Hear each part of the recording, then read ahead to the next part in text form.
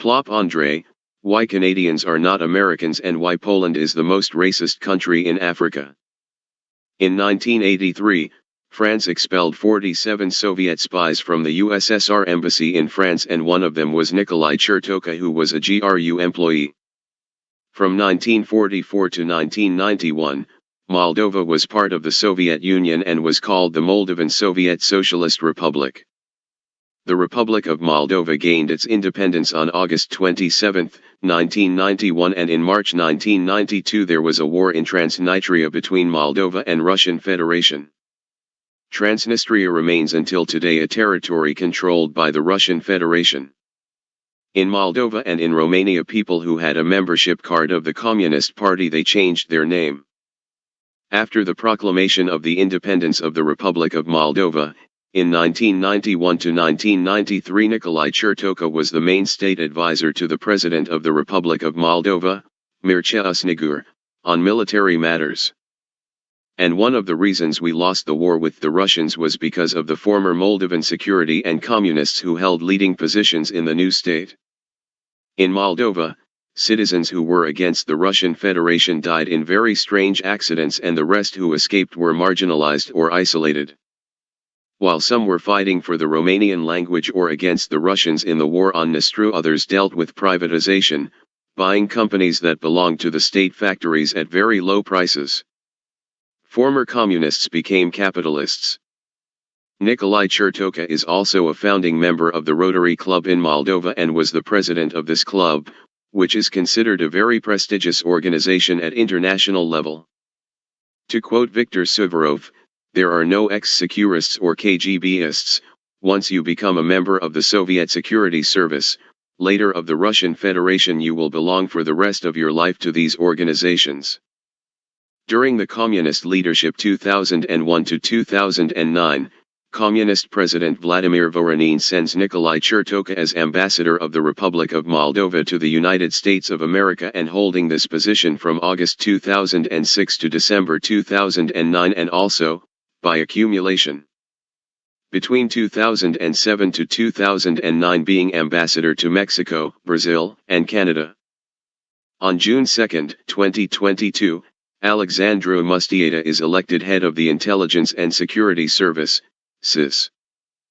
Alexandru Mustieta was a Rotary member and later the president of this club. Also in his CV we find that Alexandru Mustieta was an employee of the Soros Foundation from 2013 to 2020, holding several positions, including that of director of the Soros Foundation in Moldova.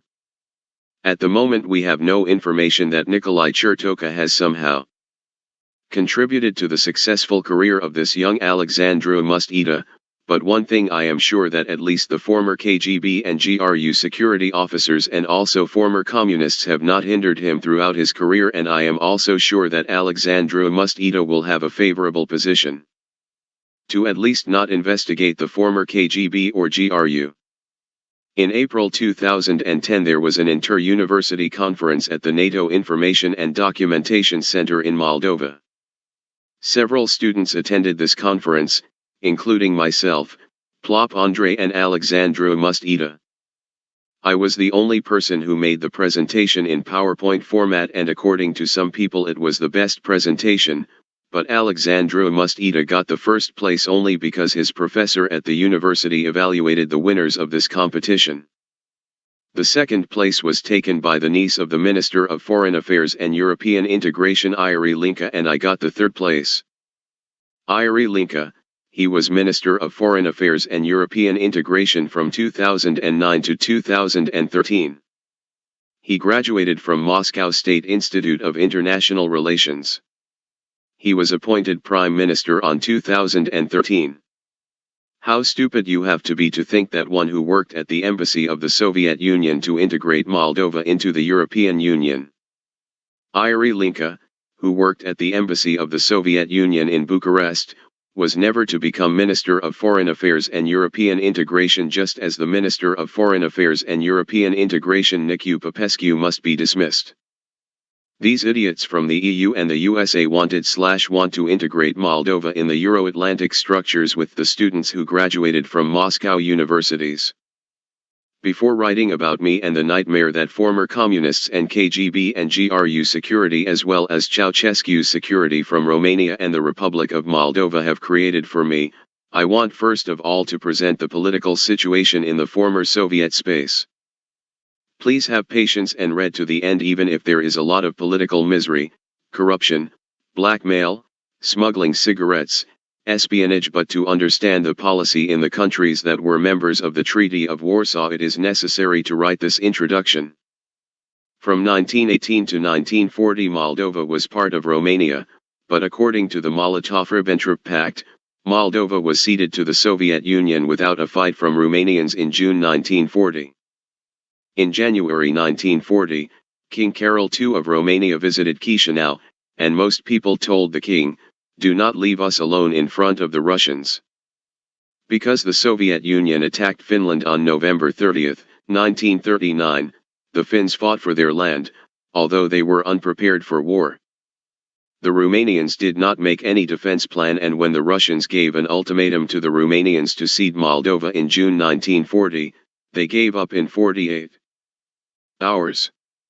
Without a fight? King Carol II of Romania was more concerned with his mistresses than defending Romania's territorial integrity. When I was a student in Romania, I asked Romanians, out of curiosity, what their opinion was about ceding of Moldova for the Russians in June 1940. The Romanian politicians answered me that it was a strategic act, while the military and the police told me that it was an act of cowardice and that they had to fight for the integrity of Romania. I agree with the opinion of the Romanian military and police. Romanians have potential, but they were led by communist bid ###s like Ion Iliescu or Traian Băsescu or by idiots like Klaus Iohannis. In December 1989 in Romania has been a revolution. On one side was Ceausescu's regime and on the other was Ion Iliescu. Ion Iliescu joined the Communist Party in 1953 and became a member of its Central Committee in 1965 and studied in Moscow State University, Soviet Union, and stayed in the group in the same table with Gorbachev. Ion Iliescu had a leading role in the Romanian Revolution, becoming the country's president in December 1989. In May 1990, some wanted democracy and went out to destroy the socialist regime, but the revolution was led by a communist. Ion Iliescu became Romania's first freely elected head of state. One communist, Ceausescu, was changed to another communist, Iliescu. During the Romanian Revolution of December, Moldova was in the Soviet Union. During the Romanian Revolution, Iuri Linca was working in the Soviet embassy in Bucharest, and another individual by the name of Dumitru Diacov was the head of the office of the official Soviet intelligence agency TASS in Bucharest. Information Telegraph Agency of Russia in Bucharest. Those who have minimal knowledge of how the Soviet Union's embassies worked during the Cold War know what these functions mean. Dumitru Diacov was a Moldovan MP, 1994 to 2001, 2005, May 2009, July 2009, 2010, and the President of the Moldovan Parliament, April 23, 1998 to March 20, 2001. He was President of the Democratic Party of Moldova, 1997 June 2009, and later has been the honorary president. Guess who became the de facto president of the party? Vladimir Plahotniuc was the chairman of the Democratic Party of Moldova. Petru Lusinski, in 1992, he was appointed as ambassador of Moldova in Russia. On February 4, 1993, he was elected as Speaker of the Moldovan Parliament, being re-elected on March 29, 1994 for a new term. He held the position until 1997. Lusinski was elected Moldova's second president in November 1996. From 1971, Lusinski was a member of the Executive Committee, Politburo, of the Central Committee of the Communist Party in Moldavian SSR. Once the borders of the Republic of Moldova and Romania were opened, members of some organizations also came to Moldova/Romania, like Rotary Club, and those with whom they were discussing in Moldova were also former communists. Because they, former communists, controlled politics and business in Moldova. I wrote only 2 names above, but such individuals are full of Moldova. For example, Vladimir Plotnyuk, when Moldova was in the Soviet Union, he was active in the KGB and his mission was to provoke foreigners through hotels with Moldovan girls. Those individuals were filmed with hidden cameras and then blackmailed. When Moldova became independent in 1991, Plotnyuk became a pimp. This analysis that I will publish in this post are from public information. Let us start first with a press statement made by a General Anton Gamurari from the Republic of Moldova. In the 88-89, I largely served the city center, where the Inchurist Hotel and the Chisinau Hotel were, restaurants and other institutions. The Inchurist Hotel, today it is called the National Hotel, was served by 2 services, the Ministry of the Interior and the KGB. From that center, grew some people who became very rich in the Republic, including Plotnyuk. From 1945 to 1991, Moldova was part of the Soviet Union, and all hotels in Moldova were state-owned. Let us not forget that during this period it was the Cold War. The Cold War was a period of geopolitical tension between the United States and the Soviet Union and their respective allies, the Western Bloc and the Eastern Bloc, which began following World War II. Historians do not fully agree on its starting and ending points, but the period is generally considered to span the 1947 Truman Doctrine, March 12, 1947, to the 1991 dissolution of the Soviet Union, December 26, 1991. From 1945 to 1991 it was very difficult to leave Moldova or visit Moldova. To leave the country or to visit you had to have authorization after you were checked by the KGB.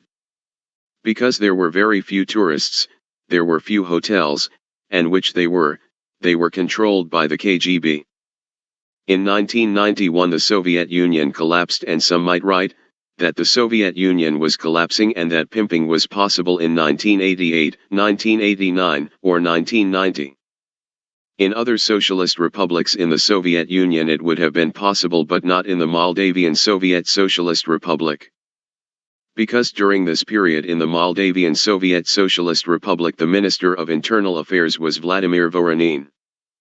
In 1985 Voronin was appointed head of section in the Council of Ministers of the MSSR. From 1985 till 1989 he worked as first secretary of the Bender Town Committee of CPM. In 1989 to 1990 was in office of Minister of Home Affairs of the MSSR.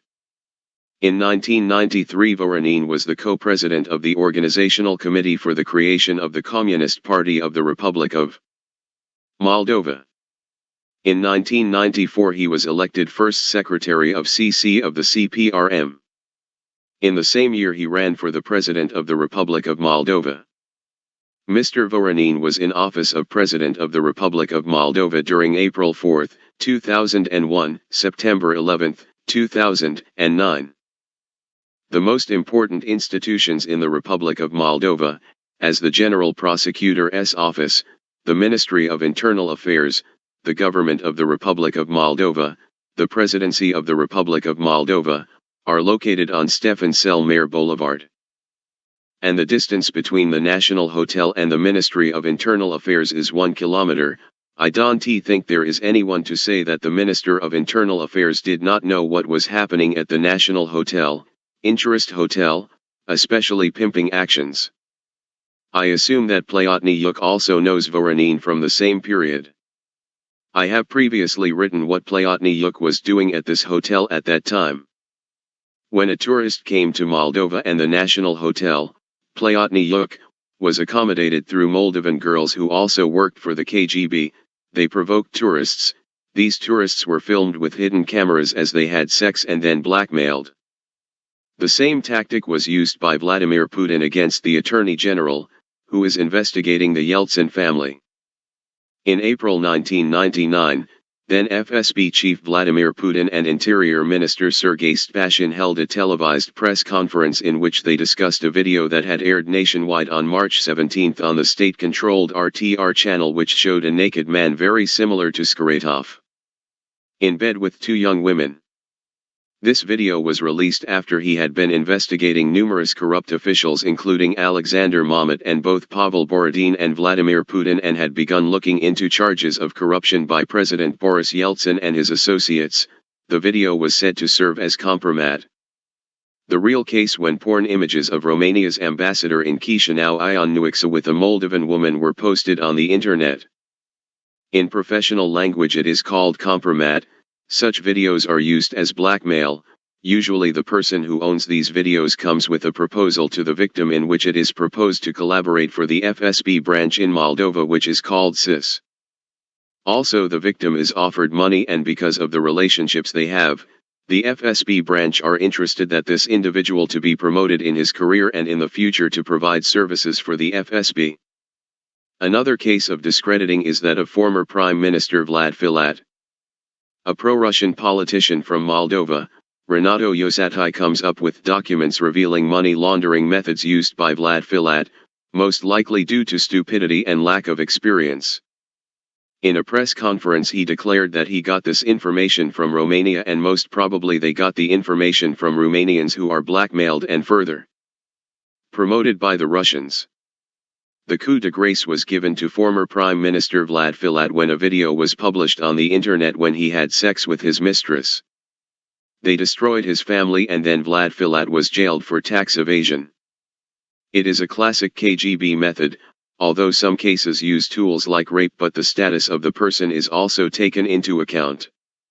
In the former Soviet space, if you go to prison for rape, you become the puppet in prison for the prisoners.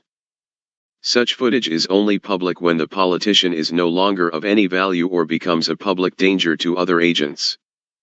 When you start working in politics in the former Soviet space, you have to devote yourself to your family, and if you are not ready for that, either don't work in politics or don't make your family. The tourist returned to his country and was then contacted by an employee of the embassy of the Soviet Union, who was usually from the GRU or KGB. It acts according to the position of the tourist. KGB/FSB and GRU were interested in promoting tourists in their careers and in being useful in obtaining information. On December 25, 1991, the Soviet flag flew over the Kremlin in Moscow for the last time. Representatives from Soviet republics, Ukraine, Georgia, Belarus, Armenia, Azerbaijan, Kazakhstan, Kyrgyzstan, Moldova, Turkmenistan, Tajikistan, and Uzbekistan, had already announced that they would no longer be part of the Soviet Union. The KGB branch in Moldova has lost contact with Moscow, and many soldiers, people who worked for KGB, ended up without jobs. Those who had access to information sold them to those in the West. Those who had access to weapons sold them at a very cheap price, including to terrorists, and those who provoked tourists with Moldovan girls ended up pimping. With the collapse of the Soviet Union in 1991, Moldova became an independent republic. In 1993, Voronin refounded the Moldavian Communist Party as the Party of Communists of the Republic of Moldova, PCRM, becoming its president a year later. Victor Popescu, a former officer from Fulger, formerly OMON, revealed that in 1993 he caught Vladimir Plotniuk while selling prostitutes on the 13th floor of a building in Chișinău. It happened in 1993, when I found Vlad Plotniuk on the 13th floor, where he was selling prostitutes. Yes, I found out where he took them. He was the head of these crimes. We had only 3 boys in the police at the time. I was soon released from service at Fulger. With Putin coming to power in Russia, the contact between Moscow and the KGB branches has been restored, only now they are called FSB and not KGB, and the local branch of FSB in Moldova is called the Information and Security Service. In 2001 the PCRM won parliamentary elections with slightly more than 50% of the vote, ending a decade of rule by a reformist government. Also through The compromat, Vladimir Plotnyuk became the director of Petrom Moldova in 2001, during the communist government of 2001 to 2009, protected by Voronin. Plotnyuk ceased business and quarreled with all who stood in his way, when the foundations of the Plotnyuk Empire were laid. During Voronin's second term as president, almost the entire business, private enterprises, financial flows, administrative positions, changed its leaders, benefiting from this massive change of ownership and influence, becoming none other than Plotnyuk. A single person who focused on all state structures and significant business in Moldova. If we talk about Romanian politicians, it is worth mentioning here a lot of PSD members, Adrian Năstase and Ion Iliescu. When they were in power, they strongly promoted Plotnyuk as a basic man in the power system in the Republic of Moldova. Then came Ponta, Corlaton, Milescu and other smaller ones who held him in their arms and endorsed Plotnyuk, including in the West, as a guarantor of the stability of the Republic of Moldova. And let us not forget Norica Nicolae, the most ardent agent of the oligarch in the European institutions, especially in the European Parliament. Parliamentary elections were held in Moldova on April 5, 2009. Following the announcement of preliminary election results on April 6, 2009, which showed the Party of Communists of the Republic of Moldova, PCRM, victorious, winning approximately 50% of the votes, the opposition rejected the results, accusing the authorities of falsification in the course of counting the votes and demanded new elections. Opposition have organized protest demonstrations in the center of Chisinau on April 6 and 7. The demonstration spun out of control and escalated into a riot on April 7, with protesters attacking the parliament building and the presidential palace. I wrote above that tourists who were filmed with a hidden camera having sex are blackmailed, Russian secret services are interested in being promoted in their careers, and for that the Russians have created brilliant plans for their tourists to be promoted. I think I should write that among the Romanian tourists who provide services for Russians working in state institutions in Romania are presidential advisors, journalists, deputies, businessmen, people working in SRI and SIE, the Ministry of Foreign Affairs, ambassadors of Romania accredited to European Union countries. Any student from the Republic of Moldova knows that Plotnyuk worked for Voronin and Plotnyuk also helped Dodon become president, but the Romanians are the ones who promoted Plotnyuk in Washington. Also, Plotnyuk helped the Russian mafia launder $23 billion. He coordinated the disappearance of $1 billion, 18% of Moldova's GDP. He is a man who put a country on logs. He is also guilty of depopulating the country, of corrupting institutions, of money laundering. It represents a mafia structure that captured a state. Russian politics has become very sophisticated, are smarter, and because of this the Republic of Moldova is not a member of the EU and NATO, although the USA has high-performance technology and enormous financial resources. Plotnyuk was presented by the Romanians in Washington as being against the Russians, and in Moldova everyone knew who Plotnyuk was. If a person was against Plotnyuk, he tried to corrupt him with money. If in most cases Moldovans accepted the money, who refused the money went to provocations, criminal cases ordered by prosecutors, police, and those who went abroad.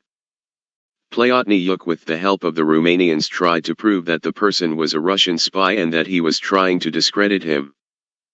All the information collected from the Romanians was sent to the Russians by Plotnyuk, and the Russians sent their agents to contact the person who was against Plotnyuk so that they could see the counterintelligence services, and that was the end of the Russians' job. Because the person who was a problem for Plotnyuk was still destroyed by these counterintelligence services. Americans believe that if Plotnyuk helped them put a person in a leadership position, for example the Director of Intelligence and Security in Moldova, they begin to believe that he, the director, is their man, but the reality is that the man of the Russians will be promoted and supported by the Americans, but who will do the Russian policy. If a person who is not controlled by the Russians tries to get in touch with the Americans directly, the Russians mobilize all human resources for that person to be destroyed, and for that they usually turn to the Romanians. Romania is a NATO member, they are considered reliable partners, they buy weapons from Americans worth billions, and Americans will never quarrel with Romanians over a person. Even if the Americans understood that the person is right, they will watch as the Romanians destroy him. If the Americans had analysts on the ex-Soviet space, Crimea would have been part of Ukraine today, and Moldova, Georgia, and Ukraine were now members of the EU and NATO, but this will not happen in the future. Activists from Moldova were also selected by former communists who changed their political orientation and are now called Democrats, Socialists, or businessmen. A person who has been a GRU member, KGB, he will be loyal or blackmailed by the end of his life. Communist Vladimir Voronin was the leader of the Republic of Moldova from 2001 to 2009. In April 2009 there was an anti-communist revolution in Moldova. Voronin and Plotniuk were very scared on April 7, 2009. All the communist leaders were scared of the youth uprising. On April 7, 2009, Igor Dodon, member of the Communist Party, from March 31, 2008 to September 14, 2009 was first Deputy Prime Minister, and Zinaida Greceanii, member of the Communist Party, was the Prime Minister of Moldova from March 31, 2008 to September 14, 2009. A communist will never become a liberal. From 2001 to 2009 the Republic of Moldova was led by the Communist Party. The President of the country, the Prime Minister and the President of the Parliament were communists. In the Moldovan government, ministers were also elected from the Communist Party.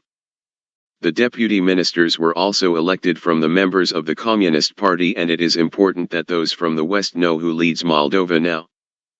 The fact that they changed their names and moved from one camp to another doesn't make them pro-European. Nothing more dangerous than some former communists who changed their name to integrate us into the European Union. Even if it was not possible to travel in the countries of the European Union without visas, many citizens chose to go and work illegally in the European Union. From 2001 to 2009, Moldova was ruled by the Communist Party, and the communist regime was led by Vladimir Voronin, and if more than 30,000 young people had not come out against the communist regime, they, the communists, would have ruled for another 4 years. Following the April 7 protests, young people were killed and many were locked up in police stations and tortured. After they lost power, some of the communists changed their name or moved to other parties because some of them were afraid of being closed or adapted very quickly to the situation in the country. Some who worked for the communist regime changed their color earlier. The problem is that even today Moldova is ruled by those who worked for the Voronin regime, and Vladimir Voronin himself is a deputy in the Parliament of the Republic of Moldova, and even to this day he has not answered for the crimes of April 7. The young people who protested against the regime were tortured, beaten, or had criminal cases opened against them by the communist regime. Those who rule Moldova today are looking for ways to close them. Some of them were isolated, some were bought. Others are blackmailed, and the people who neither blackmail works nor were able to buy them are the danger for them, for communists who declare themselves pro-European and communists who reformed in socialists, and there is still the Communist Party which is still in parliament. When in the Republic of Moldova you could leave the country and work in another country, some chose to work for the communist regime even though they knew it was a criminal regime. Journalists who are controlled by oligarchs or by people who had connections with the communist regime in the USSR like Lusinski, they don't really talk or write about it, and only young people are promoted who want to reach the leadership and defend their interests in the future. Why do crows take the eyes of the dead first? The communist regime was in charge for 9 years thanks to such people as the President of the Republic of Moldova, Maia Sandu, the Prime Minister of Moldova Natalia Gavrilita, the President of the Parliament of Moldova Igor Grosu, or the Minister of Justice, Sergiu Litvinenko. where Sergiu Litvinenko worked between 2001 to 2009 from the CV published on the website of the parliament. We find out that Sergiu Litvinenko started his activity as a jurist consultant and grew in his career precisely during the period when the PCRM was in power and had absolute control in the Republic of Moldova. Litvinenko worked for the Communists during the Tarlev II government, February 2006 to March 2008, but also for about a year during the Zhenada Grecianii government, March, December 2008, after which he was promoted to the presidency. In the period 2006 to 2008, Litvinenko worked together with Maia Sandu, the latter being employed by the Communists as a consultant in various projects in the field of good governance and public administration reform as indicated in the CV of the current President of the Republic Moldova. From January 2009 to May 2009, including during the April 2009 protests, Sergiu Litvinenko worked as a senior consultant in the ACTS service of President Vladimir Voronin, General Directorate of Law and Public Relations, Presidency of the Republic of Moldova. After the fall of the Communists, Litvinenko was transferred to the State Chancellery of the Republic of Moldova, where he worked until 2013, managing to work with Vlad Filat and Iri Linka. And from April to July 2014 he worked under Natalia German at the Ministry of Foreign Affairs and European Integration, where Natalia Gavrilita worked between 2001 to 2009. From the official CV we find out that in the period, 2007 to 2008, Gavrilita was at the Ministry of Economy and Trade, Chisinau, Moldova, where she held the position of head of the Department for Policies and Macroeconomic Development Programs. The heads of the ministry were the same Lazar, later PDM, and Igor Dodon, PSRM. Gavrilita was the Minister of Finance in the Sandu government, where Igor Grosu worked in the period 2001 to 2009. In 2003, Grosu worked as a project coordinator at the Ministry of Economy. In December 2003 to June 2004, he was a project manager at the Ministry of Economy, and from 2004 to 2008, he held the position of head of the Secretariat of the Participation Council within the Ministry of Economy. Where did Maia Sandu work between 2001 to 2009? Maia Sandu from August 18, 2005 to June 30, 2006 worked in the Ministry of Economy with Igor Dodon and Zhenada Grecianii. Maia Sandu was director of the General Directorate of Macroeconomic Policies and Development. The Prime Minister of the Republic of Moldova at that time was Vasile Tarlev. Minister of the Economy, April 2005 to September 2006, Valerio Lazar, later Minister from the PDM. Between May 2005 and September 2006, so exactly during the period when Maia Sandu was the head of the department, the deputy minister was Igor Dodon. As long as such people are in charge of Moldova, no reform with justice will take place and neither will the integration in the European Union take place.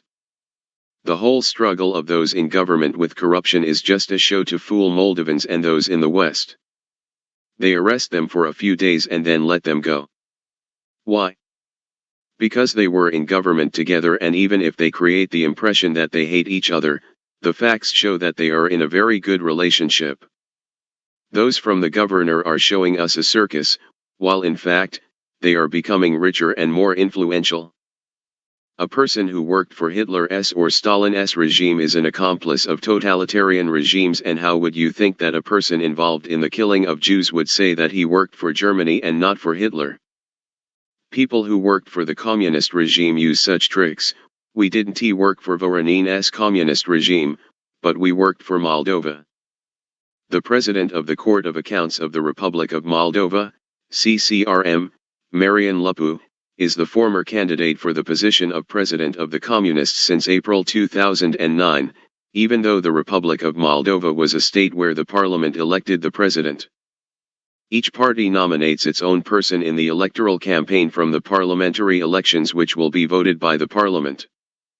The current Party of Action and Solidarity, PA, has the majority in parliament with the president of the parliament Igor Grosu, the president is PA member Maia Sandu and the prime minister of Moldova is also a PA member.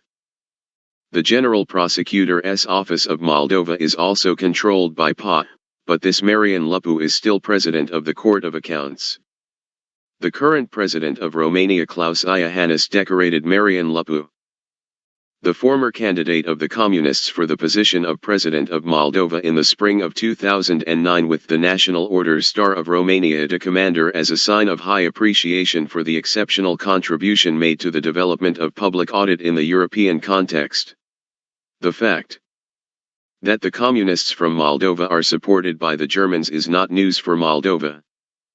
When a Moldovan who protested against the communist regime in Moldova in April 2009 and asked for asylum in Germany, that person was arrested and deported from Germany, but when the former communist deputy Grigory Petrenko, who is also complicit in the communist crimes in Moldova, received political asylum in Germany.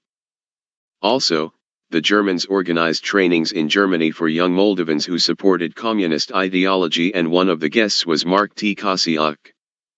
After photos appeared in the press with all the Moldovans with Mark T. Kasiuk, such meetings are no longer held, but the respective pictures are no longer found on the net.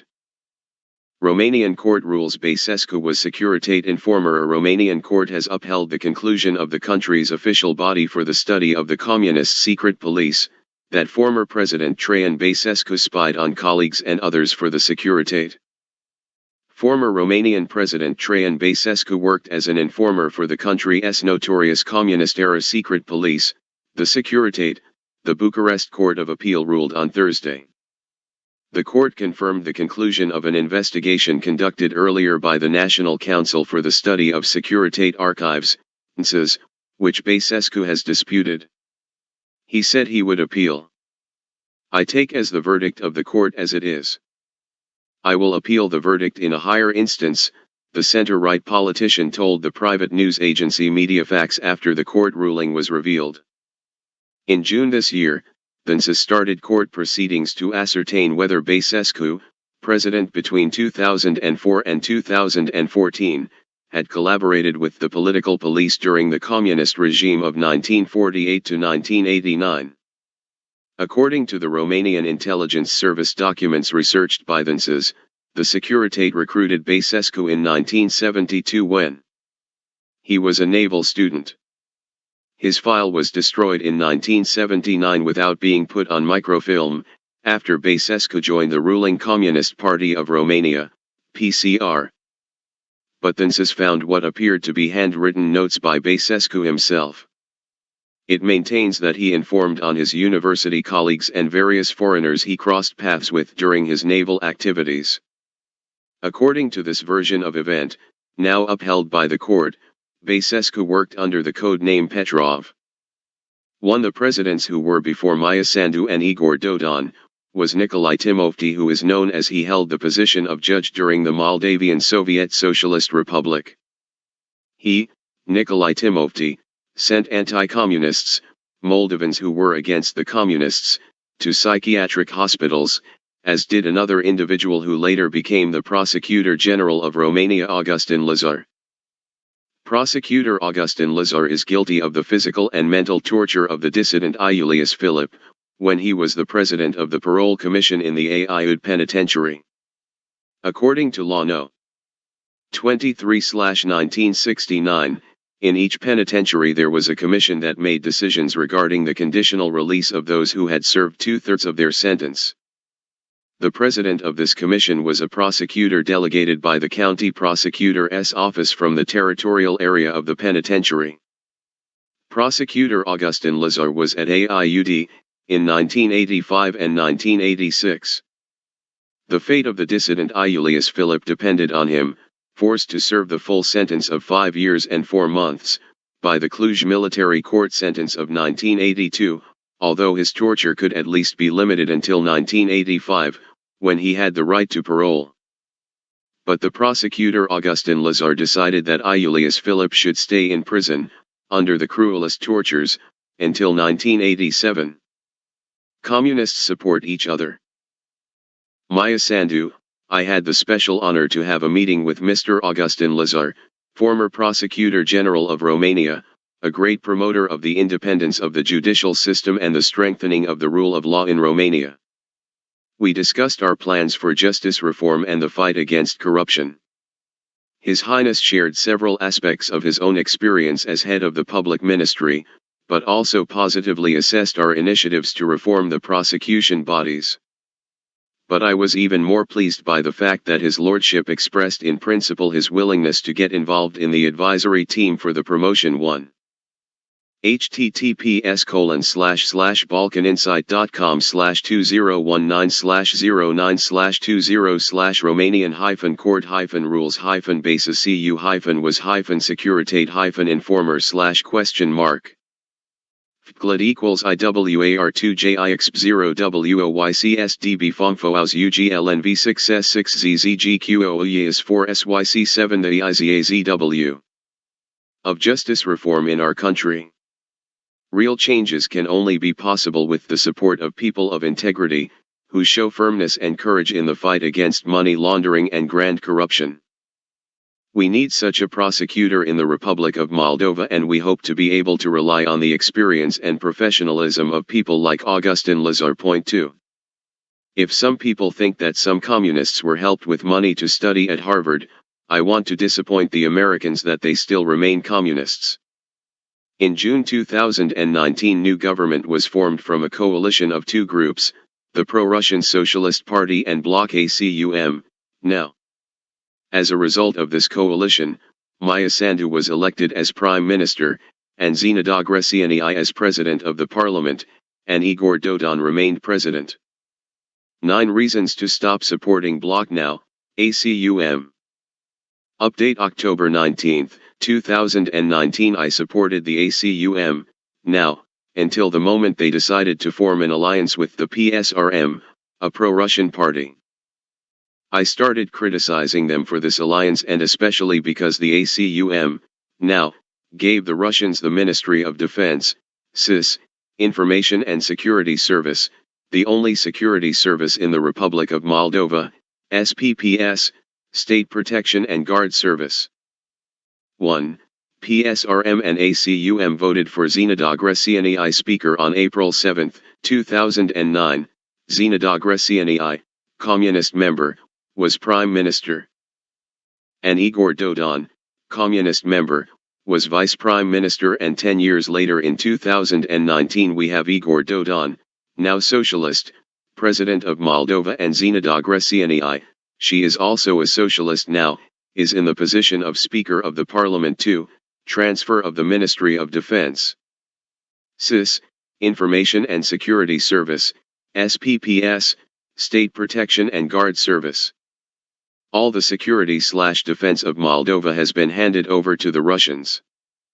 Taking into account that every embassy belonging to the Republic of Moldova has a military attaché and at least one SIS collaborator, we can say that the Ministry of Foreign Affairs and 2. https://www.facebook.com/maya.sandu/posts/1057309411144344. European integration is also controlled, or at least aware of everything that happens abroad, and especially the diaspora that always voted against the socialists. 3. Andrei Năstase and Socialist Vlad Batrința voted for Russia to be accepted again within the Parliamentary Assembly of the Council of Europe. Ukraine, Poland, Great Britain, Georgia, Lithuania, Sweden, Latvia, and Estonia voted against the return of the Russian Federation. Georgia and Ukraine left the hall in protest.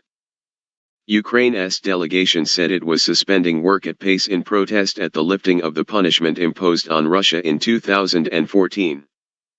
Ukrainian President Volodymyr Zelensky expressed his disappointment, saying the punishment of Russia should not be lifted as long as Moscow does not respect human rights.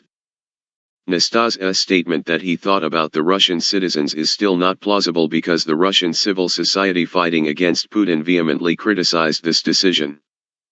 Garry Kasparov, message for those who voted in favor of Russia at pace: fuck you. Garry Kasparov wrote on Twitter, on behalf of Russian civil society, forced to live in foreign countries, go to hell. Pleasing a dictator and rewarding aggression will only make things worse, as always. To vote for the Russians when you have occupation troops of the Russian army stationed illegally in the eastern territory of the Republic of Moldova seems to me to be national treason. The U.S. ambassador to Chisinau, Derek J. Hogan, the host of the program In Depth on Pro TV said, "What I can tell you is that the U.S. government supported the proposal of the Ukrainians not to make any changes, let's say accepted Russia, while the situation with the attempted annexation of Crimea remains a problem. Respectively, I can tell you that we were not satisfied with the results of this vote for Igor Dodon's advisor, Ruslan Fleisha, director of CNA. Ruslan Fleisha was the General Secretary of the Office of the President of the Republic of Moldova, Igor Dodon. He was an advisor to Zinaida Greceanu when she was Prime Minister, and he headed the Central Territorial Directorate of the CNA. With the CIS and the CNA at your disposal, I can assure you that they will become tools that will destroy political opponents, inconvenient people, businessmen." 5. The Minister of Foreign Affairs, Nicu Popescu, called the 1992 conflict on the Dniester a civil war in Bucharest. It was a war of aggression by Russia against the Republic of Moldova. Nicu Popescu has a degree in political science, international relations, Moscow State University of International Relations, Russia, 1998 to 2002. 6. The election of Vladimir Turkin at the head of the Constitutional Court without an amendment to the Constitution, accession to NATO and integration into the European Union is impossible. It is impossible to integrate into the EU when the Constitutional Court is led by the man of Moscow. Vladimir Turkin is a former Minister of the Interior, 1997 to 2001. Between 2002 and 2005, he was the ambassador of the Republic of Moldova in Moscow. Between 2005 to 2009 he was a deputy from the Communist Party, led by Vladimir Voronin. From 2014 to the present, he is a deputy from the Party of Socialists. 7. Igor Dodon gave a speech in Russian at the UN General Assembly. The Republic of Moldova is a parliamentary republic and should have been represented at this international forum by Prime Minister Maia Sandu.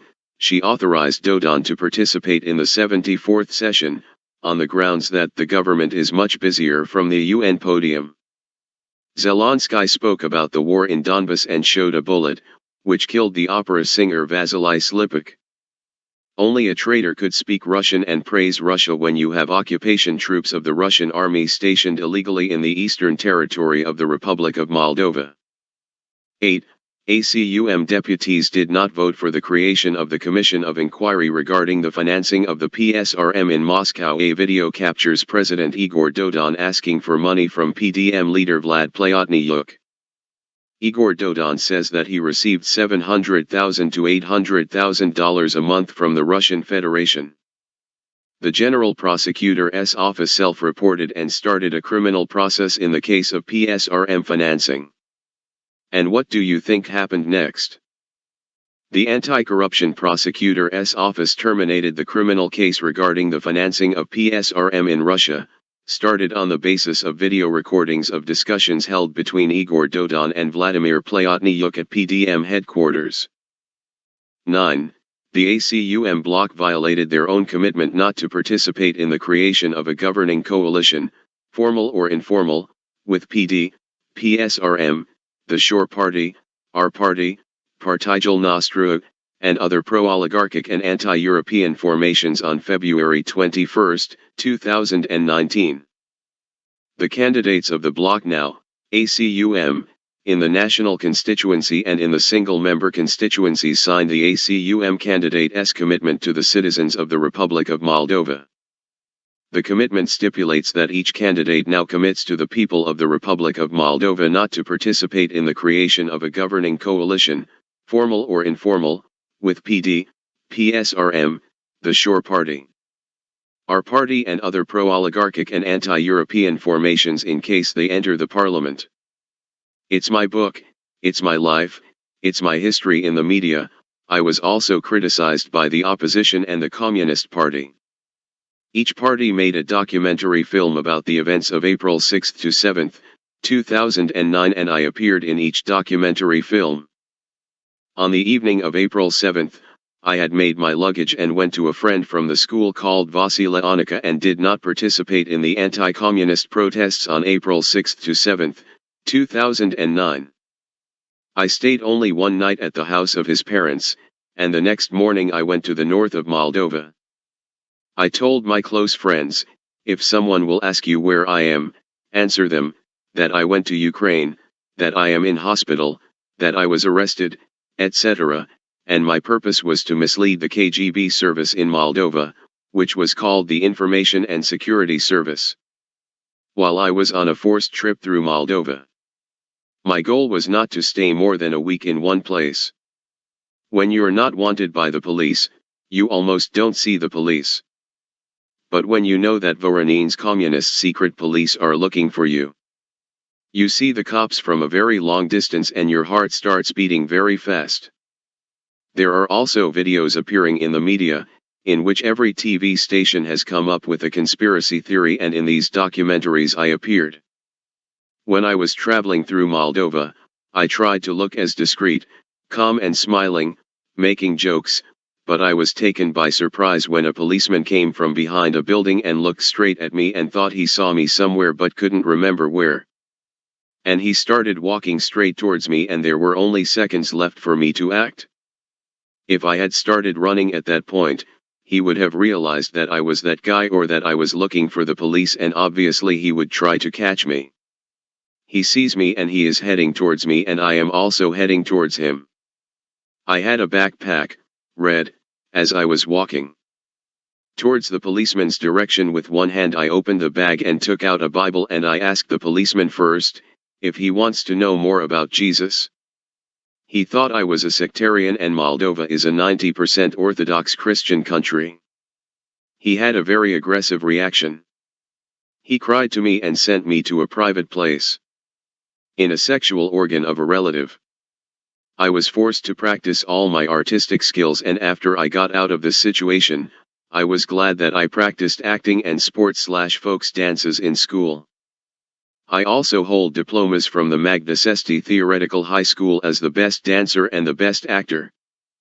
At that time, I tried to cross the border into Romania, but at that time all the border guards were on high alert and it was impossible to cross. 3 young people, officially, died in these protests, but the political police of Communist Voronin organized as if they had committed suicide, although the whole body of these young people was full of bruises. In the evening of April 7, 2009, arrests started. People who managed to escape, escaped. Who failed, were beaten in police stations. Those who were arrested on the night of April 7 and the following days at the university, police officers have organized a death row in police stations, on one side and on the other.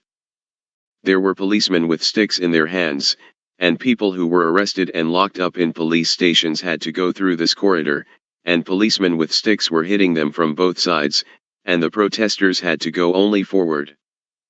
Also, a period after the anti-communist revolution of April 7, 2009 Moldova, I had to hide from Voronin's police and security, and I was hiding in Igor Mokhinu's apartment, while he was going to the university.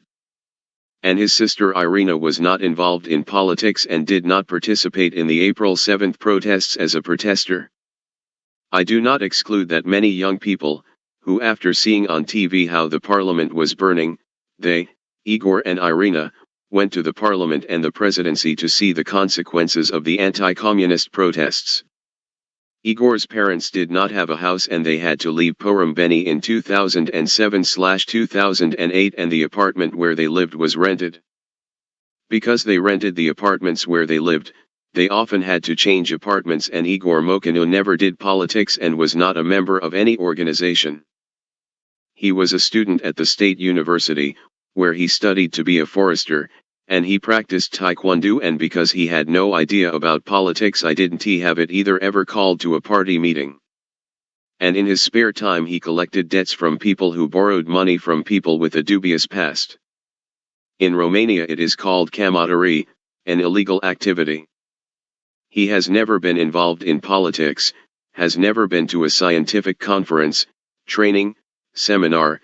The only seminar Igor attended was when I invited him to an event organized by the Israeli embassy in the Kryulani district, but that was in 2010.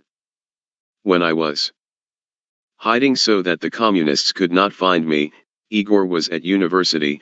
I found a letter that Igor received from the embassy of the Russian Federation in which they wrote that due to the fact that Igor was born on the current territory of the Russian Federation, place where he was born, writes in the bulletin and in his passport, that he can obtain Russian citizenship.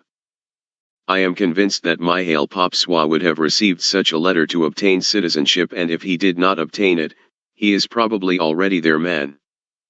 The first question I asked myself was, where does the Russian Federation know where he lives? Where did they get Igor's address from? Considering that they were moving from one location to another and they were renting.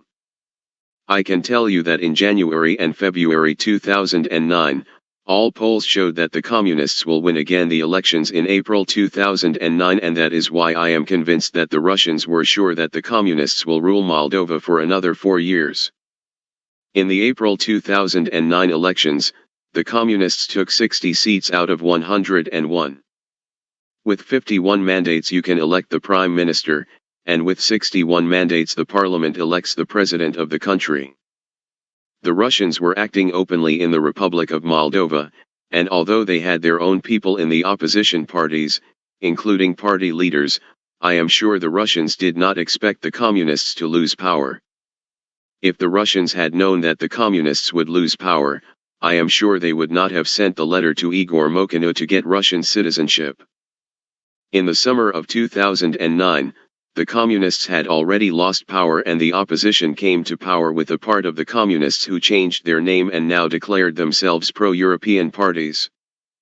I remember that in the autumn of 2009, when we had finished Taekwondo training, and we were going to the trolleybus station, Igor Mokhino told me and Kornel Bulat that he was advised not to get Russian citizenship, because it would be difficult for him to work in the force structures. My problem was that I didn't pay much attention to these things. Anyone to have been in his place was to have been recruited by the former Russian KGB. The problem is that the Russians recruited not only friends but relatives, including my sister. I started having suspicions about the sister in 2011 and I totally discovered her in 2017, and I totally discovered Igor working for the Russians in 2015.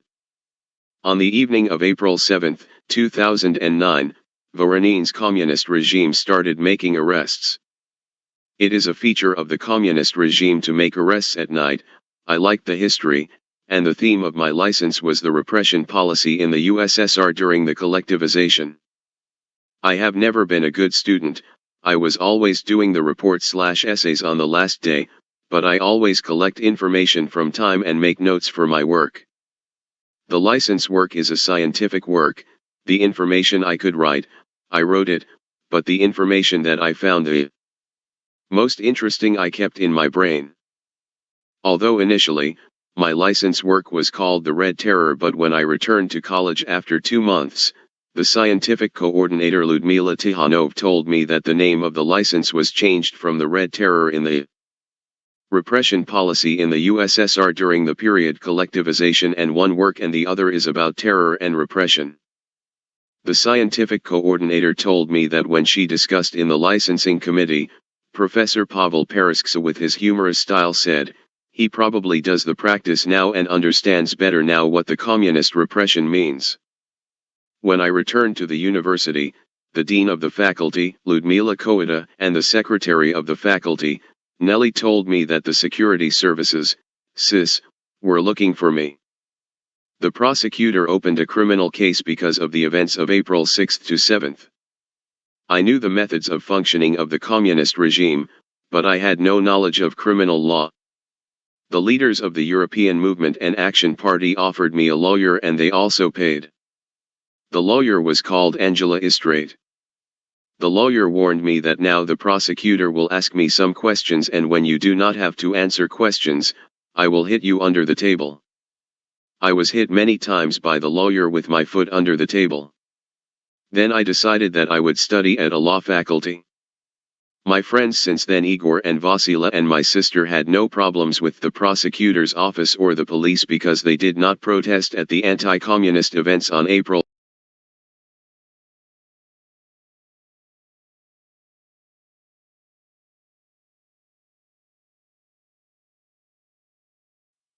My friends since then, Igor and Vasila, and my sister had no problems with the prosecutor's office or the police because they did not protest at the anti-communist events on April 6 to 7.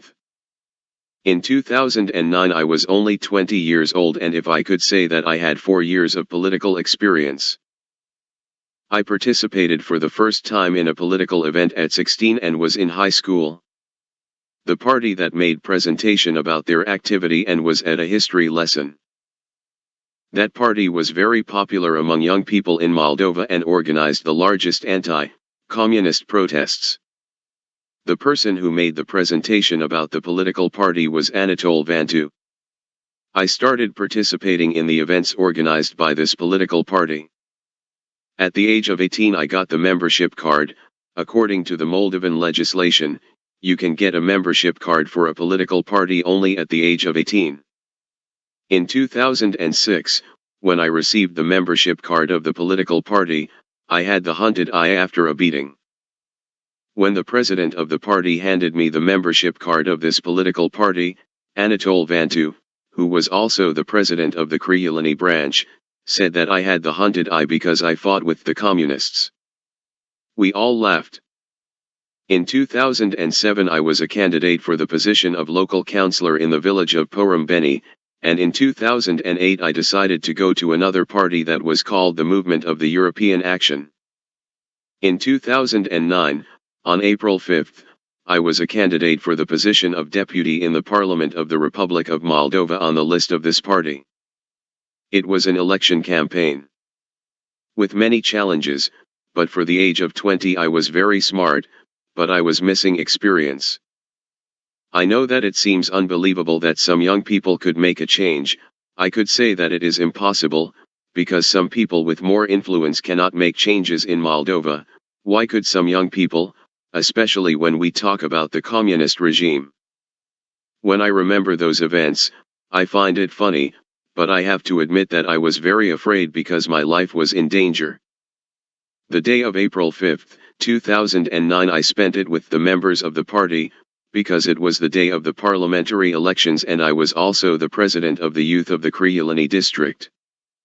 I was responsible for observers and representatives of the voting sections in several villages. The Movement of the European Action was a new political party and the slogan of the election campaign was Moldova without corruption, a good slogan, but in a country like Moldova, where doctors, teachers are forced to receive bribe, only for the simple reason why they have to survive. People do not vote for such a party for the simple reason because they thought we would arrest them and we were talking about high-level corruption. From April 7 to the end of the spring semester I was not at any course at the university and I was not at any exam. I had many arrears/exam. In the autumn of 2009 I started to give the arrears/exam from the university. How do you know they were recruited by the Russians? It is very simple. Because of the questions they ask. About some I realized that he works for Russians earlier, others later.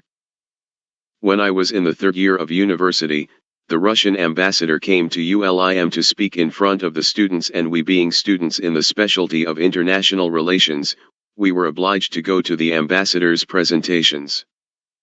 When we waited for the ambassador to come with his presentation, I was in the middle of the hall and representatives of the Russian embassy were already in the hall. To my right side was Dumitru, from Criulani, and he tells me, "Look, there are 2 employees at the Russian embassy who are photographing and filming you." My answer for Dumitru was, "They are 3, there is another one on the left side." The next day I responded to the course given by Professor Rodica Panta on the topic I had received a week ago about the struggles between Nazis and communists, and I was arguing with the teacher about the Battle of Kursk and how many tanks participated in this battle. I was very prepared for this topic, but I was right. Professor Rodica Panta is one of the best teachers I have ever had. All the students loved her. ULIM is the first university and I only have pleasant memories, and I have a respect for all the professors who taught me.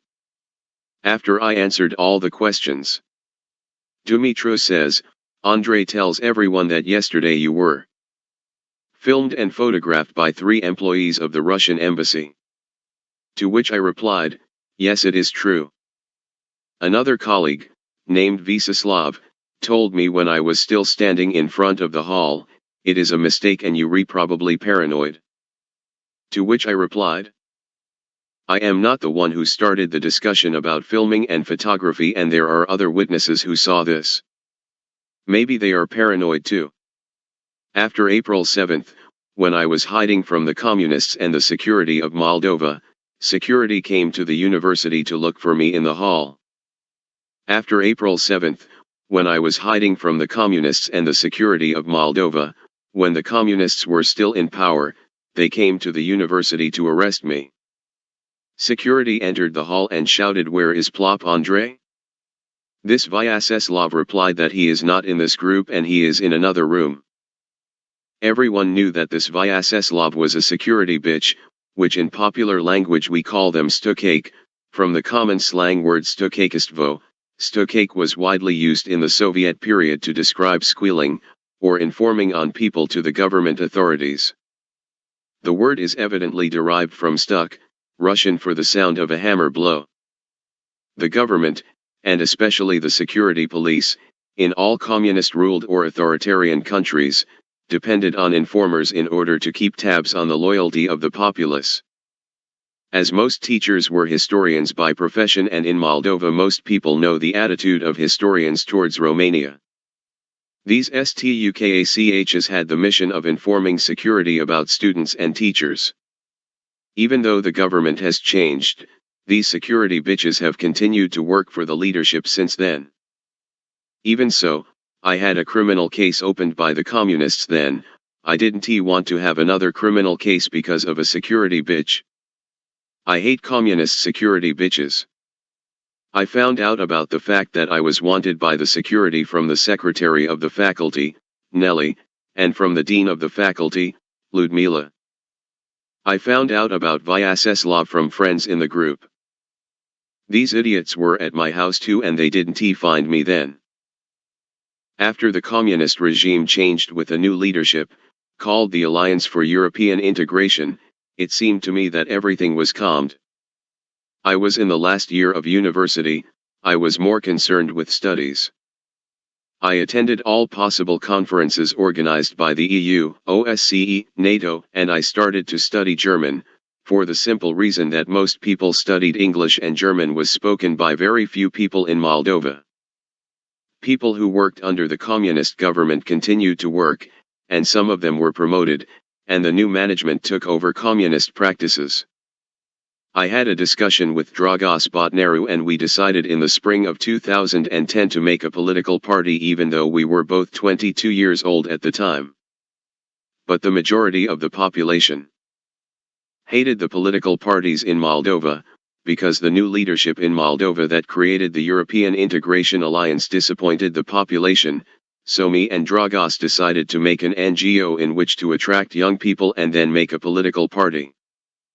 We tried to open 2 NGOs in Moldova. A national NGO that was to be called Roosevelt and another youth organization that had to be a branch of an international organization, Lions Club, in the Republic of Moldova. I must note that I have never become a member of Lions Club. In fact, as I was not and I am not a member Rotary or JCI.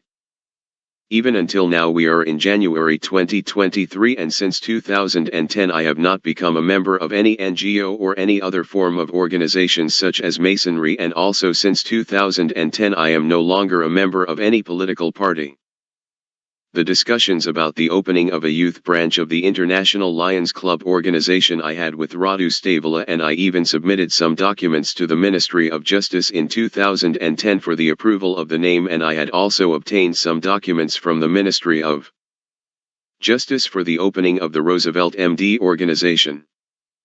I was supposed to be the president of both organizations, but I left the Republic of Moldova on September 28, 2010.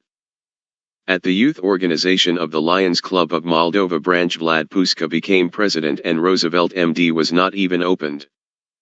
I have never worked for the government of Moldova or Romania. I did only 3 days of internship at the Ministry of Labor in Romania when I was in my third year of studies at the Romanian American University in 2015. This internship was mandatory because it was from the university and was considered as an exam. I have also never worked for any intelligence/intelligence service, and I am ready to pass a polygraph test in front of all ambassadors and military attaches who are NATO members, and I've also never worked for the police or the army.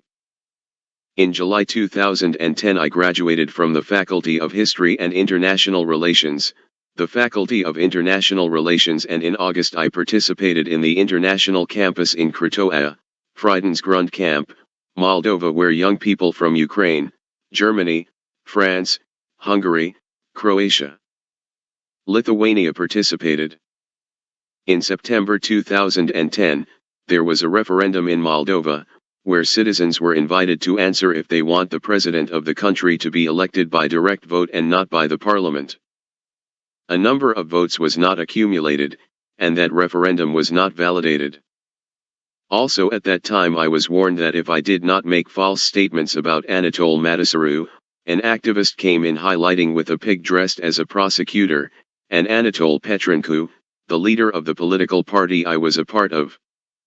On April 7, together with Anatol Matasaru, I took the flag from the presidency with other young people. This flag was 4 to 5 meters long and it was very heavy as 3 people had to carry it, and we went to the Minister of Internal Affairs and protested, and later we walked with this flag in front of the government. The protest was divided into 2 parts, one in the government, peaceful protest, and the other at the presidency and parliament, aggressive protest. I was warned that if I didn't make false statements, they would make a criminal case that I had raped a person or that they would put drugs in my pocket. In the ex-Soviet space this trick is known to everyone. To find a girl in Moldova who says that I raped her is not a problem for the police or KGB securityists, who call themselves cis now. They believed that I would submit a false testimony, but on September 28, 2010 I left Moldova. September 28, 2010 I invited my friends to my birthday party. The restaurant was in a place near the train station and I had my luggage packed with me. To friends I told them that I am going to study theology in Belarus. Neither sister and mother did not know the real reason why I leave. I loved my sister then, but I didn't trust her, and since then, for 11 years I have not returned to Moldova. If I came out publicly and said that the current government was trying to fabricate a criminal case against me, everyone would be declaring me a mentally ill, paranoid, etc. person. Because at that time that government was considered pro-European by the whole international community, and they criticized me on April 7, by communists and opposition. In my undergraduate thesis I understood the following fact: there were 3 types of the communists to destroy a person. 1. To make a criminal record. 2. Lock him up in a psychiatric ward. 3. Liquidate the person. It works according to the person and his status. One thing was common to all these facts: discrediting and humiliating the person. The person had to be discredited in front of the public community, in front of the family. If I had refused, I would have had to choose one of those 3 situations that should happen to me or destroy the lives of innocent people. It is known that in the USSR there is the following quote: "Man, let it be, as criminal record we make him." In the train I met a few girls from Belarus who celebrated the last day of the trip to Moldova. Once I crossed the border with Belarus, I called Alexandru. I met him at the Friedens Grund camp in Moldova. He was then a student in theology, and I said that in 3 hours I will be in Minsk, please meet me. They met me, the entire team of Belarus who participated in the Moldovan camp. For 4 days I was in Belarus. I tried to open a visa at the German embassy, but the embassy gave me a negative answer. Even though Belarus is a dictatorial regime from the Western point of view, these Belarusian friends knew about the anti-communist revolution in Moldova and they still met me at the train station. Especially that it was just before the elections in Belarus. For the Belarusian authorities, I have not had and do not intend to make politics in Belarus. In Belarus I was only in transition. And then and now I have a lot of problems and the last thing on my mind is what is happening in Belarus. Belarusian friends I met, they don't do politics, only religion and family. After the German embassy refused to open the visa according to Belarusian law, you cannot stay more than 3 days in Belarus without registration. On the 4th day I bought a bus ticket Minsk-Warsaw. I didn't have a Polish visa. It was October 4, 2010. When I arrived at the Belarusian border with Poland, I stood somewhere in the middle of the line. Belarus border police check my registration and says, "The policeman, you stayed in Belarus for a long time and have exceeded the 3-day legal term, where is your registration?" I knew about this fact that I had to register, but I decided to lie because my life was in danger and I didn't want to tell the truth for 2 reasons. 1. In order not to be sent to Moldova. 2. I participated in the anti-communist revolution in Moldova and there is a risk that my friends from Belarus who helped me, will have problems with the regime of Alexandru Lukashenko, even if they are not involved in politics. My answer was, I did not know about these 3 days and registration.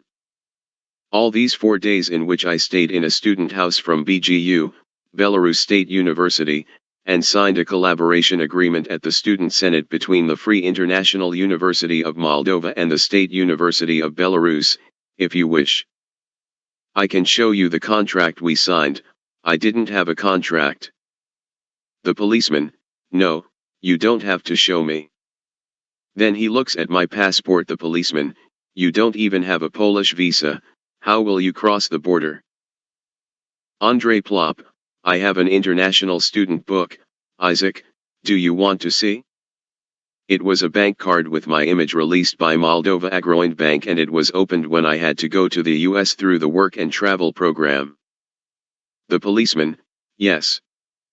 He looked at this bank card, after his reaction was something new to him.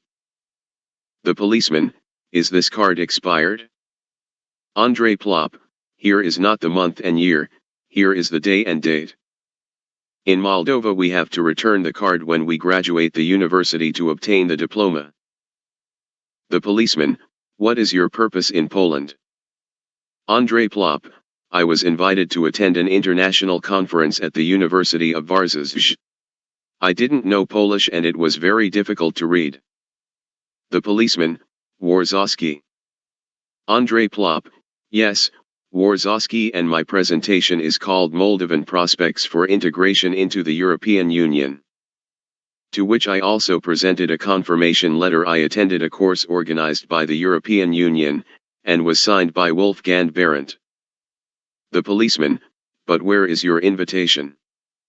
Andrei Plop, we are in the 21st century and all invitations are sent by email. The policeman looks at the passport, looks at the card, looks at the confirmation letter, looks at me. Andrei Plop, if you don't believe me, can you call the university? With the expression of an intelligent and superior man. The policeman replies, it's 2 o'clock at night, who will answer me now? Then he put my stamp in my passport and I continuously like it should be. At the border of Poland I asked for political asylum. The Polish borders took me to a room and after a break of 10 to 15 minutes, a policeman came and started asking me questions, then leaves. After 5 minutes another comes and asks me questions. They both came and questioned me and they left again. After they checked my candidate card at the deputy in the Moldovan parliament.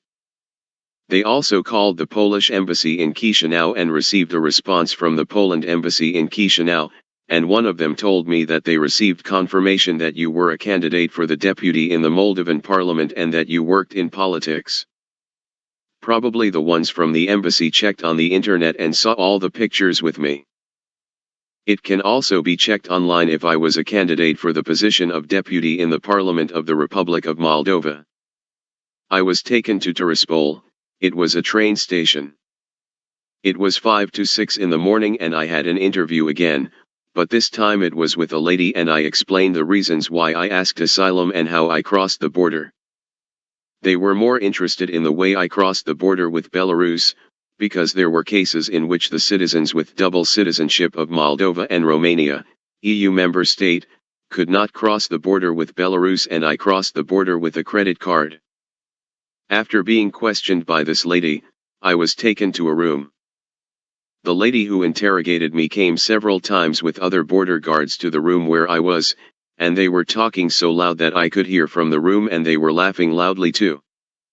She showed them the bank card with which I crossed the Belarusian border. When they entered the room, the guards asked the lady, "Is this him?" "That's him." They may have encountered all sorts of situations throughout their careers, but one like this was a first. The first thing I saw when I arrived at the asylum center was that most of the asylum seekers were from the Caucasus. I was invited to give an interview detailing why I am seeking political asylum. I was surprised by the questions they asked me. It seemed to me that they didn't know the reality in Moldova, and on the other side, most EU states declared Moldova as a successful country. What I stated during the interview in 2010 was 90% proven later. During my stay in a refugee center, I learned more about the culture and traditions of the Caucasus. The pleasant surprise was Georgians. We created a friendship between us, we shared experience with each other. I heard all kinds of interesting stories. A true case of a refugee I will probably never forget. At that time, when Mikhail Saakashvili was in charge of Georgia, all the EU leaders who knew who Saakashvili was and who said that human rights were not respected in Georgia and that Saakashvili was a dictator had no chance to get refugee status, so some refugees had to adapt. Many Georgians started to say they were of a different sexual orientation, and for a very short time, they started to receive documents, but after they got refugee status, those who said they were of a different sexual orientation married with women. Most who came from Georgia were instructed by friends what to say at the interview. The Dutch authorities have started to send gay Dutch people to interviews with Georgians who declare that they are of a different orientation. A Georgian who didn't know about the new Dutch tactics was taken by surprise when a Dutchman tried to kiss him. The Georgian was a judo fighter and Georgia is a very religious Orthodox Christian country. The Georgian just wanted to get refugee status but was not prepared for someone to try to kiss him. This Georgian used judo techniques and broke some ribs on the gay Dutchman. The Georgian was deported to Georgia. But that Georgian in the Polish refugee campus tells me that this Georgian didn't do it right. I was thinking too much, and what could he do? I'm still Orthodox Christian and I practiced Taekwondo, and if some man tried to kiss me I'd probably punch him a few times. The Georgian continued, he should have said that I don't want to cheat on my boyfriend who is in Georgia. After reading this text, some might say it's bizarre. This situation can only be understood by another refugee. Because when you ask for protection, you are put in the situation to lie, the authorities require you to lie.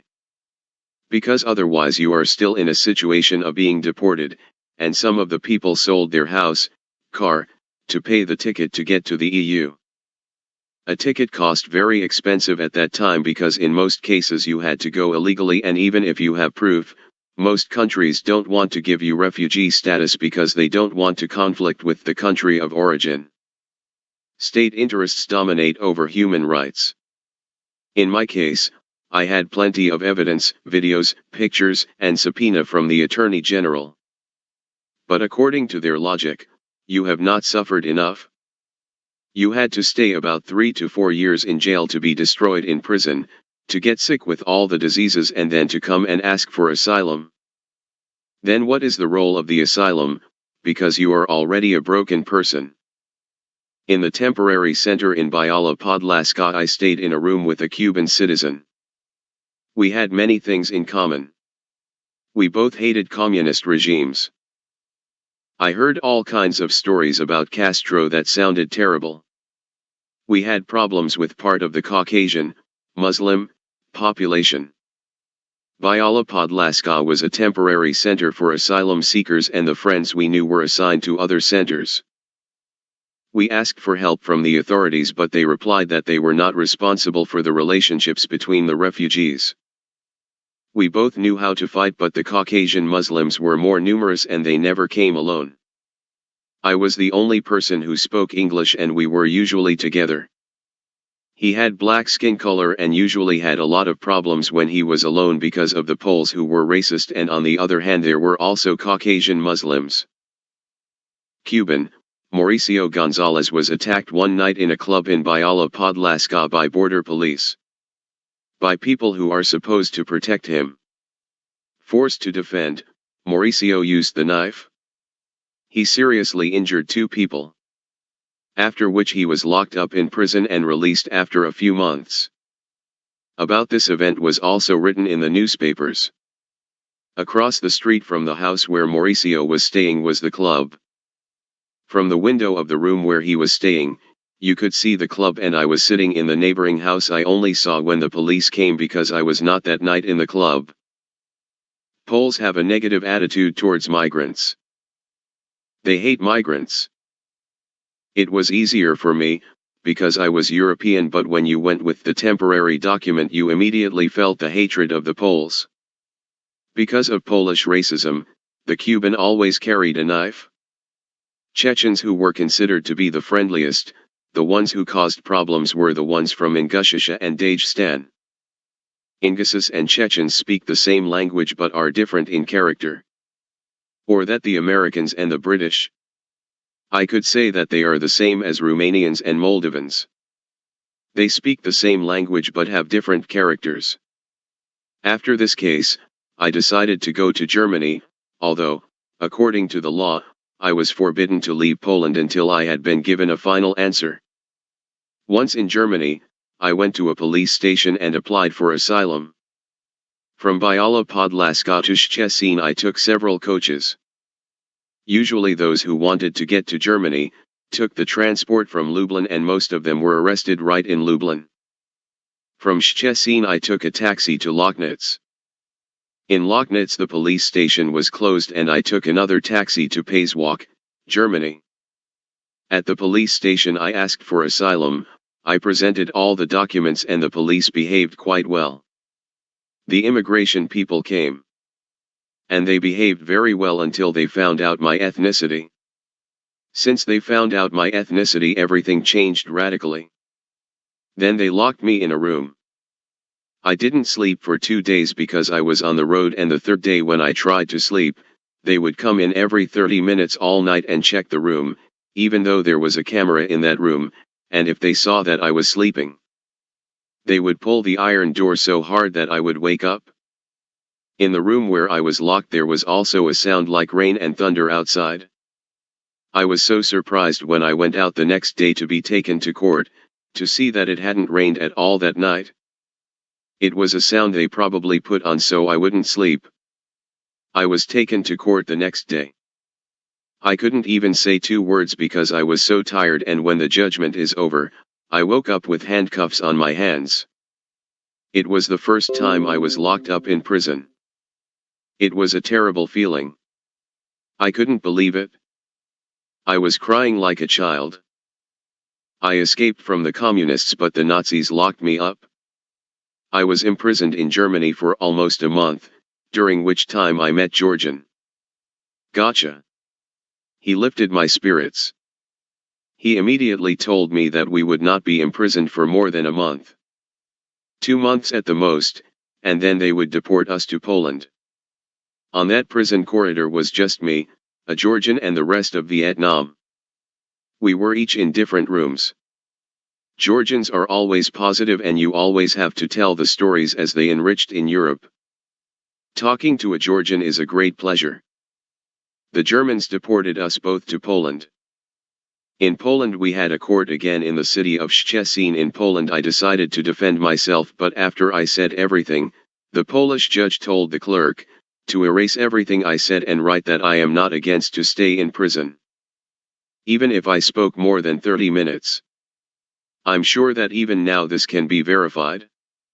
It is enough to look at what time the judgment started and what time the judgment is over.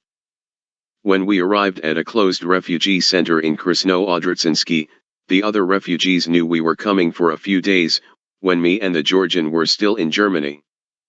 The judge in Szczecin gave me 2 months to stay in prison. After I was in prison for 2 months, the Poles gave me another 3 months. The situation in this prison was as follows: they had no right to keep you more than a year in prison, but they didn't want to give you freedom either. The Poles kept the refugees in detention as long as possible, because for each refugee who was detained and deported, the Poles received a colossal amount of money from the European Union. 99.9% of refugees were deported. From 2008 to 2011 only 3 refugees were released, and those were people who Poland had no diplomatic relations with these countries.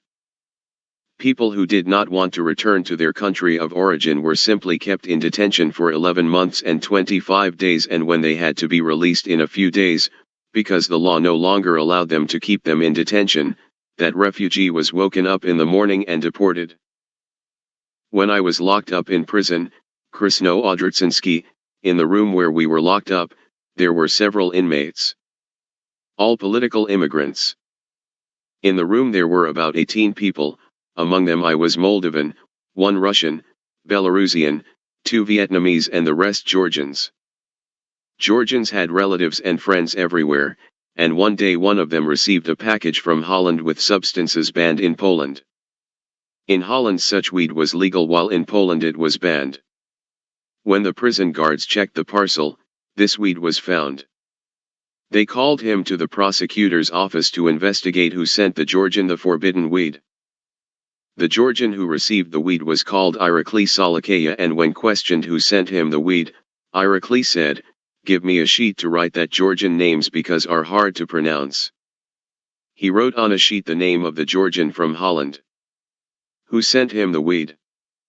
The Polish prosecutor was happy that he had solved the case and that he would be promoted. Until another Pole came and read the name of the Georgian from Holland on the sheet.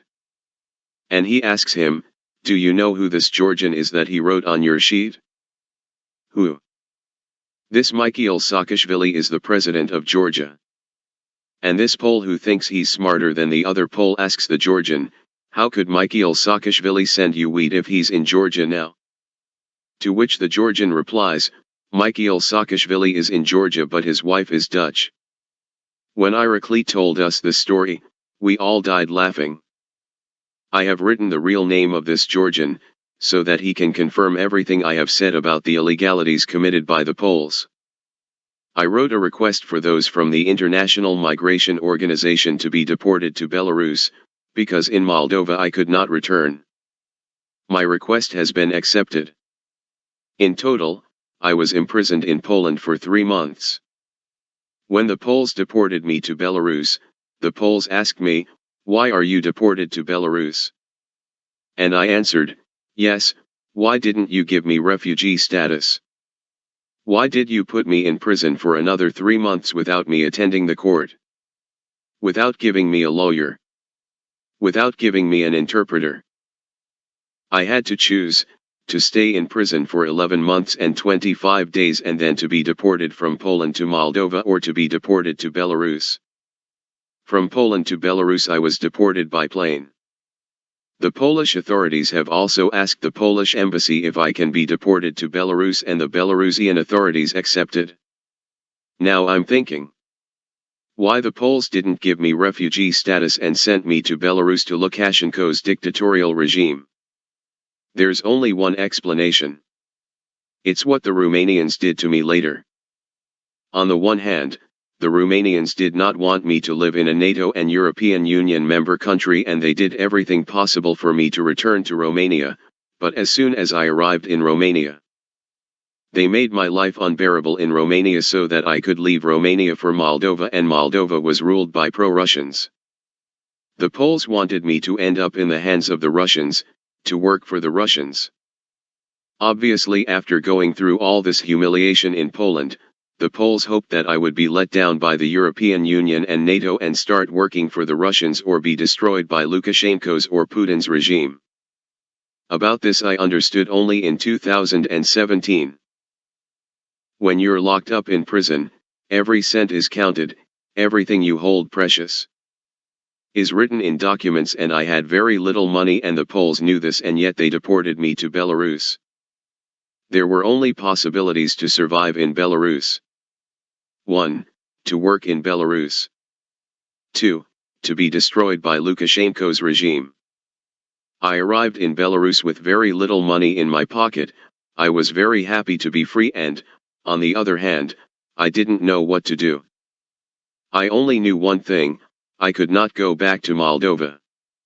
I chose the third solution: to try again to seek political asylum in another European country. For 3 weeks while I was in Belarus, I was helped by Jehovah's Witnesses. I didn't have the money to rent a hotel room or even rent a room in an apartment.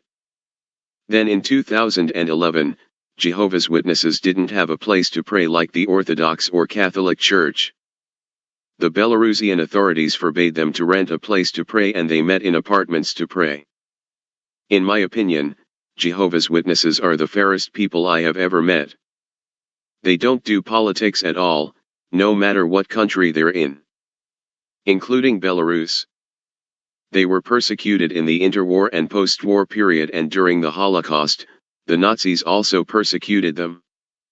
If Jews had no chance of survival, Jehovah's Witnesses who were persecuted by Hitler's regime could be freed if they renounced their religion, but the vast majority did not renounce their religion.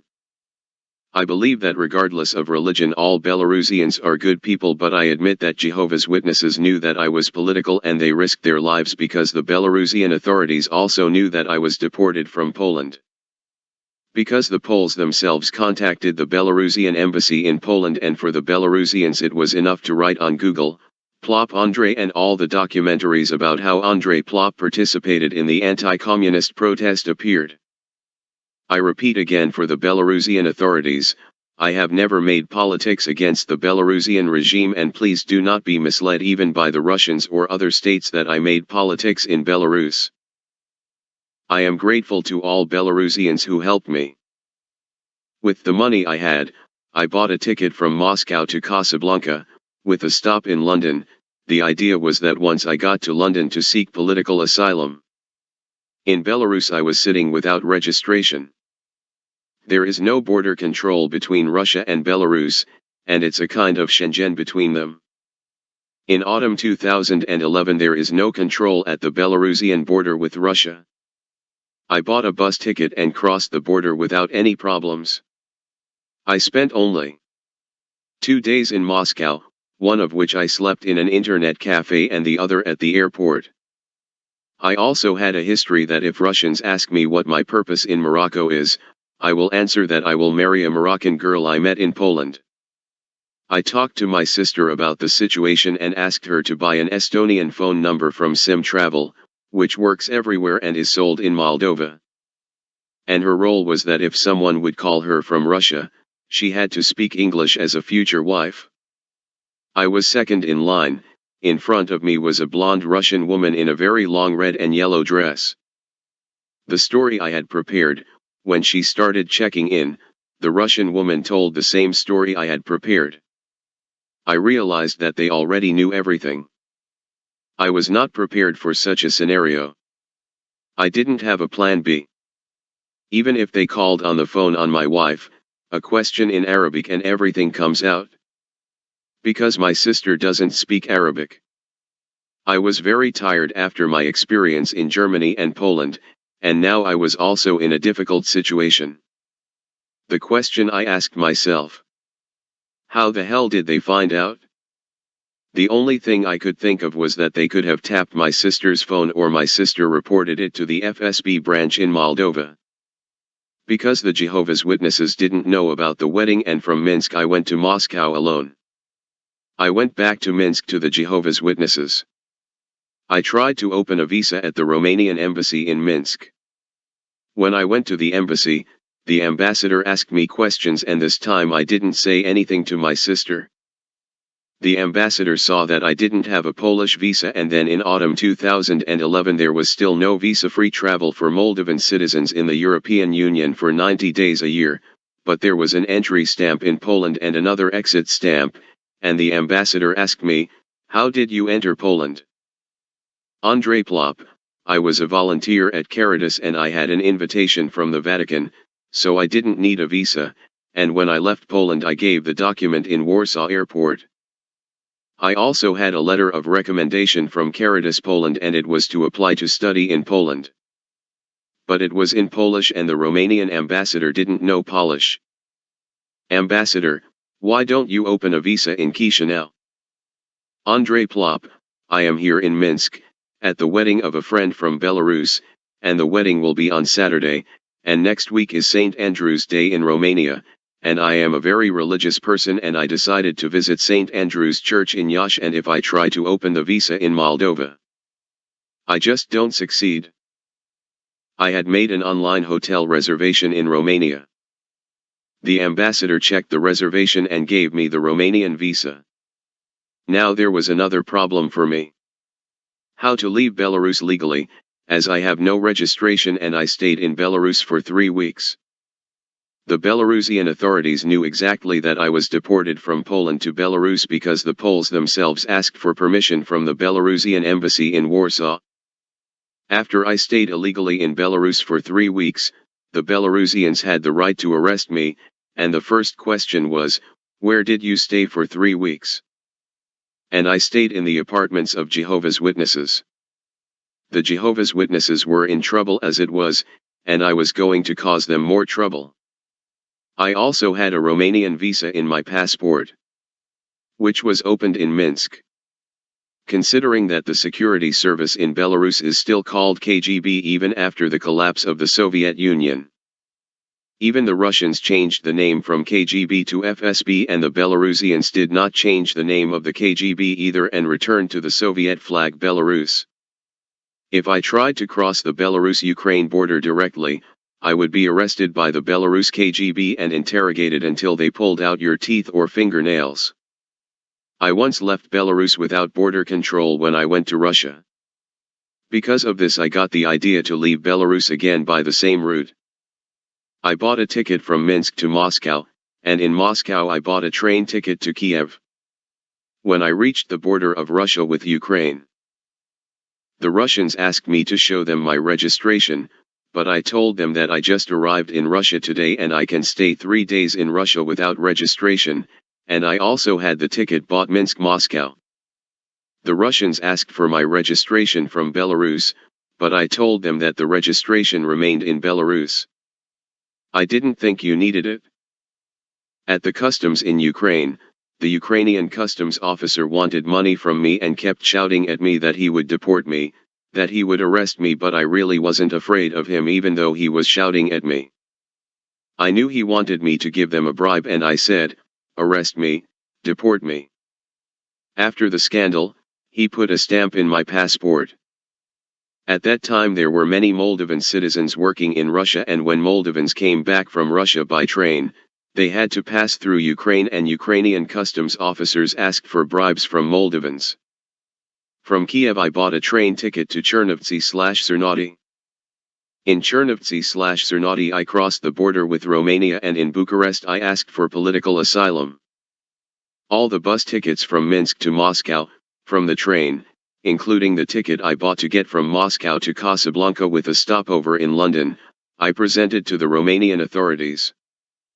In December 2011 I applied for political asylum in Romania, and in winter 2012 I already received a negative answer from the Romanian Immigration Office to my refugee status, and I went to court. Also in 2012 I submitted documents for Romanian citizenship, it is possible that Moldovan citizens who had grandparents or parents and were born between 1918 and 1940, when Moldova was part of Greater Romania, can obtain Romanian citizenship. When I went to court, I put additional documents that were hidden by the Romanian Immigration Office, and the funny thing is that I had proof from them that I submitted the documents, and I also filed a criminal complaint. From the court they gave me again a negative decision on my refugee status, and that was in 2013. I could have appealed, but I had obtained the Romanian citizenship in the meantime. Also in 2012 I submitted the documents to study at the Faculty of Law. I was very happy when I was admitted to law school at the Romanian American University, and in the fall of 2012, I was still an asylum seeker. Later I obtained Romanian citizenship in 2013. In the summer of 2013 I went to a training in Micasani in Romania, where also for almost 2 weeks young people from several countries participated. In 2013 I was admitted to the master's degree in International Relations and European Integration at the master's degree in Conflict Analysis and Resolution at TINSPA. In the summer of 2013 I went to Cyprus and worked in a nightclub as a security guard.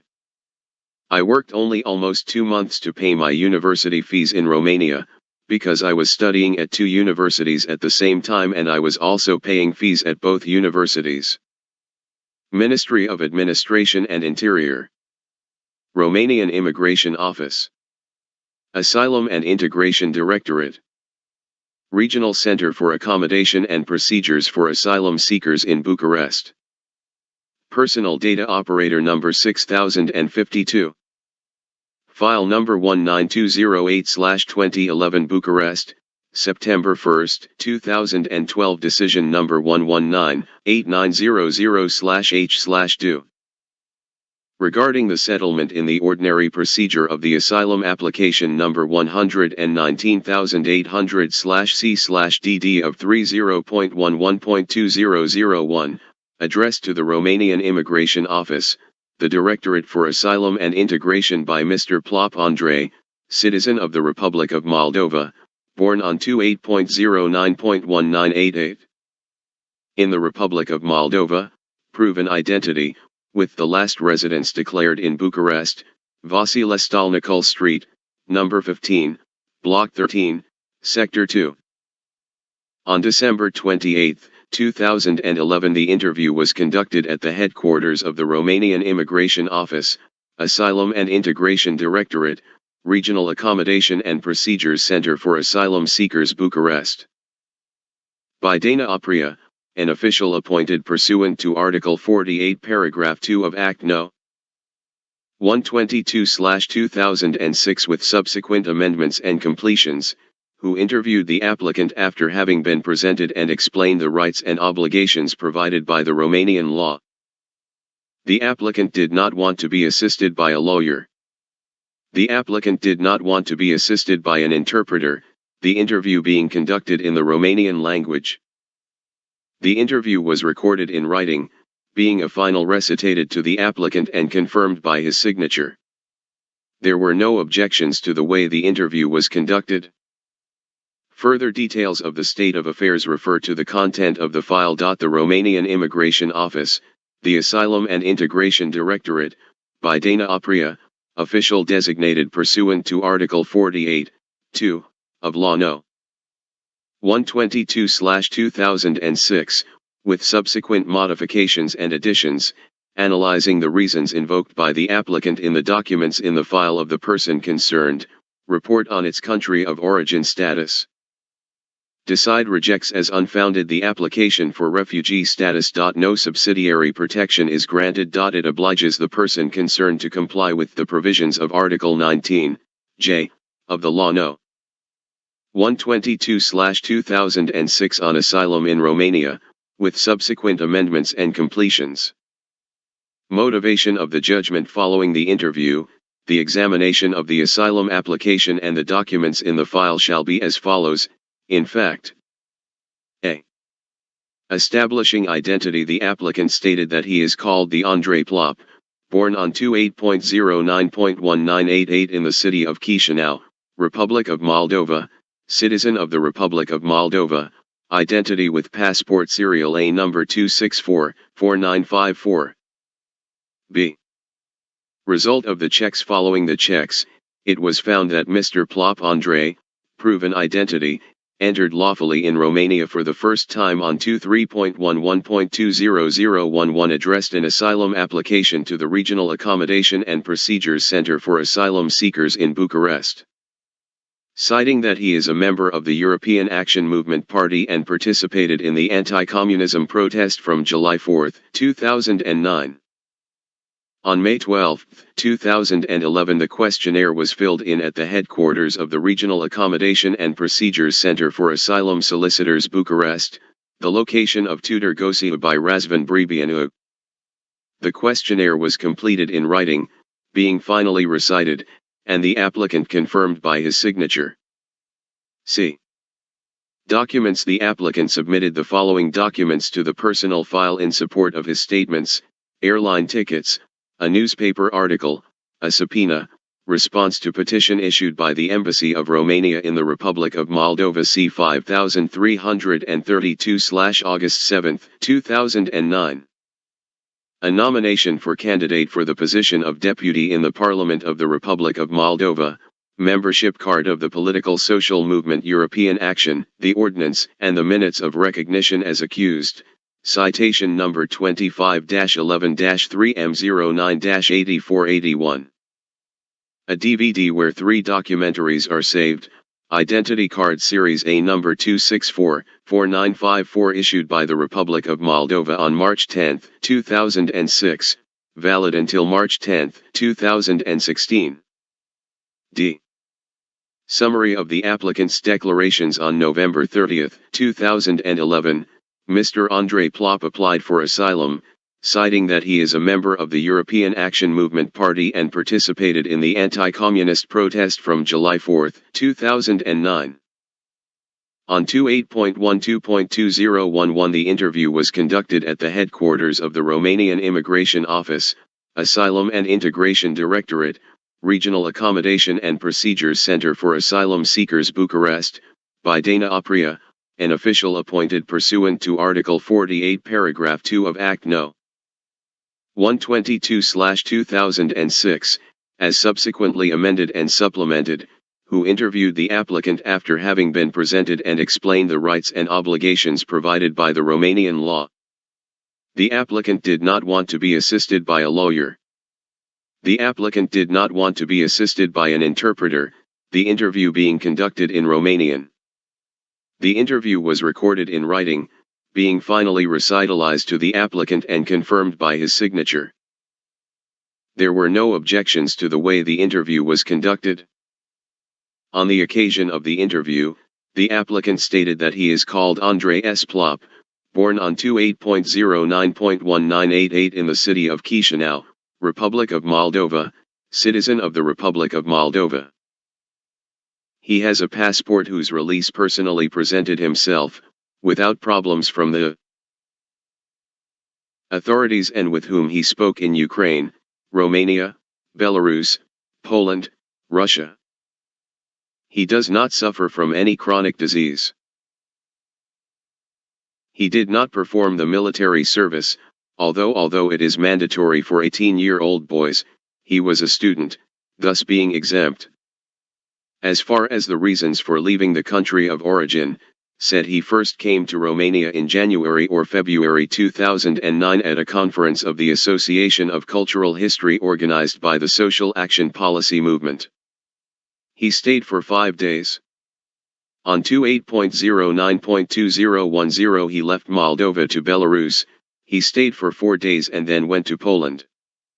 There he asked for asylum and stayed in a camp for a month and a half in the city of Biała Podlaska. In total he spent 9 months in Poland. He was the only one in the Republic of Moldova. He made a request to the director of the social department explaining that he was blackmailed by Chechens and wanted the transfer to another city. He was given a reply stating that the department was not dealing with the relationship between asylum seekers. Because it was delayed and was not answered in a shorter time, was not helped by the Polish authorities, decided to leave for Germany. Then he went to Germany and asked for asylum there, stayed for about a month. He was jailed, then returned to Poland. He was forced to stay in a closed center for 2 months, and he had to stay 3 more. He gave up the asylum application in Poland, stayed for another month, then returned through the International Organization for Migration, in Belarus on October 11, 2011, because he could not return to the Republic of Moldova. The second time he came to Romania on 29.11.2011 from Belarus. He did not stay in Belarus because there are communists there, and in his home country he is considered organizer of protests against the communists. Asked what problems he had in the Republic of Moldova, he replied that from 2005 to 2006 he was a sympathizer of the Christian Democratic People's Party. From 2006 to 2008 he was vice president of the New Generation Youth Organization of the Christian Democratic People's Party. In 2007 he ran for the position of local councillor in Pascani. On 23.11.2008 he became a member of the European Action Movement. He was elected president of the youth organization also in 2008. On April 5, 2009, he was nominated for the position of deputy in the Parliament of the Republic of Moldova by the Social Action Political Action Movement. On July 4, 2009 there were protests that he attended, but he was not an organizer. There were about 30,000 students in the National Assembly Square, in front of the presidency. Fire on communist banners, stoned to the cops. He found a police station. There were some filming, and he was caught with the station in his hand, having protesters around him, considering himself to be the organizer. He was blamed by both the ruling Communist Party and the opposition. On March 3, 2009 he had a press conference and officially declared that a group of members of the Christian Democratic People's Party will move to the European Action Movement. Anatol Matisaru is a very active character in protests against the police, and he also participated in this protest, and the station he found gave it to him. After the protest in front of the presidency, some protesters took the flag of the Republic of Moldova and went to the Interior Ministry. It was a group of 10 people, including Anatol Matisaru. Then he went to the government, and from there he went home, but there were other protests. In the evening he went to relatives in the northern part of the country. He left because he knew there would be arrests. At 8 o'clock he left, and police arrived at 2200 hours. They presented themselves as colleagues, they were civilians. The problem was he never went home with colleagues from college and they had no way to know where I live. His parents told them he was not home, after which the 2 policemen presented the police cards. They searched the house, told their parents that they wanted to help and call them when I return home. They called home, but the parents told them I was in Ukraine. To relatives, I spent about 3 months, from July 4, 2009 to June 2009, but no more than 2 weeks for each cousin. Asked if he had any problems with the authorities during these 3 months, he said he was in a bus station and saw a policeman heading for him. Then he took out a Bible and asked him if he did not want to know the truth about Jesus Christ, and he annoyed him and told him to leave. When he returned to the university in September 2009, the dean told him that he had been searched for by the SIS police, Information and Security Service. They were interested in what group I am.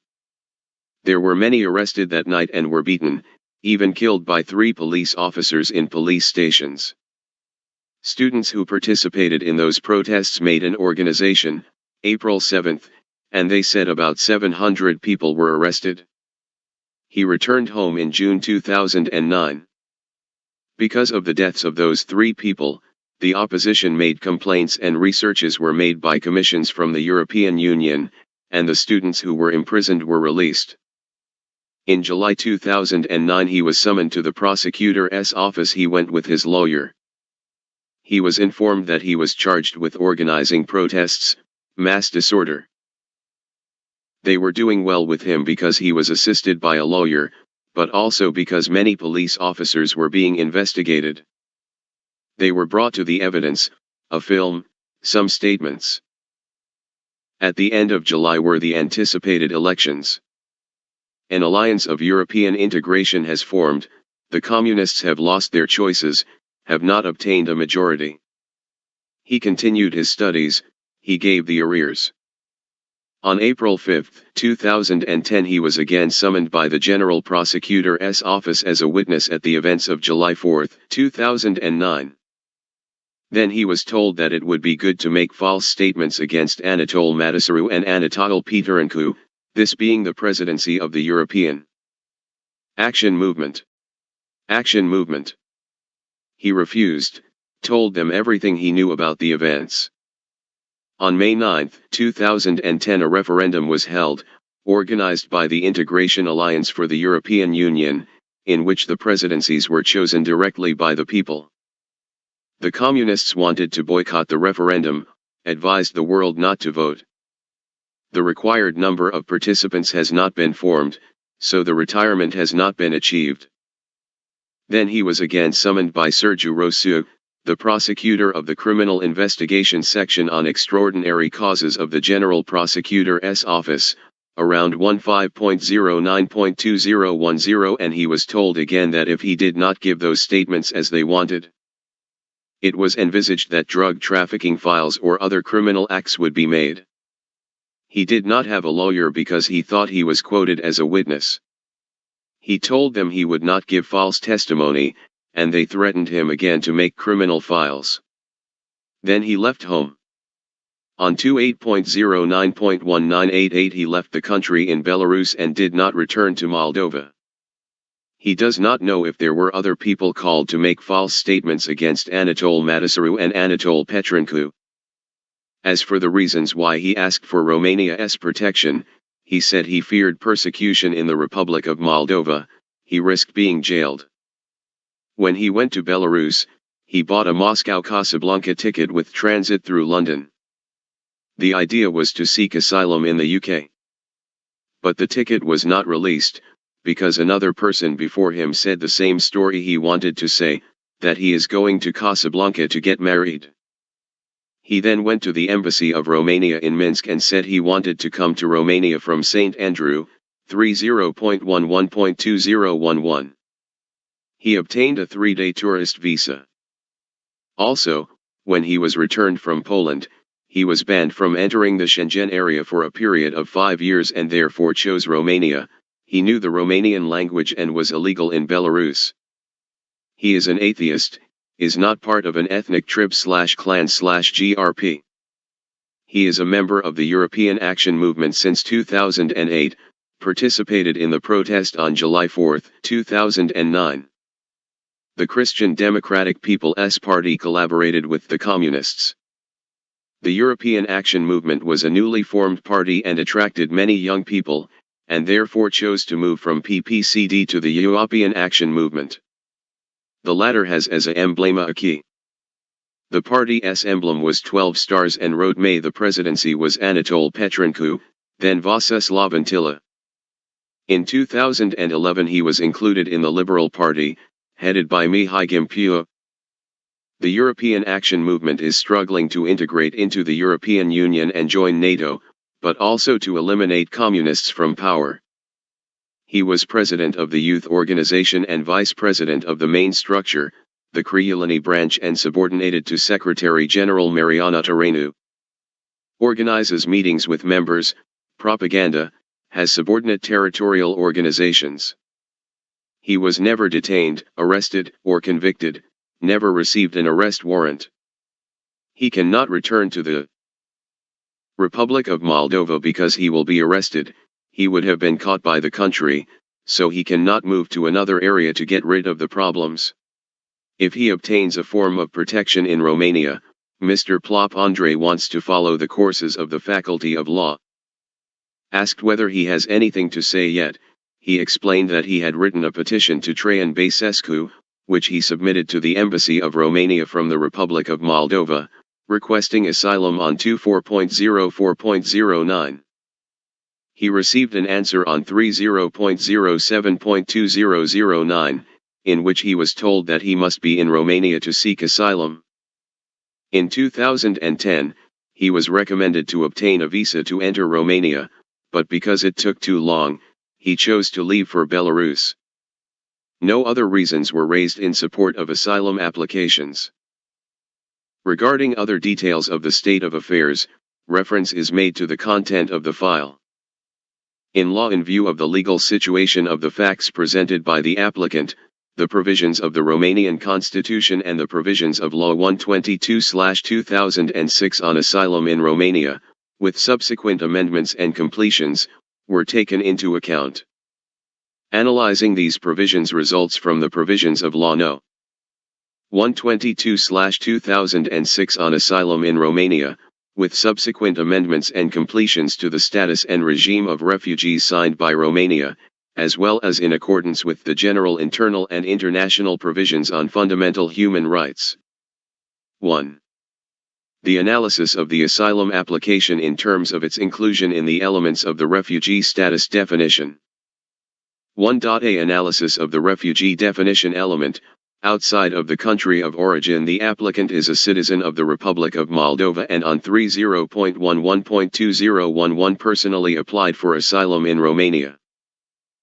1.b Analysis of the elements acts of persecution/agents of persecution/persecution. Persecution means an action that is sufficiently serious in itself or by repeating the facts in order to expose the applicant to dangers likely to harm his or her life, bodily integrity or freedom, or to obviously prevent him from living in his country of origin, and is based on one or more of the following reasons: race, nationality, religion, membership of a social group, or public opinion. Whether the reasons are real or attributed to the person concerned by the persecuting agent. 1.b.I Analysis of acts of persecution. The reason for submitting a request by the applicant is that he would have been looking for the authorities, being considered one of the organizers of the protests of July 4, 2009. 1.b.2 Analysis of the persecution agents taking into account Article 11 of the Government Decision No. 1251/2006 for the approval of the methodological norms for the application of the Law No.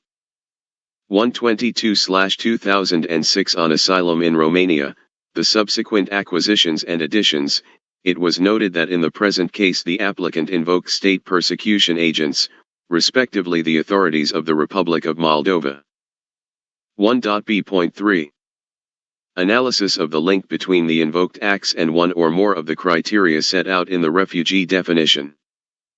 Asked during the interview, the applicant tried to present evidence that the persecution was caused by one of the limiting reasons listed in Article 23 paragraph 1 of the Law No. 122/2006 on asylum in Romania, with the subsequent amendments and completions, that is, politics. He presented a lot of details about the political situation in the Republic of Moldova, the political parties and the demonstrations of July 4, 2009. He also exposed his situation in Poland as an asylum seeker, but these issues are of no importance in his case analysis, from the point of view of the asylum procedure in Romania. Asked to explain what problems he had in the Republic of Moldova, the alleged acts of persecution would be due to the fact that he would be considered one of the organizers of the protests from July 4, 2009. But it has to be taken into account that these protests took place against the communists, and now they are in opposition, the Alliance for European Integration, which is made up of the Liberal Democratic Party, the Democratic Party and the Liberal Party, in which the European Action Movement was also included. Thus, the party he was part of, being even a very important member, is currently in power, and seems unbelievable that he could persecute him because he participated in those demonstrations. Thus, from the analysis of the statements made during the interview, it was not possible to establish, in the applicant's case, the link between the allegedly acts of persecution and one of the reasons for the persecution foreseen in the refugee definition.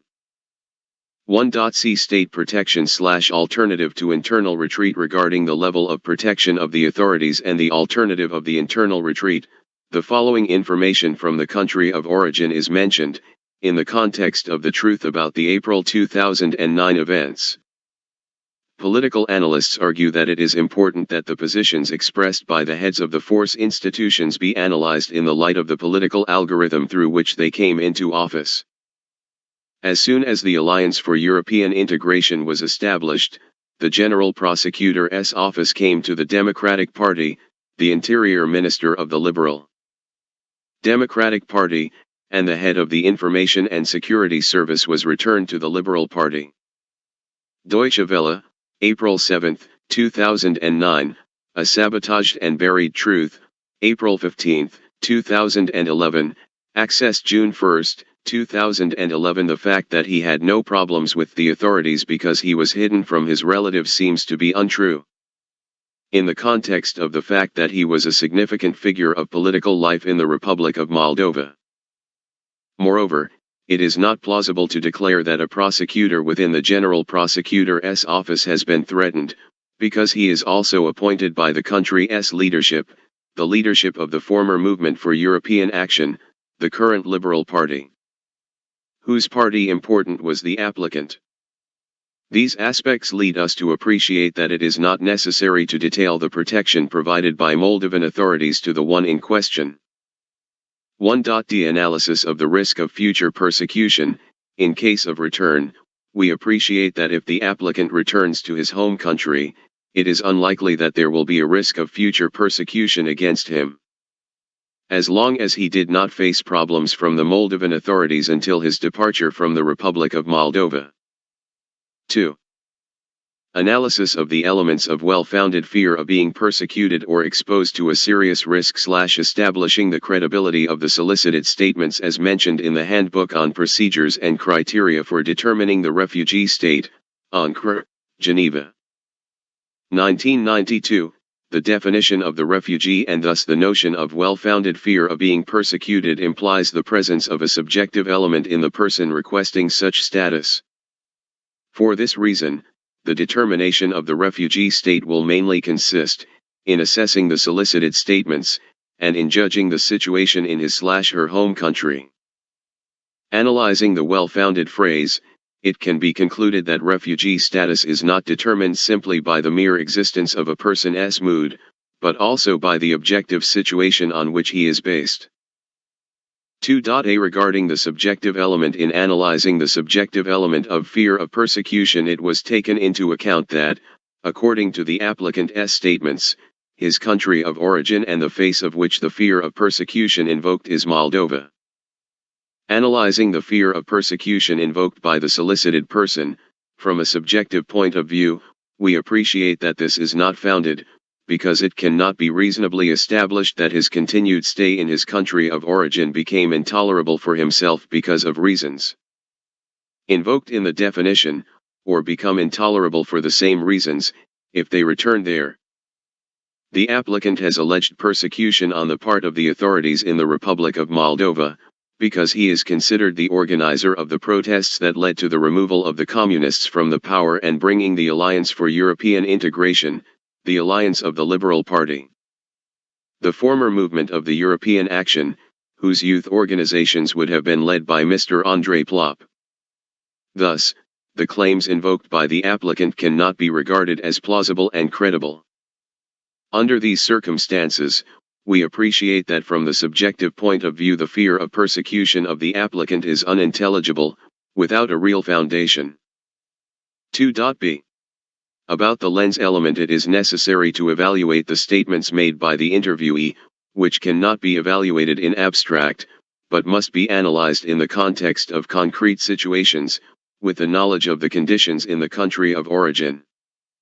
The latter being an element important in assessing the credibility of the person concerned.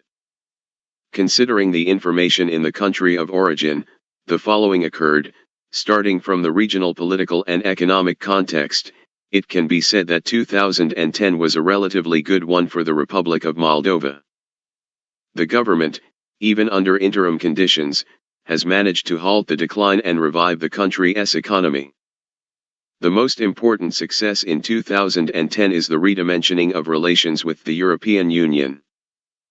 In January 2010, the process of negotiations on the new association agreement started, and in March a strategic document, Rethink Moldova, was adopted, which sets the development priorities of the Republic of Moldova for 2011 to 2013, priorities to have solid financial support from the EU. At the meetings of the RE-EU Cooperation Council, the dialogue on the creation of a free trade area between Moldova and the EU and the liberalization of the visa regime were officially launched. Finally, special relations with the EU have opened new perspectives for Transnistrian settlement. The governance of the Alliance for European Integration, AEI, has begun a series of reforms in line with the 2009 to 2013 governance program, European Integration, Freedom, Democracy, Welfare. But the provisional government and the politicization of the public administration marked the concern of the AEI components for their own electoral interests, to the detriment of a consolidated government. As a result, a number of reforms announced in the governance program were suspended until the political stability after the early parliamentary elections was established. The most conclusive example in this respect is the field of justice, where a number of reforms have begun, with laws on law reform, liberalization of the enforcement system, etc. However, the shortcomings set out in the Parliament's declaration on the state of justice in the Republic of Moldova have not been removed at all. 2011 will probably be a very difficult year for Moldova. If in 2010 the AEI had passed the resistance test against the PCRM's retaliatory intention, then in 2011 it will have to pass the test of the loyalty of its own components to the commitments set forth in the AEI Reconstruction and Operation Agreement. The main challenges for the AEI will be related to addressing the issue of the election of the head of state. There is no doubt that safe procedures, in accordance with constitutional and legal provisions, can be identified regarding the finalization of the election of the head of state, leaving only the efforts of the AIE components to be coordinated. It is noteworthy that in the situation of the vicious circle that has been created with regard to the election of the head of state, there are no expressly set deadlines, which leave wide scope for maneuver to set favorable terms in order to successfully conclude the exercise. The second major challenge for AEI is the local elections in early summer. There is a risk that, in particular, the fight for Chisinau city could dramatically undermine the AEI's cohesion. That is why, in general, the introduction of political stability could only be discussed after the constitution of the majority in the district councils in July 2011. Association for Participatory Democracy. Nor was it an official website for research conducted in sources available on the Internet. Anatol Petrencu, born May 22, 1954 in Kozani, Republic of Moldova, politician and scientist of the Republic of Moldova. In 1990 to 1992 he was Dean of the Faculty of History of the State University of Moldova, and between 1998 and 2006 he was President of the Association of Historians from the Republic of Moldova. Between 2006 and 2010 he was chairperson of the European Action Movement. Since October 2010 he is the director of the Institute of Social History Pro Memoria, vice president of the Liberal Party. Wikipedia, access January 4, 2012. On the morning of January 29, 2009, Moldovan Prosecutors' Day, Anatol Matisaru was detained in front of the Prosecutor General's office in Chisinau, as he claimed a protest dressed in a pork suit and used an audio system to produce similar noise as a pig. He protested because he would have been inappropriately treated by prosecutors as a result of a plunger. In plus, he challenges 2 criminal investigations against him, which he considers based on evidence produced.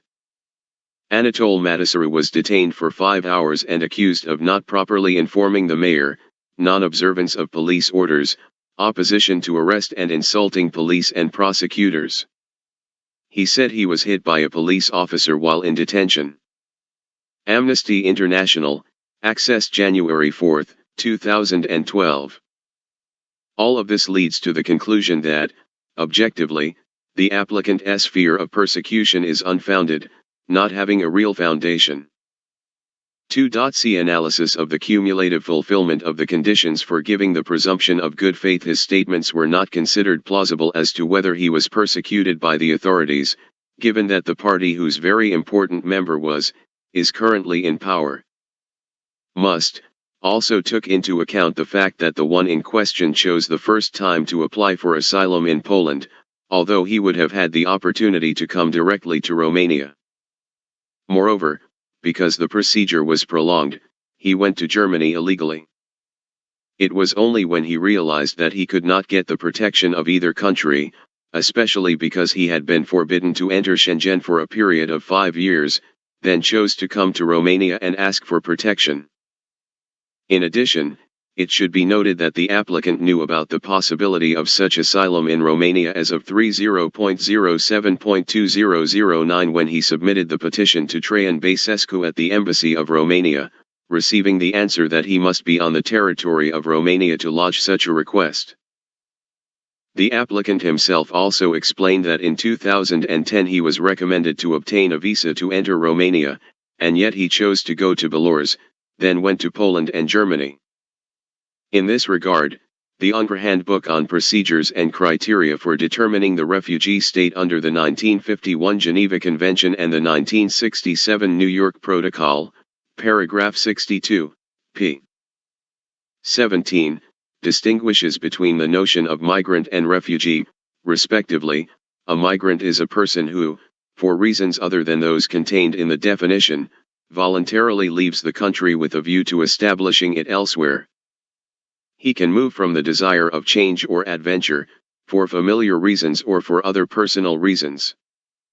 Therefore, a distinction must be made between these two categories of people because, unlike immigrants, refugees do not choose to leave their country of origin, but they are forced by certain circumstances to do so. The key difference between refugees and migrants is that they enjoy the protection of the state of origin, while the refugees do not. There is no causal link between the arguments retained during the interview for which the applicant does not want to return to his home country and the purpose which led him to ask for the protection of the Romanian state. Also taking into account the fact that he failed to make clear evidence of the elements of persecution. In view of the above, we appreciate that the applicant does not apply the provisions of Article 15 of Law No.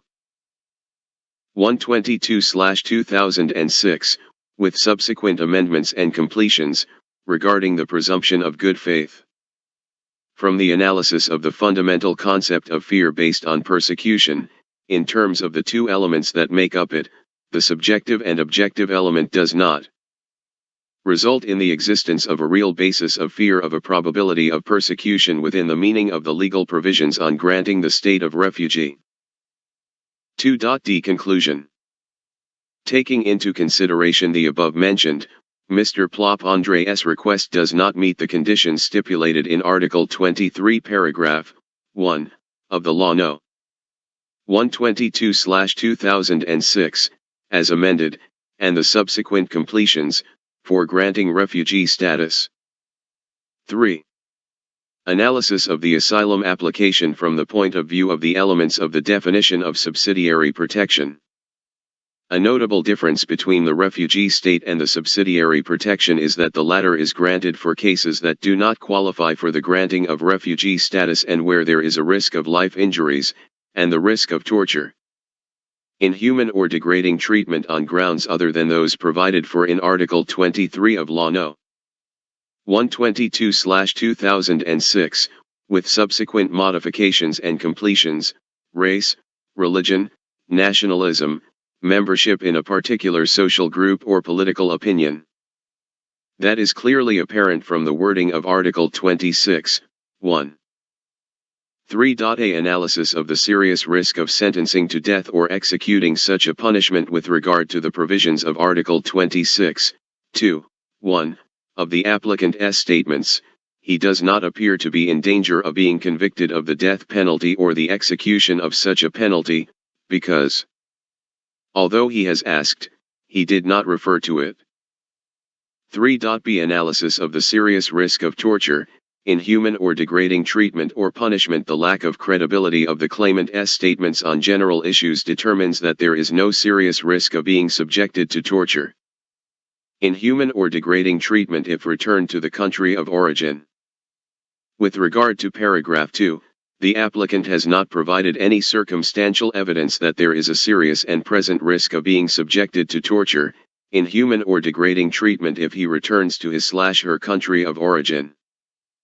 3.c Analyzing the serious risk of serious threats, individual, to life or integrity, as a result of generalized violence in situations of domestic or international armed conflict, if the applicant is part of the civilian population. At the same time, it is remembered that the state of Moldova is not involved in an internal or international armed conflict in order to analyze whether the applicant risks a serious, individual threat to his life of integrity when he returns to his country of origin. Internal armed conflict is defined in the literature as a form of violence within a state, which has held a certain degree of intent and a certain balance between the armed forces of the legal and rebel governments, and which presuppose the existence of an organized civil authority. 3.d Conclusion Taking into consideration the above mentioned, Mr. Plop Andrei's request does not meet the conditions stipulated in Article 26 of the Law No. 122/2006, with the subsequent amendments and completions, for the granting of the Civitas protection. The attached information on remedies is an integral part of this judgment. Third part, discrediting and humiliating the person. During the Cold War, when Romania was a member of the Warsaw Treaty Organization, the Soviets got most of their information from their Romanian partners. Ceausescu's public statements criticizing the Soviet Union's invasion of Czechoslovakia with tanks created sympathy from Western states towards Romania. Interestingly, the plan to invade Czechoslovakia belonged to a Pole, and in 1938 Poles sat at the same table with Hitler for the partition of Czechoslovakia. The military occupation of Czechoslovakia by Nazi Germany began with the German annexation of Sudetenland in 1938, continued with the creation of the Protectorate of Bohemia and Moravia. A small part of the northeastern border region, known as Zalyi, was occupied and annexed to Poland as a result of earlier territorial claims, Polish-Czech disputes in 1918-20. It is no secret to anyone in the European Union that Poles do not respect international law and European Union law. Due to the corruption and cowardice of the Poles, this state has disappeared from the map of Europe 3 times. The guide from the Royal Castle in Warsaw will take you directly to the painting about the corruption of the Poles. I recommend reading the history of the Poles as well. To understand the imperial attitude of today's Poles, you must study history. Bogdan Khmelnytsky is a Ukrainian hero who saved Ukrainians from Polish slavery. Bogdan Khmelnytsky, 1595 to 1657, who, beginning in 1648, led the rebellion against the Polish magnates, claiming freedom and territory for the Cossacks, has been memorialized in Ukraine as a great general and God-given nation builder, cut in the model of George Washington. If the Poles have the opportunity, they will use it for the time being and take territories that belong to the Ukrainians today. Even if there is a war and many cities in Ukraine are being bombed, some of the Ukrainian refugees in Poland will return to Ukraine, some Ukrainians will return to the Russian-occupied areas. Some Ukrainians will have the choice to be homeless in Poland or to be under Russian occupation. With the collapse of the Warsaw Treaty Organization, Russia's interest in Romania and Poland has not waned, and since Romania's NATO membership, interest in Romania has increased. In the spring of 2013 I also went to a training that lasted a few days, and was held in a place near the National Museum of the Romanian Peasant. Here I found out about the Czech Center and Polish Institute in Bucharest. At the Czech Center they showed documentary films every Monday, and after all the events that took place in Poland when I was a refugee applicant, I decided that I would start learning Polish. I think it was more pragmatism on my part than acting out of hate. For those who study international relations and want to become a career diplomat, you need to know as many languages as possible. The more languages you know, the more chances you have to apply for a job. Polish is a language that very few people speak, and here I might have an advantage. At that time I only spoke Romanian, Russian, and little English. In autumn I started to study Polish, and one day a poster about an internship in the Polish Parliament appeared near the office where the free Polish language course was held. It was obligatory to know the Polish language. I applied for this internship and I passed the first test with a phone interview, and then I was invited to an interview at the Polish embassy in Bucharest. To this internship were invited all candidates who applied, and to my happiness there were only 2 candidates.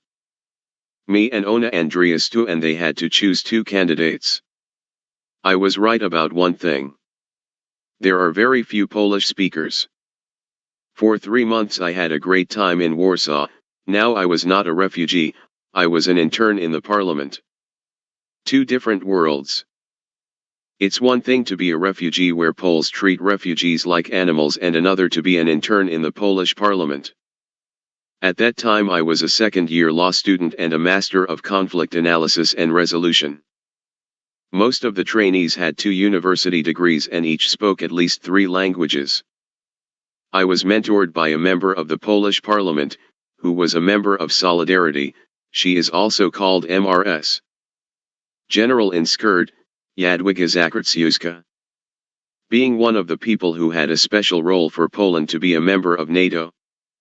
Towards the end of the internship I encountered a rather inarrant situation. I met an Armenian girl twice in the same day in Warsaw, and after a few days I met her again at the church. Later I found out that this girl was admitted to an internship at the Armenian embassy in Warsaw. I started dating her and we continued the relationship even after I returned to Romania. Her name was Leah Sayadayan and she was a master's student in Poland. I had much prettier girlfriends than this Armenian, but I have a sympathy for Caucasian girls, like Armenians, Georgians. They are different. The internship in the Polish parliament ended on July 5, 2014, and I met her again, and that was the last one, where we spent 3 days together in Hungary in the city of Budapest. A rather interesting thing to me is that the internship in the Polish parliament started on April 7, 2014, and for me April 7 is a symbolic day because it is associated with the 2009 anti-communist protest in the Republic of Moldova. The opening of the internship took place with a lunch, where on one side were interns from Romania, Hungary, Germany, and Lithuania, and on the other side were representatives of the Polish parliament. Each trainee introduced themselves and usually 2 to 3 questions from the parliament representatives followed. One of the questions I was asked, "Am I married?" And I said no. And the second one, "Do I want to marry a Polish woman?" Not now. Later. In Polish it sounded pretty cool, so everyone was laughing. As a trainee in the Polish parliament, I was in the Committee for National Defense. Trainees had no access to documents. To any documents. All the documents we used were public ones. When I was still doing my internship in Poland, I passed the first stage of the Romanian Ministry of Defense internship competition. I even went to the interview in the Ministry of Defense, but I got a negative answer. Here I will be really short. Their logic was only that I should come to Romania and not stay in Poland forever. They probably had information that there were high chances to stay in Poland, but I was a student at 2 universities, and for me the main goal was to graduate from these universities. I started working on my master's thesis and was due for my law school and master's program, and I had 11 arrears/exam at both universities. Studying at 2 universities at the same time, for 2 weeks I had to give 7 exams in law and 4 exams in master. It was received to take 2 exams a day or even every day. My notes from these universities are really low, because I was exhausted, because I had to answer at both universities, and some people can't manage studying at only one university while I was studying at 2 simultaneously. The topic of the master thesis I wrote is called, The Role of the Media in Reflecting Geopolitical Conflicts. It was more of an introduction how to revolutionize the Russian Federation in 2018 presidential elections. Vladimir Putin is most afraid of colorful revolutions or not to repeat the history of Russia in 1917-1918 or the history of the breakup of the Soviet Union. They, the former KGBist and communist security men, offered them a lot of money from a few thousand to tens of thousands to record discussions with me. To give me challenging questions, and some discussions were cut out and changed the context and only conveyed the message they wanted, in which I appeared in a rather bad position. I found out that among these characters were quite close friends, some of whom had bought flats. Everyone made huge money, but I didn't earn a cent. Even if I tried to earn through my website, I was immediately blocked on social networks. Any actor who goes out on stage has few emotions, and this is normal. Every politician has to take protective measures. According to a quote from an English diplomat, a politician has to survive until Friday afternoon, and a diplomat has to develop a strategy that will work for years. When you cross the red line, you become an incompatible person, and you have to expect enemies to call you paranoid to protect themselves. In diplomacy, everyone plays by mutually agreed rules, and anyone who breaks these rules is severely punished.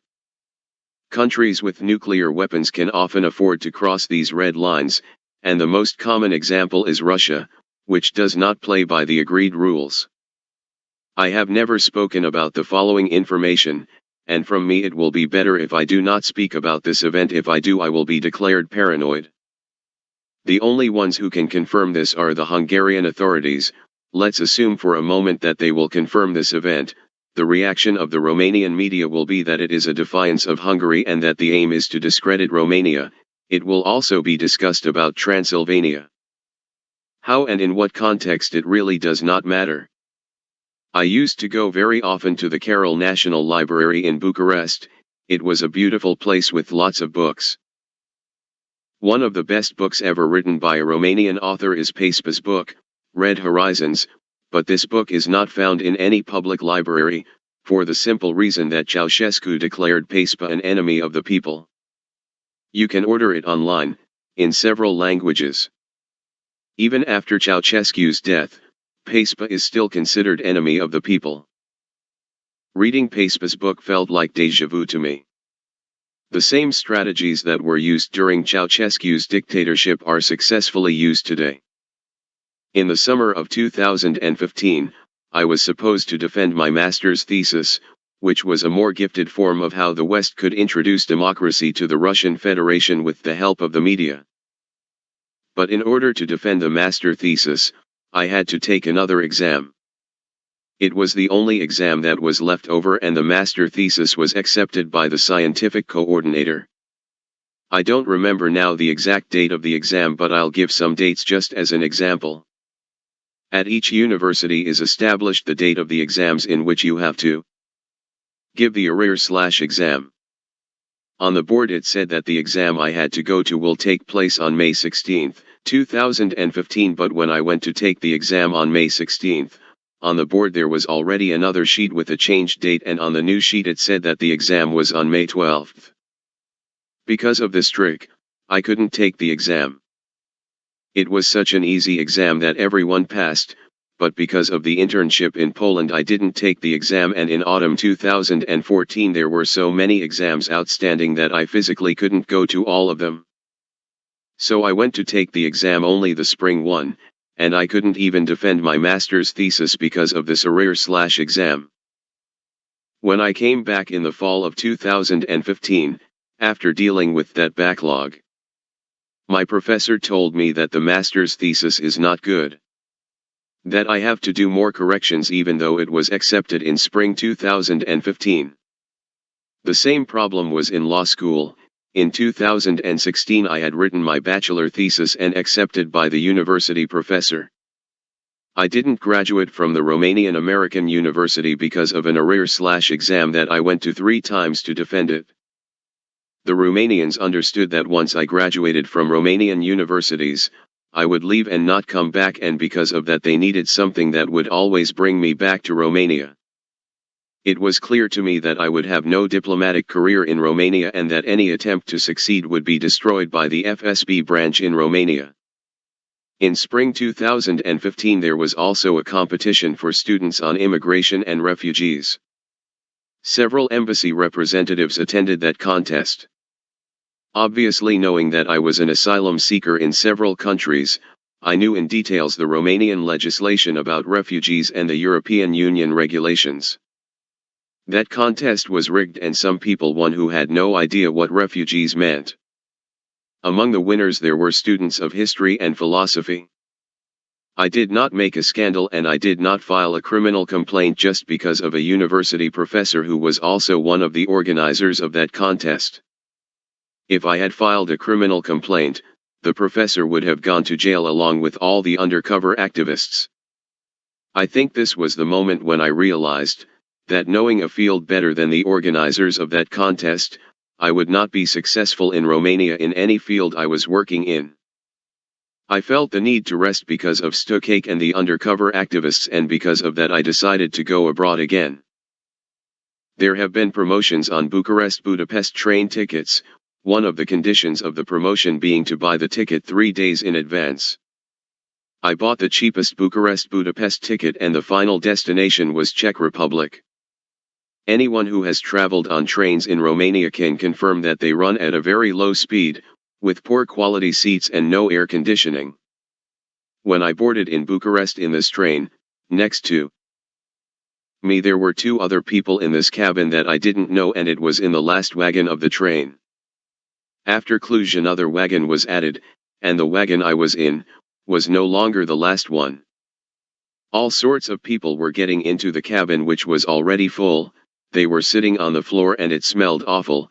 Most of them were of an ethnic group that illegally traded cigarettes in Romania, but the last wagon was free and nobody was going. After crossing the border to Hungary I saw that the wagon was free, and in the cabin where I was sitting it was full and I could hardly breathe. I asked the Hungarian conductor if I could move to this free wagon. I was allowed to change seats in the free wagon. It was just me and the Hungarian citizen. I turned on the computer and started watching the movies I had downloaded from the torrent in Bucharest. A Romanian Roma man, so I won't be accused of being racist again, I'll tell it like it was, went to the back of the wagon. But I didn't see him go back and I didn't see him in the back seats.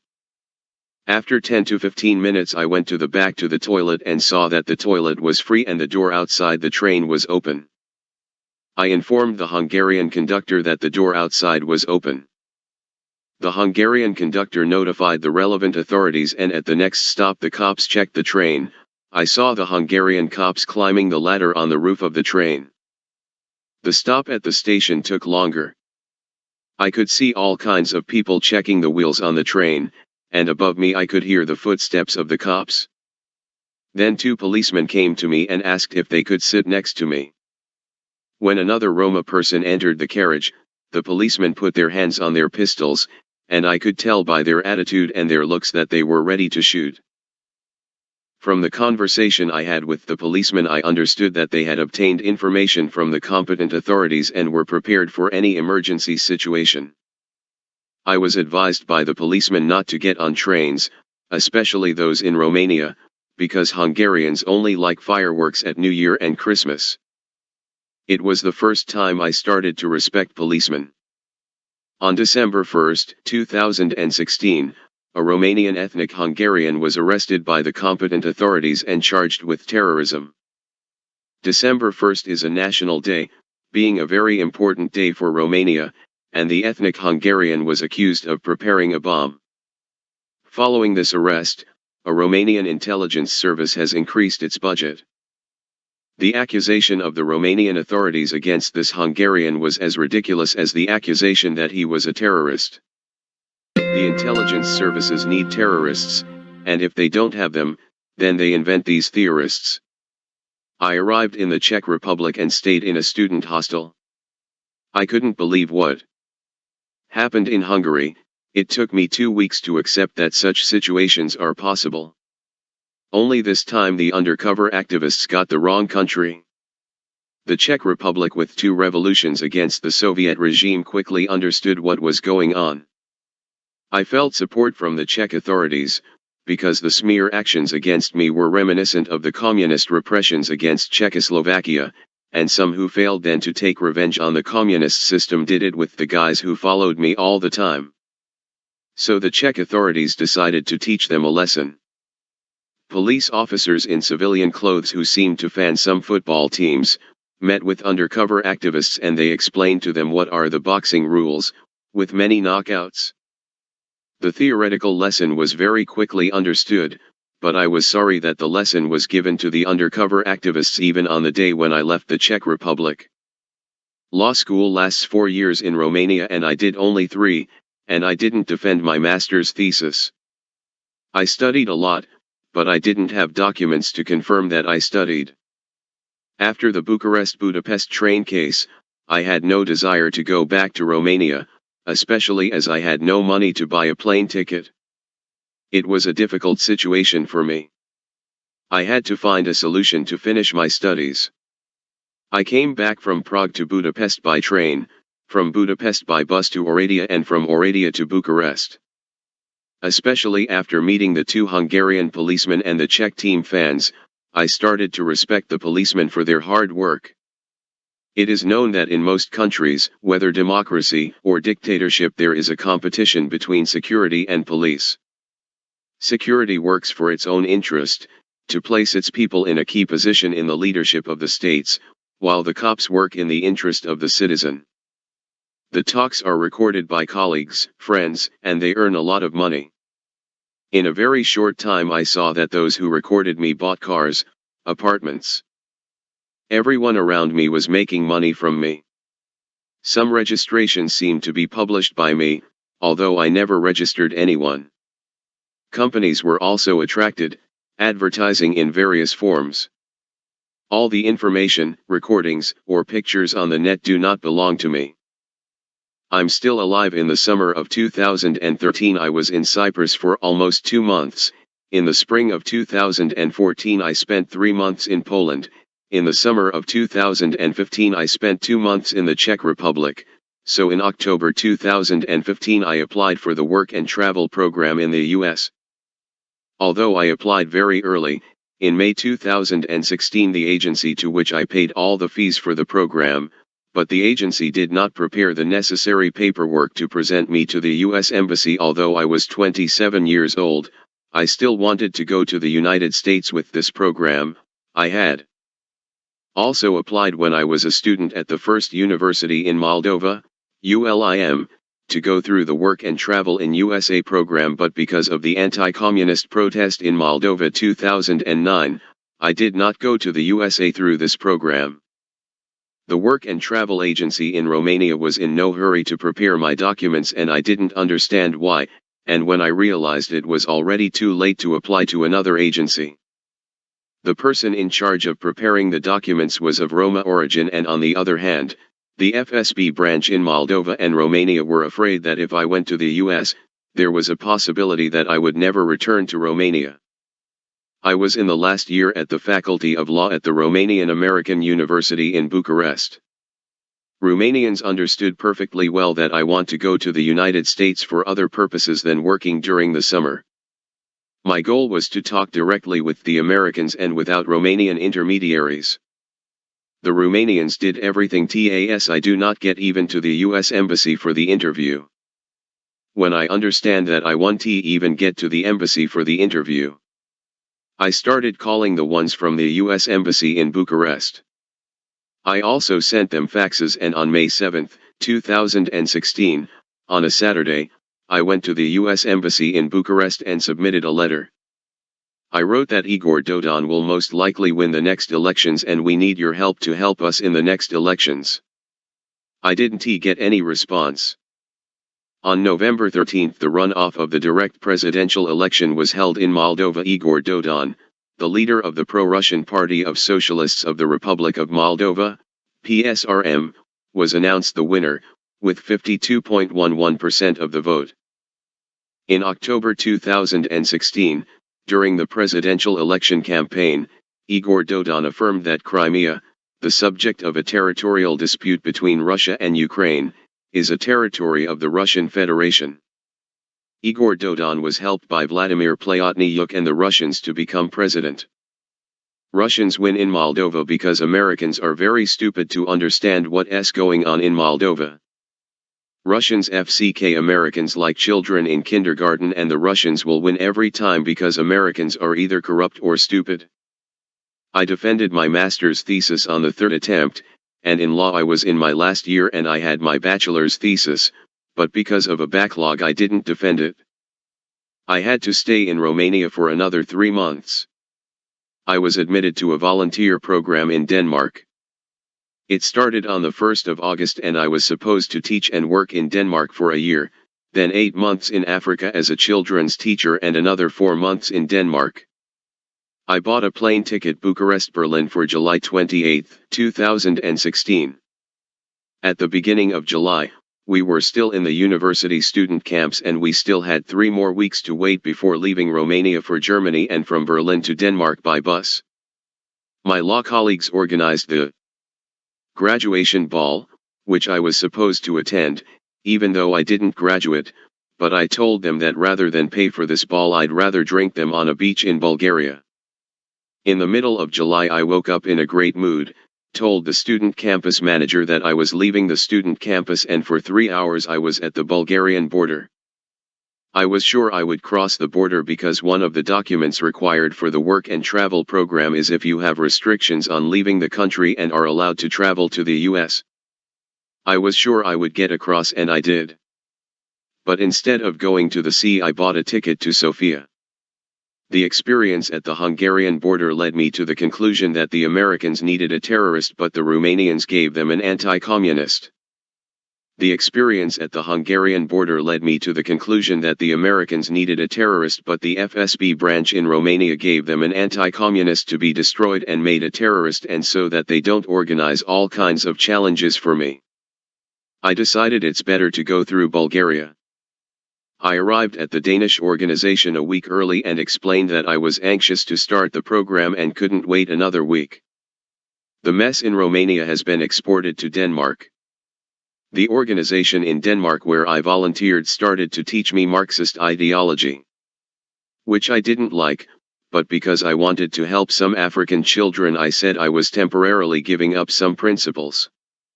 I had a row with my teacher on my birthday. After this conflict I decided I had to leave. That I had no reason to stay in this organization. I had to make a change, to put an end to this miserable circus. I spent only 3 months in Denmark, after which I decided to go to another country. It was important for me that the next destination must be Orthodox country, where human rights are respected and where I can live on my minimum resources so I don't starve. I chose Georgia. Throughout my life I have been helped by Georgians, a country with a very religious and characterful population. There was a problem because in October there was election company in Georgia, and my reputation as a revolutionary, there would have been some reasonable suspicions for the Georgian authorities.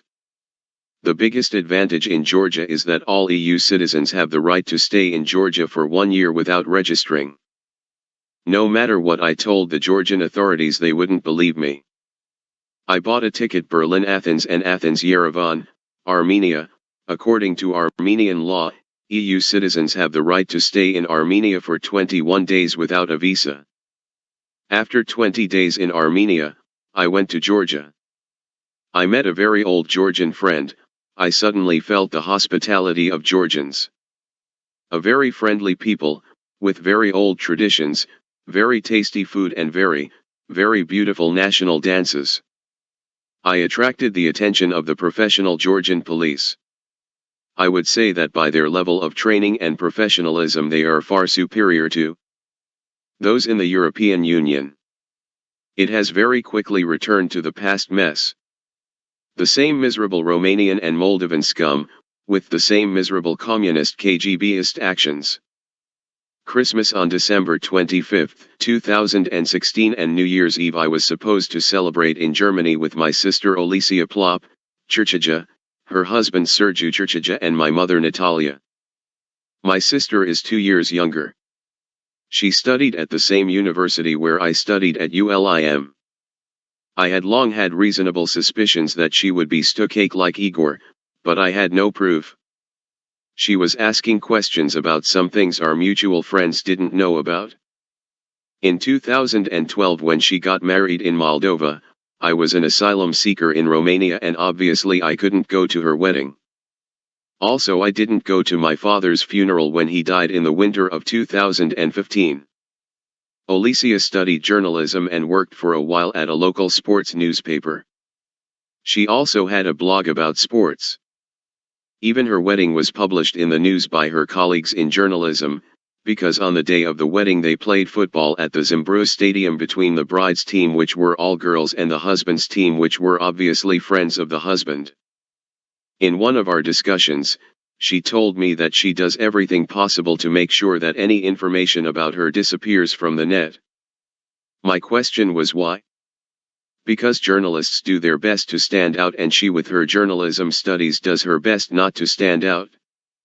I didn't get a clear answer. But suspicions have multiplied, especially since the story with the Arab bride at Moscow airport. Her husband bought me the tickets to Germany, but I didn't go to Germany for winter holidays. On January 1, 2017, I spent in Georgia and I was staying at a hostel in the city of Batumi on Sakumi Street, 6010 Batumi, Georgia, and I booked the hostel on Booking.com. Now when I look at the pictures on Booking.com, I am not 100% sure it is that hostel, but in the pictures on Booking, there are the same beds and curtains, and also the owner was a woman. From the information I see now, I spent my New Year's Eve at Luza Hostel on 42 Sakumi Street. On New Year's Eve I went to the center of Batumi and then back to the hostel. Around 2 to 3 a.m. I got a call from my sister, but I didn't answer. A couple of lovers, a boy and a girl, were staying in the room with a window facing the road, and I was staying in the room with a window facing the landlady's house. At which that boy's phone rang and I heard him walking by and stopped at my door. In my room the light was off, but in the corridor the light was on, so I could see the shadow of his feet standing by my door. And he says, "I'm at his door." Then my phone rings again and I don't answer it, but this boy says to the phone, "Yes, I hear the phone ringing," and the girl he was talking to was my sister. Since then I don't talk to her anymore. I could have published this information much earlier, but I probably didn't, because those who recruited with one purpose: to destroy me. Olesya Plop and Igor Mokinu were recruited for the simple reason that they were people close to me. Not because of their intelligence, or other intellectual abilities.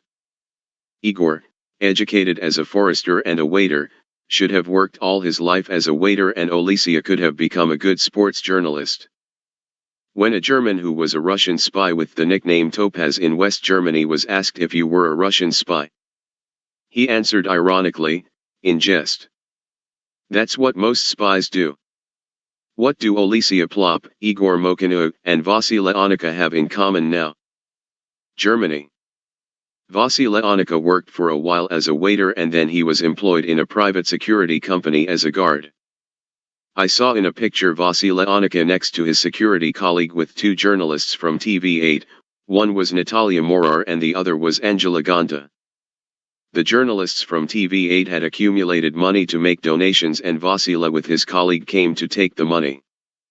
On the way, some masked people with Kalashnikovs stopped the car in which Vasily was with the money from the journalists and stole the money.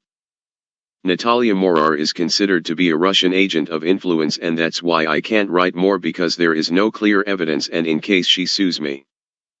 I have no evidence from FSB or counterintelligence services, but I can say that her actions are pro-Russian, because Natalia Morar also appeared on a Ukrainian website that exposes Russian spies. My Rotvorets Center. For me it's a clear signal that Vasily has been processed by the Russians.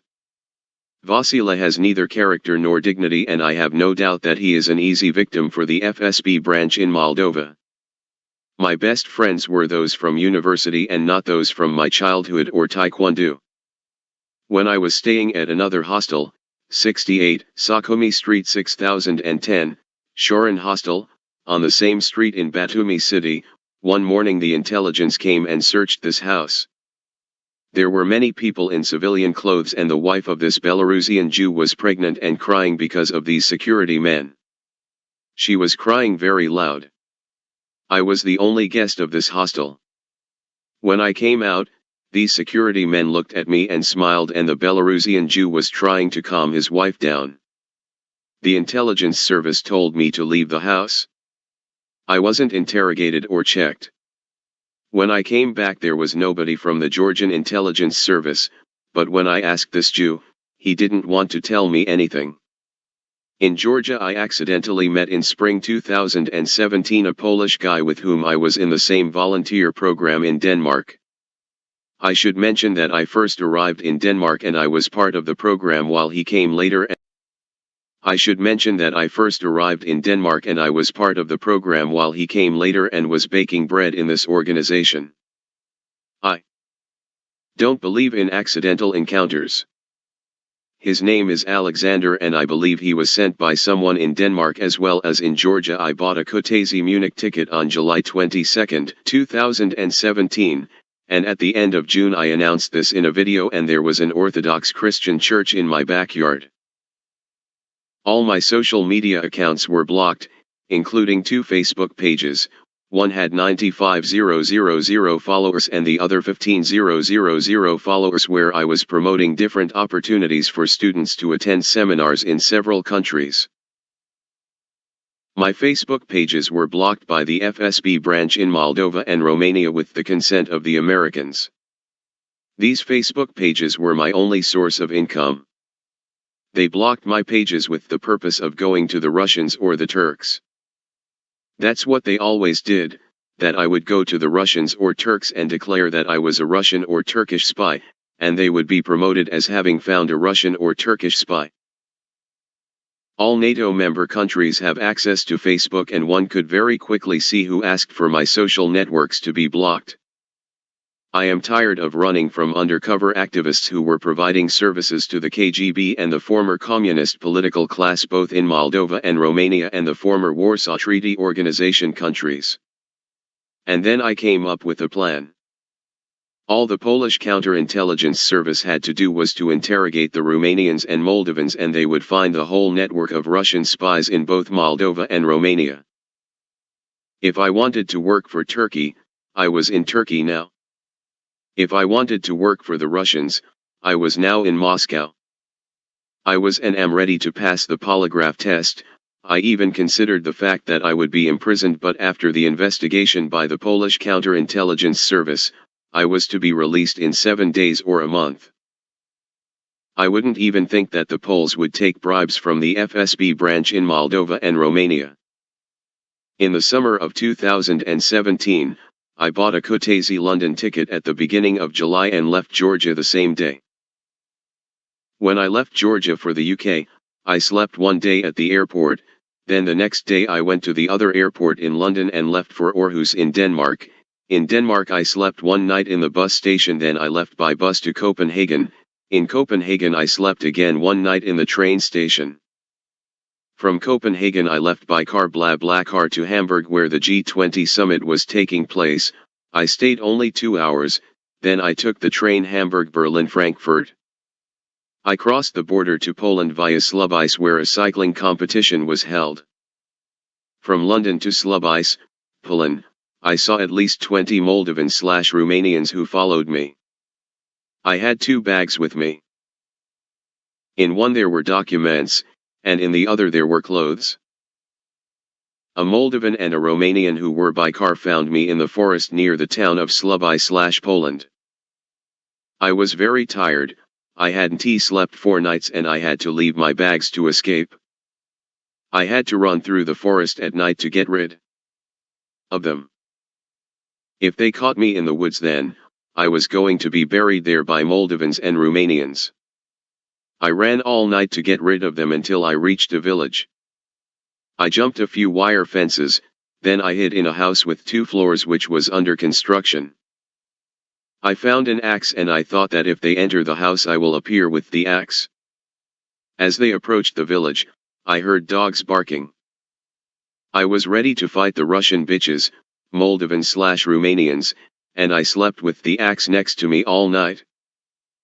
On the first day when I arrived in Warsaw, I went to the Polish counterintelligence service to ask for protection.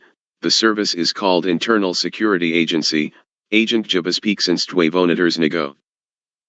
On the first day I arrived in Warsaw, I was in the Polish parliament, and after the meeting I went directly to the Polish counterintelligence service to ask for protection. The service is called Internal Security Agency, Agent Bezpieczeństwa Wewnętrznego. At Agent Bezpieczeństwa Wewnętrznego, Internal Security Agency, I talked to a Polish man.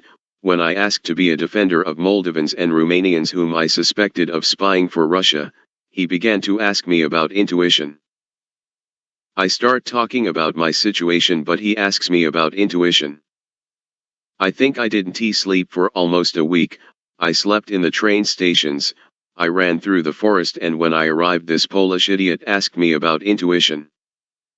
Moreover, they started collaborating with these Moldovans/Romanians who wanted to kill me, and they, the Poles with the Moldovans and the Romanians, to challenge against a person who was a member of Solidarity and who had an enormous role in Poland's accession to NATO. All Agent Bezpieczeństwa Wewnętrznego had to ask some questions to Moldovans and Romanians. Why did you follow him? Who paid you to follow him? What job did you have before you started following him? How much money did you receive and how much money do you have in your account now? Who recruited you? Why did you follow him and not? Why do you avoid meeting him? Poles could solve the problem in 48 hours but they didn't want to. I also want to say that I have never worked for an institution in Moldova or Romania, and I am ready to pass a polygraph test in front of all NATO member states that I was not and I am not an agent/spy. Also that I am in perfect health and that I am not going to commit suicide. If you give power to an idiot, he is a monkey with Kalashnikov. If the Internal Security Agency, Agent Bezpieczeństwa Wewnętrznego, started the investigation, they would have caught the entire Russian intelligence branch in Moldova/Romania. If I were to face these Moldovans/Romanians after 2 hours of questioning, Moldovans/Romanians would be arrested for espionage in favor of Russia. But they did not do this. I had to apply for political asylum again. If you apply for political asylum in a country, they do not have the right to give information from the country of origin where you are. Any collaboration between the country where you applied for asylum and with your country of origin is strictly forbidden. If the country in which you applied for asylum collaborates with the country where you come from, it is called espionage. The Internal Security Agency, Agent Bezpieczeństwa Wewnętrznego, together with the institution dealing with refugee protection, started collaborating with Moldovans and Romanians who wanted to kill me. These two institutions took bribes from Moldovans and Romanians.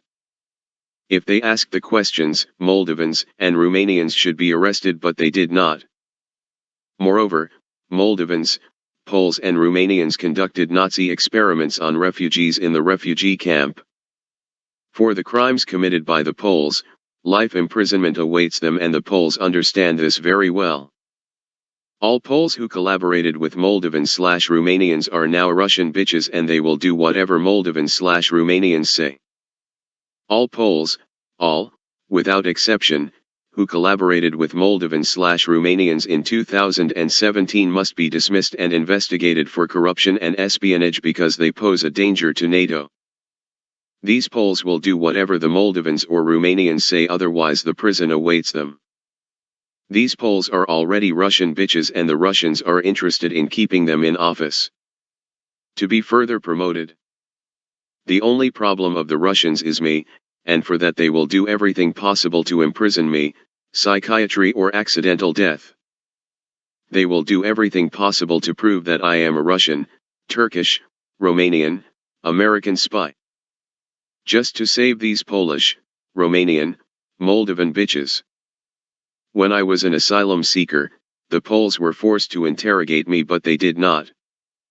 I asked the Poles to send the whole list of Moldovans and Romanians with whom they collaborated to the FBI. It seemed to me that the Poles are the only ones who understand Russia, but they also have their idiots and corrupt people. Since the disintegration of the USSR, Poland's current counterintelligence service is one of the most stupid and corrupt. I don't even hire them as car parkers. In December 2017 I received a negative decision from the Polish authorities to the refugee status I had applied. When I arrived in Iceland, I requested political asylum at the airport. The Icelandic police were very kind to me and I was taken to an asylum center. Icelanders told me directly, "Andrei, in your case are only two solutions. Or you leave voluntarily or we can listen to you, but you will get a negative answer because you are a citizen of the European Union and we will have to deport you to Romania." On my jacket I wrote my first and last name and the link to my blog, and Icelanders also read what my story is. I have a special respect for the Icelandic police for the simple reason that they gave me money for the ticket, as a gift, to leave the country. I left Poland in Iceland for the simple reason that Iceland is not a member of the European Union and my last stay in Poland was a disappointment for me. Starting with the summer of 2017, I consider that the Romanians and Moldovans have lied to the Poles, but after 5 years.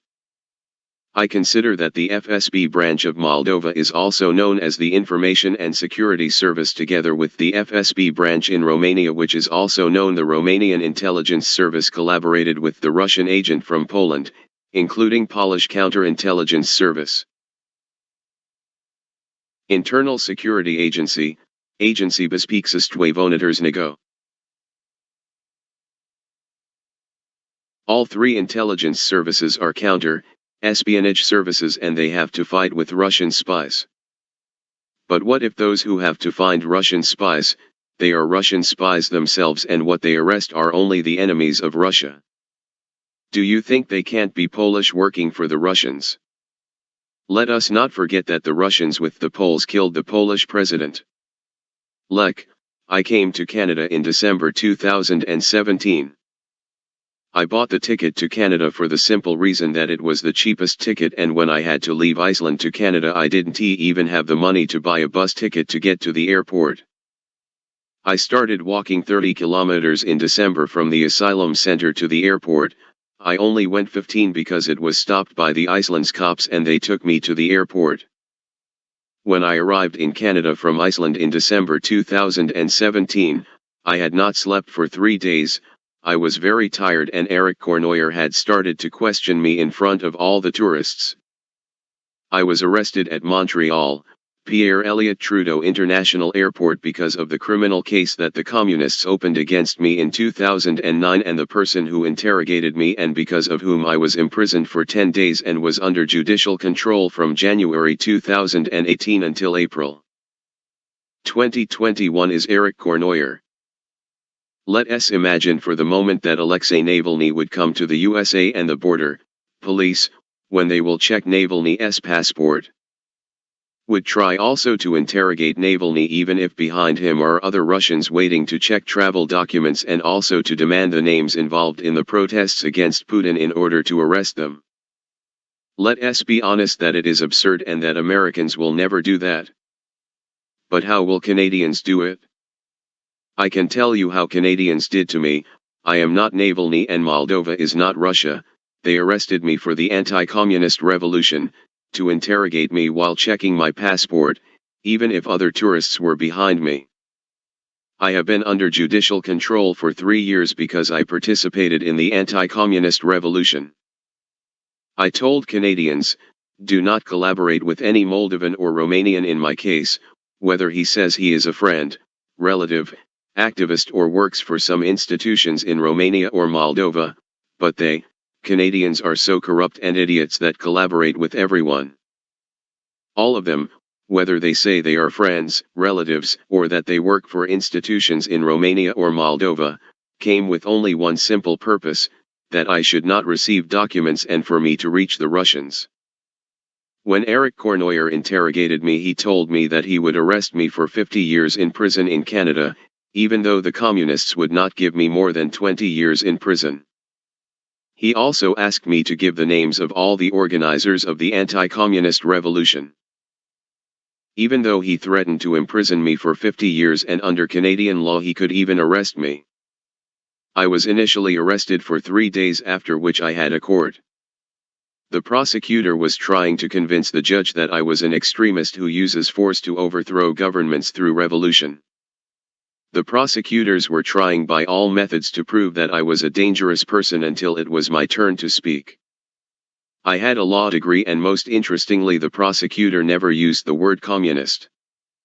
I told the judge that there was a youth protest against communism in Moldova and more than 30,000 young people from Moldova participated, and I obviously could not know the names of all the young people. After which the Canadian judge got nervous and glared at the prosecutor that she started shaking.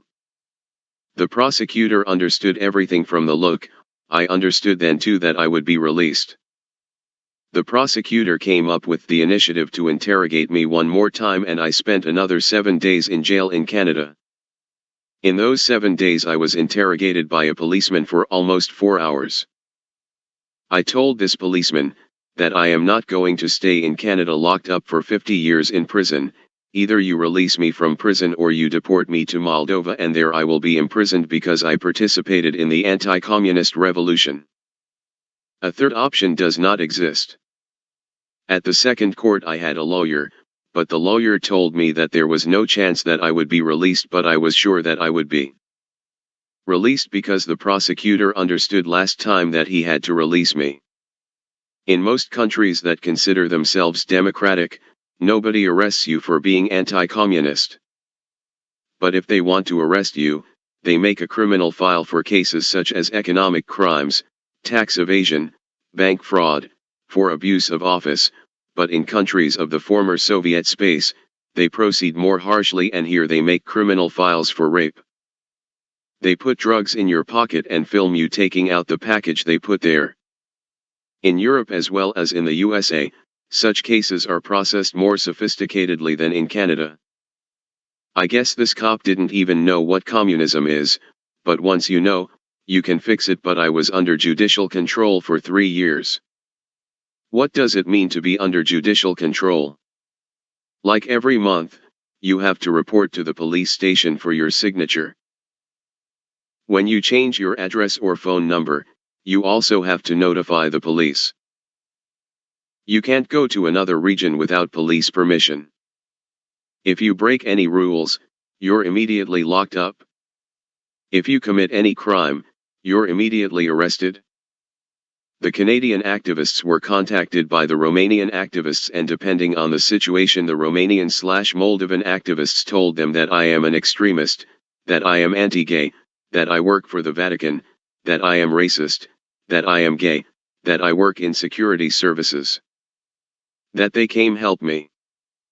The Romanian intelligence services also contacted their Canadian colleagues. I previously said that most of the activists in Romania or Moldova are recruited by intelligence services, and to help the Romanian/Moldovan activists according to the situation, they told them that I am an extremist who uses force to overthrow governments, that I am Russian spy, Turkish spy, Polish spy, in some situations said I am American spy or I work for the Canadian police. Let us talk about activists from Romania. Most organizations in Romania are funded by the Soros philanthropist. Soros was born in Hungary, and Transylvania was once Hungary and now it is part of Romania. Soros organizations in Romania criticize the most vehement acts of corruption committed by the Socialist Party in Romania. It is enough that Soros is an ethnic Hungarian for socialists in Romania, former communists, to blame him. He wants Transylvania to become part of Hungary. There are a lot of Romanian activists who came to Canada to FCK me. I look at some and understand that they don't even know why they came, or that it was lied to by the people who called them. I cannot know all the Soros activists, but I think that some of them have good intentions and simply do not know the realities of Moldova or Romania. I am not a member of any organization and I have not called anyone in Canada. No one has the right to record me or film. Nobody is allowed to speak or to sign on. My name. From January 2018 to September 2019 I received welfare, social assistance. People who do not work receive social assistance. People who receive social assistance cannot do economic activities. Any economic activity is prohibited, it is illegal. Did Canadians know about this? Of course they knew. Because I came to Canada with $40 and because they also give me social assistance. If anyone says he has the permission to register me, call a Canadian cop or a Canadian prosecutor and put me in front of this guy, and ask me. Andrei, you know this guy? He is allowed to register you? Because a person will have to be arrested. I have no right to work and the person registering me will have to be arrested. There are two official languages in Canada, English and French. In Quebec, French is spoken and if you want to find a job you must speak French. I started studying French at the écrivain. And when I signed up for the center I didn't even have the money to pay the tuition fee, $55, and in brown paper also writes the amount I had when I arrived in Canada, $40. It is enough to look at me and see that I look like a homeless and Canadian activists were paid by Romanian/Moldovan activists to register me as if it were a game. The management of the Centre écrivain said that your activity is illegal. But Canadian intelligence has begun to blackmail them like independents. Romanians and Moldovans who provide services for Russians who came to Canada to FCK me they FE'd Canadian activists and the Canadian Intelligence Service like children. The Government of Canada, CSIS, the Canadian Police know that the activity of Moldovan/Romanian activists is illegal but they do nothing. All the Moldovans were Romanian who came to Canada and declared they are my friends, or family members, they must be suspected of espionage in favor of Russia and the individuals in the Romanian secret services who also came to Canada should also be suspected of espionage in favor of Russia. They FCKU, Canadians for the simple reason that I am the only Moldovan who could predict that the Russians will take Crimea. I am the only Moldovan who was able to predict in May 2016 that pro-Russian Igor Dodon will win the elections and that Igor Dodon fears that a revolution in Moldova will not happen again, as in April 2009. You have to ask yourself the question, why are so many Moldovans who want to FCK me? Why are they afraid of me? Many Canadians have been remunerated by Romanians/Moldovans and now they want to deport me from Canada for the simple reason that they have taken illegal actions. If you are going to deport me to Moldova or Romania, I will simply be tortured and killed and the Russians will win again. There is not any game. There are only Romanians and Moldovans working for FSB/GRUSVR. Is all it. Update /November 18, 2019.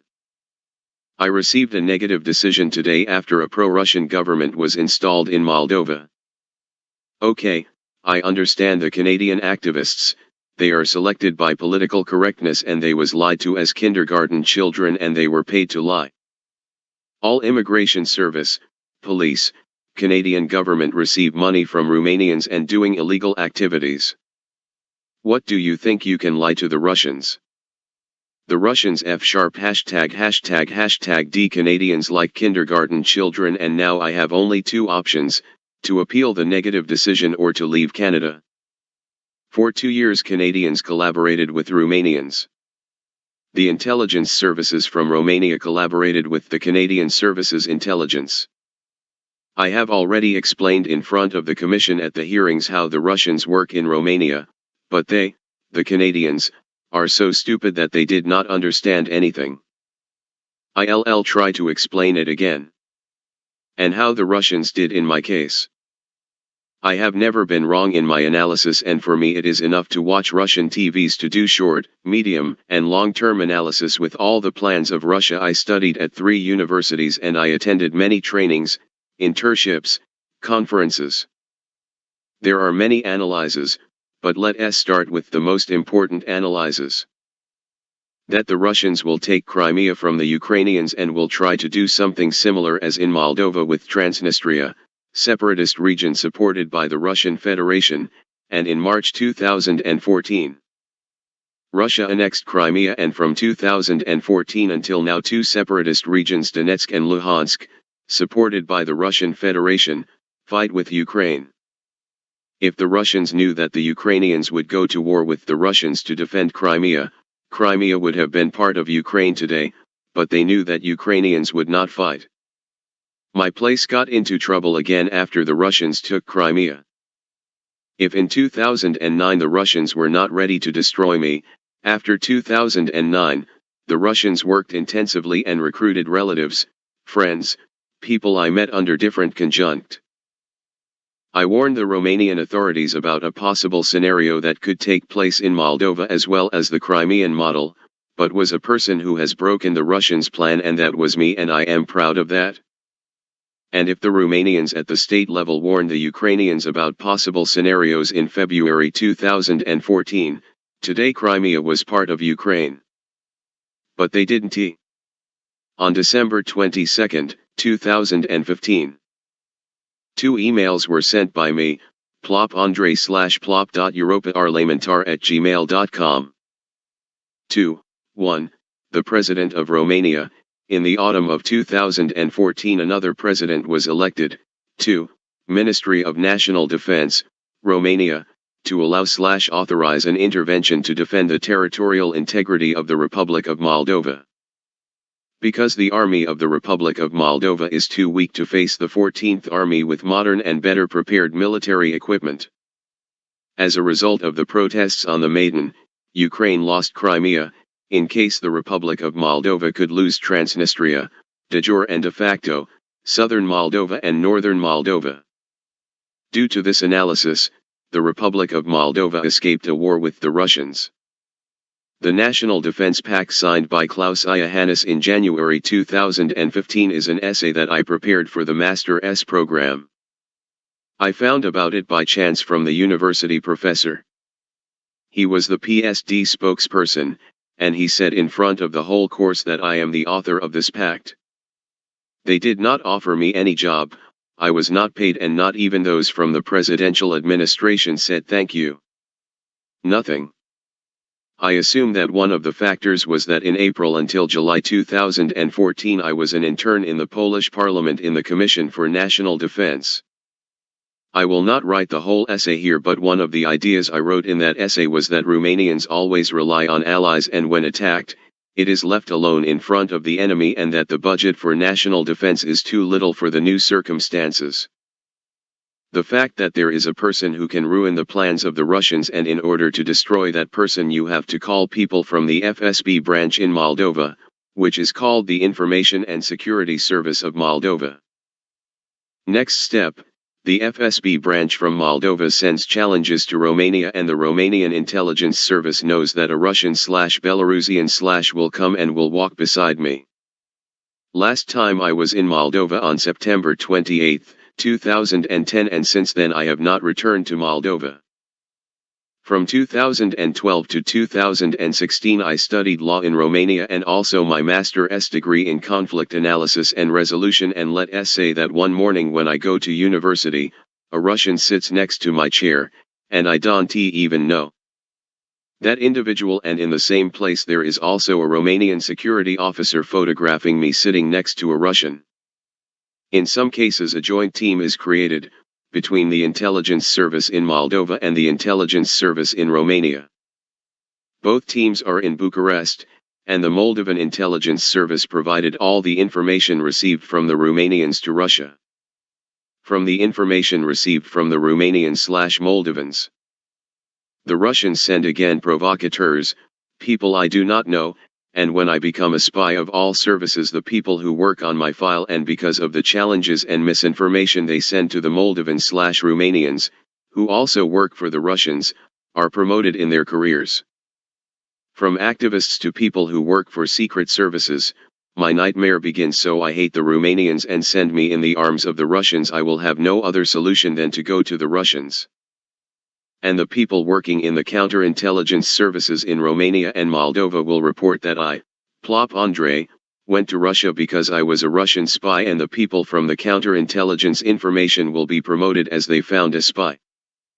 Then I was in the Czech Republic or Poland. The intelligence services in Romania as well as undercover activists try to bring me to Romania. But when I get to Romania, they do everything they can to give me Russians.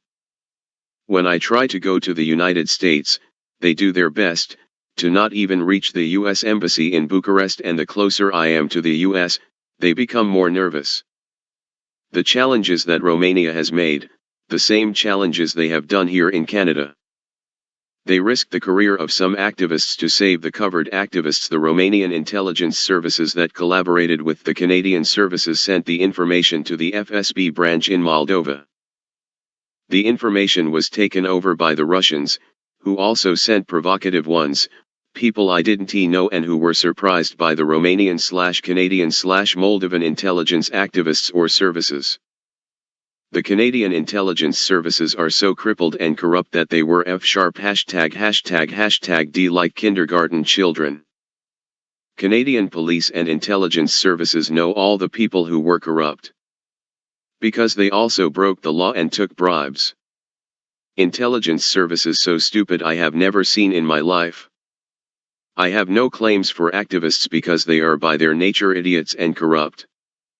As is a football league with a ranking, so there is a ranking of the secret services.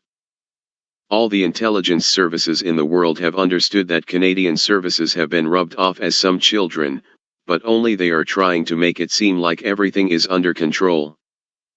The Arab, African, Chinese, Latin community have understood that they, Canadians, have been rubbed off by the Russians.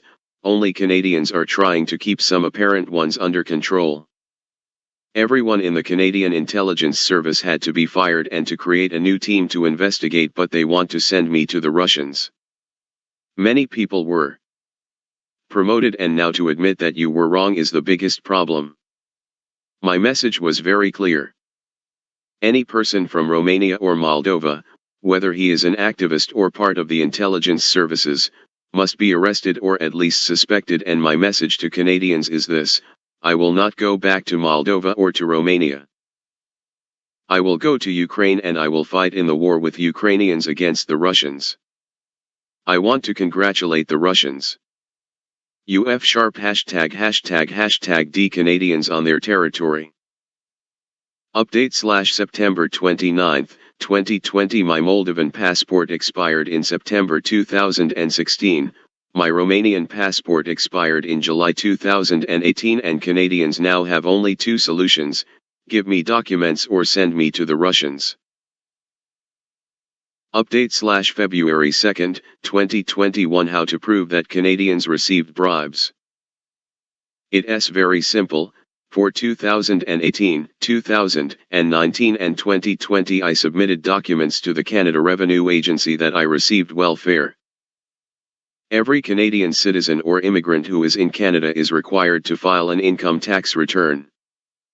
Now all you have to do is check the income tax return of the Canadians who collaborated with Romanians/Moldovans, and these Moldovans/Romanians/ and you must also check the income tax return of these Moldovans/Romanians as well as the documents they submitted for the residence permit. And considering that I have asked for protection from the Canadian state, this means that any collaboration with Romanians/Moldovans is forbidden. This means that Canadians who have collaborated with Romanians/Moldovans should be imprisoned for the rest of their lives.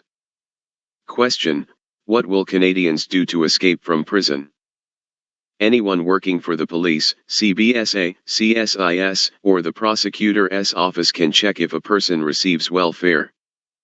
Enter the identification number or social security number of the respective person and it appears in database, address, telephone number, and also if he receives welfare.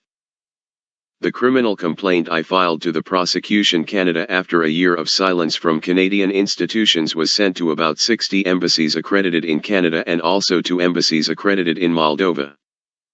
What bothered me the most was that even after filing the criminal complaint and publishing the sequences on the blog, Canadians continued to receive bribes from Moldovans/Romanians. I found at least 8 articles in the Criminal Code of Canada. I am waiting for the hearing date now. Update/February 15, 2021.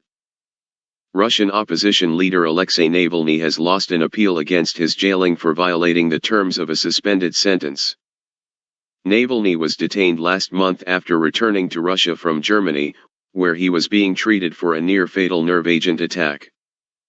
He has blamed Russian President Vladimir Putin for the attack and says the charges against him are fabricated. And there is no country in the world that could put pressure on Russia to release him from prison. The Russians understood that if Navalny was arrested, then Putin's system could destroy everyone. And those who still pose a danger to Putin will simply be destroyed. Russian authorities fear democracy.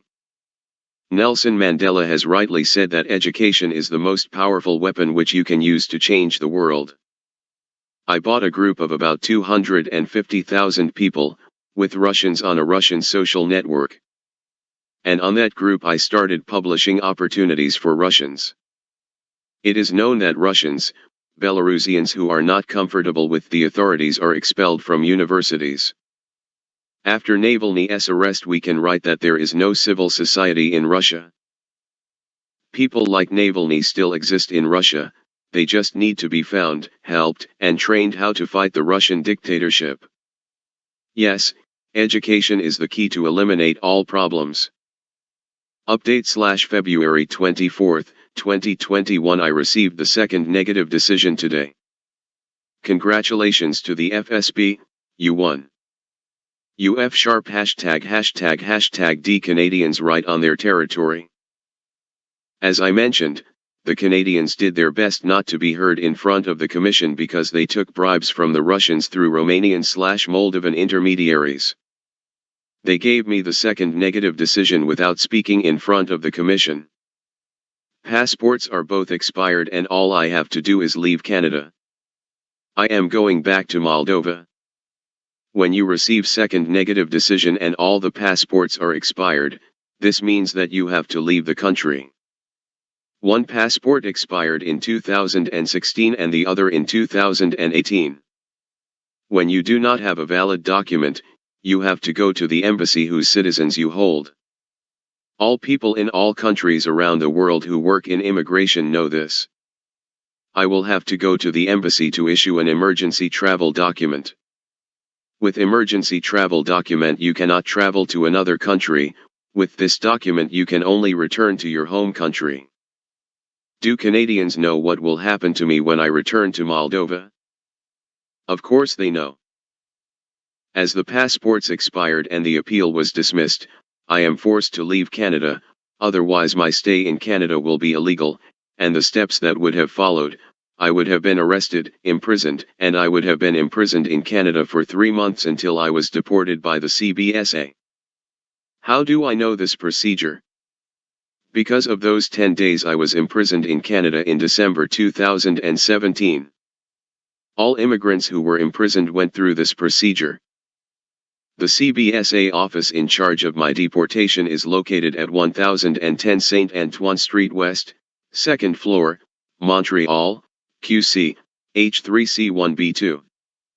In this case, there are only 2 solutions, either go to the embassy to receive an emergency travel document to return to your country of origin or to be imprisoned for 3 months in Canada and then deported with handcuffs. What would you do in this situation? Guess who is the person who was selected by the CBSA to handle my deportation? The same person who put me in jail for 10 days, Eric Cornoyer. I want to remind you that in December 2017 that person worked at Montreal Pierre Elliott Trudeau International Airport and now works at 1010 Saint Antoine Street West, 2nd floor, Montreal. The distance between the airport and the CBSA office on Saint Antoine Street is 17 kilometers. Do you think it's a coincidence? No, he was selected to F***ck me, legally with documents. I will never forget those 10 days I was imprisoned. I also understood that Moldova will never be a member of NATO or a member of the European Union. Why? Because of the corruption and incompetence of those in the West. If they don't believe in their own values, why should I fight for those values?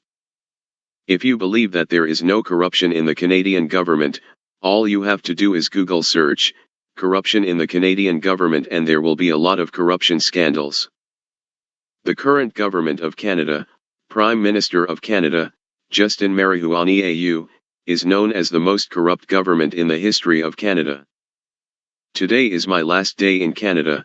I do not return voluntarily but because my appeal was dismissed and I have no choice but to leave Canada. Do Canadians know what will happen to me when I return to Moldova? Of course they know. Because in December 2017 I was arrested at Montreal Pierre Elliott Trudeau International Airport for 10 days because of the criminal case that the Communists opened against me in 2009. From January 2018 until now I am under judicial control in Canada because of the criminal case that was opened to me by the Communists. I haven't been to Moldova for 11 years. I resisted as long as I could. But because of the corruption and incompetence of Canadians, I have to return to Moldova. The criminal complaint I filed to the prosecution Canada after a year of silence from Canadian institutions was sent to about 60 embassies accredited in Canada and also to embassies accredited in Moldova. The only hope for me is for the ambassadors to intervene. Now I am in Moldova. I left Moldova in 2010 and for 11 years I was not in the Republic of Moldova. If in 2010 I was to stay in Moldova, I would either be imprisoned or I would work for the Russians now. The Russians have made an enormous effort to bring me to Moldova and now they will do everything possible for me to stay in Moldova. During all this time I left Moldova, the Russians recruited friends, colleagues from the university, including very close relatives. Now I am in Moldova and most likely they will try to lock me up in prison, in psychiatry, or accidental death in order not to allow me to leave Moldova again. I have never worked for any institution in Moldova or Romania, and I repeat for Polish and Canadian idiots. I have not worked for any institution in Moldova or Romania and I have never worked for any security institution. I have not been to the Republic of Moldova for 11 years and the only thing that could arrest me in Moldova is the file that was opened to me by the Communists for the events of April 7, 2009. If they open a criminal case for April 7, 2009, and I am imprisoned, that means I will become a political prisoner. And I have been to several countries, and my situation is known to the whole of Europe. Which the Russians will avoid doing, but will try to open an economic criminal case. As I have not been in Moldova for 11 years and now I avoid working for any institution in Moldova, they will try to ask for help from their agency in countries where I have been. For example, the Russians turned to the Georgian oligarch, who had shares in Gazprom, to open a criminal case against me, and for that there must be an agreement between Moldova and Georgia. If after 20 years of American military presence in Afghanistan they have demonstrated zero analytical ability, why do you think they are more professional in Eastern Europe? If you want to understand the incompetence of the intelligence services, you must read the book Legacy of Ashes, The History of the CIA, Weiner, Tim. How stupid they were and were fooled. Even if they have high-performance technology, they are always stupid in analysis. In Moldova the Russians have become more sophisticated and many Russian projects are funded by the Americans.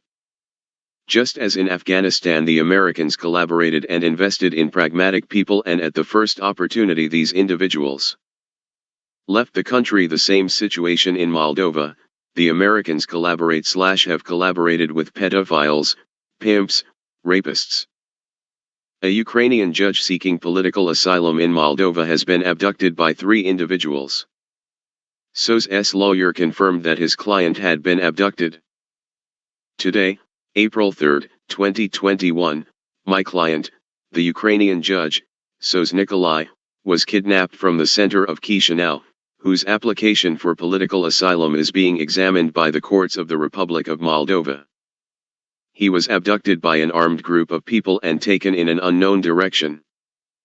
The intelligence services of Moldova and Ukraine were involved in this abduction with the consent of the President of the Republic of Moldova and the President of Ukraine, Maia Sandu and Volodymyr Zelensky. And cars with diplomatic numbers of the Ukrainian embassy in Chisinau were used to cross the border without control. Initially, the judge said that he was abducted and there is a video of him being abducted from Chisinau, but then he changed his statements. There are many ways to persuade a person to change their statements. No one from Moldova has been arrested, will probably be investigated after the current president/government loses power. I think that corruption is a common thing for Moldova and Ukraine. There are very few honest judges and prosecutors in Moldova, at least I have not heard of any honest and fair prosecutor in Moldova. Maybe they exist, but I have not heard that there are such people in Moldova. Every time the leadership changed in the Republic of Moldova, every time the new power tried to ride the General Prosecutor's office and the intelligence services, and the fight against corruption was nothing more than the imprisonment of adversaries/enemies. Prosecutors and judges are very rich because of the bribes they have received, and most of them are very easy to handle and make decisions that the power or the intelligence services want. Because most of them have a file involved in corruption cases, but they are not prosecuted, because the system needs them to make the decisions that the people in the system need. Most of them cannot justify their wealth, and some of them write their fortunes to their parents or relatives, and National Integrity Agency could arrest most Moldovan prosecutors, politicians, judges. Update/December 31, 2021. The fight for democracy. Free all political prisoners. After the arrest of Alexei Navalny, I created the site oppositionfree.com. After the arrest of Roman Protasevich, I created the site freeproda.com. I also bought 2 Telegram groups, with most of them being from the Russian Federation, and I also bought a group on a Russian social network with over 240,000 Russians, and I have 2 more groups on the same Russian social network, one of 24,000 Russians and the other only over 3,000 Russians. Mikhail Saakashvili was also arrested in 2021. 2021 was a miserable year for democracy. In the EU and the US, the national interest takes precedence over fundamental human rights, because if EU and US officials wanted these democracy fighters, they would be free. With my limited resources, I did something. But what did the officials who have the power? If the Russian opposition had been supported by the West, could have been prevented a war in Ukraine today? Yes, it could. Because in February 2014 I made the analysis that the Russians will take Crimea. It could have been prevented that the Russians will attack Ukraine in a total war in 2022, and that thousands of Ukrainian murders and millions of Ukrainian refugees in Europe could have been avoided. Yes, the war could have been avoided if the necessary steps were taken, because I wrote in my master's thesis about the independence of the separatist republics in Ukraine and about a Russian war on a large scale in Ukraine. If the Russian opposition had been supported by the West, would there still be a war in Ukraine today?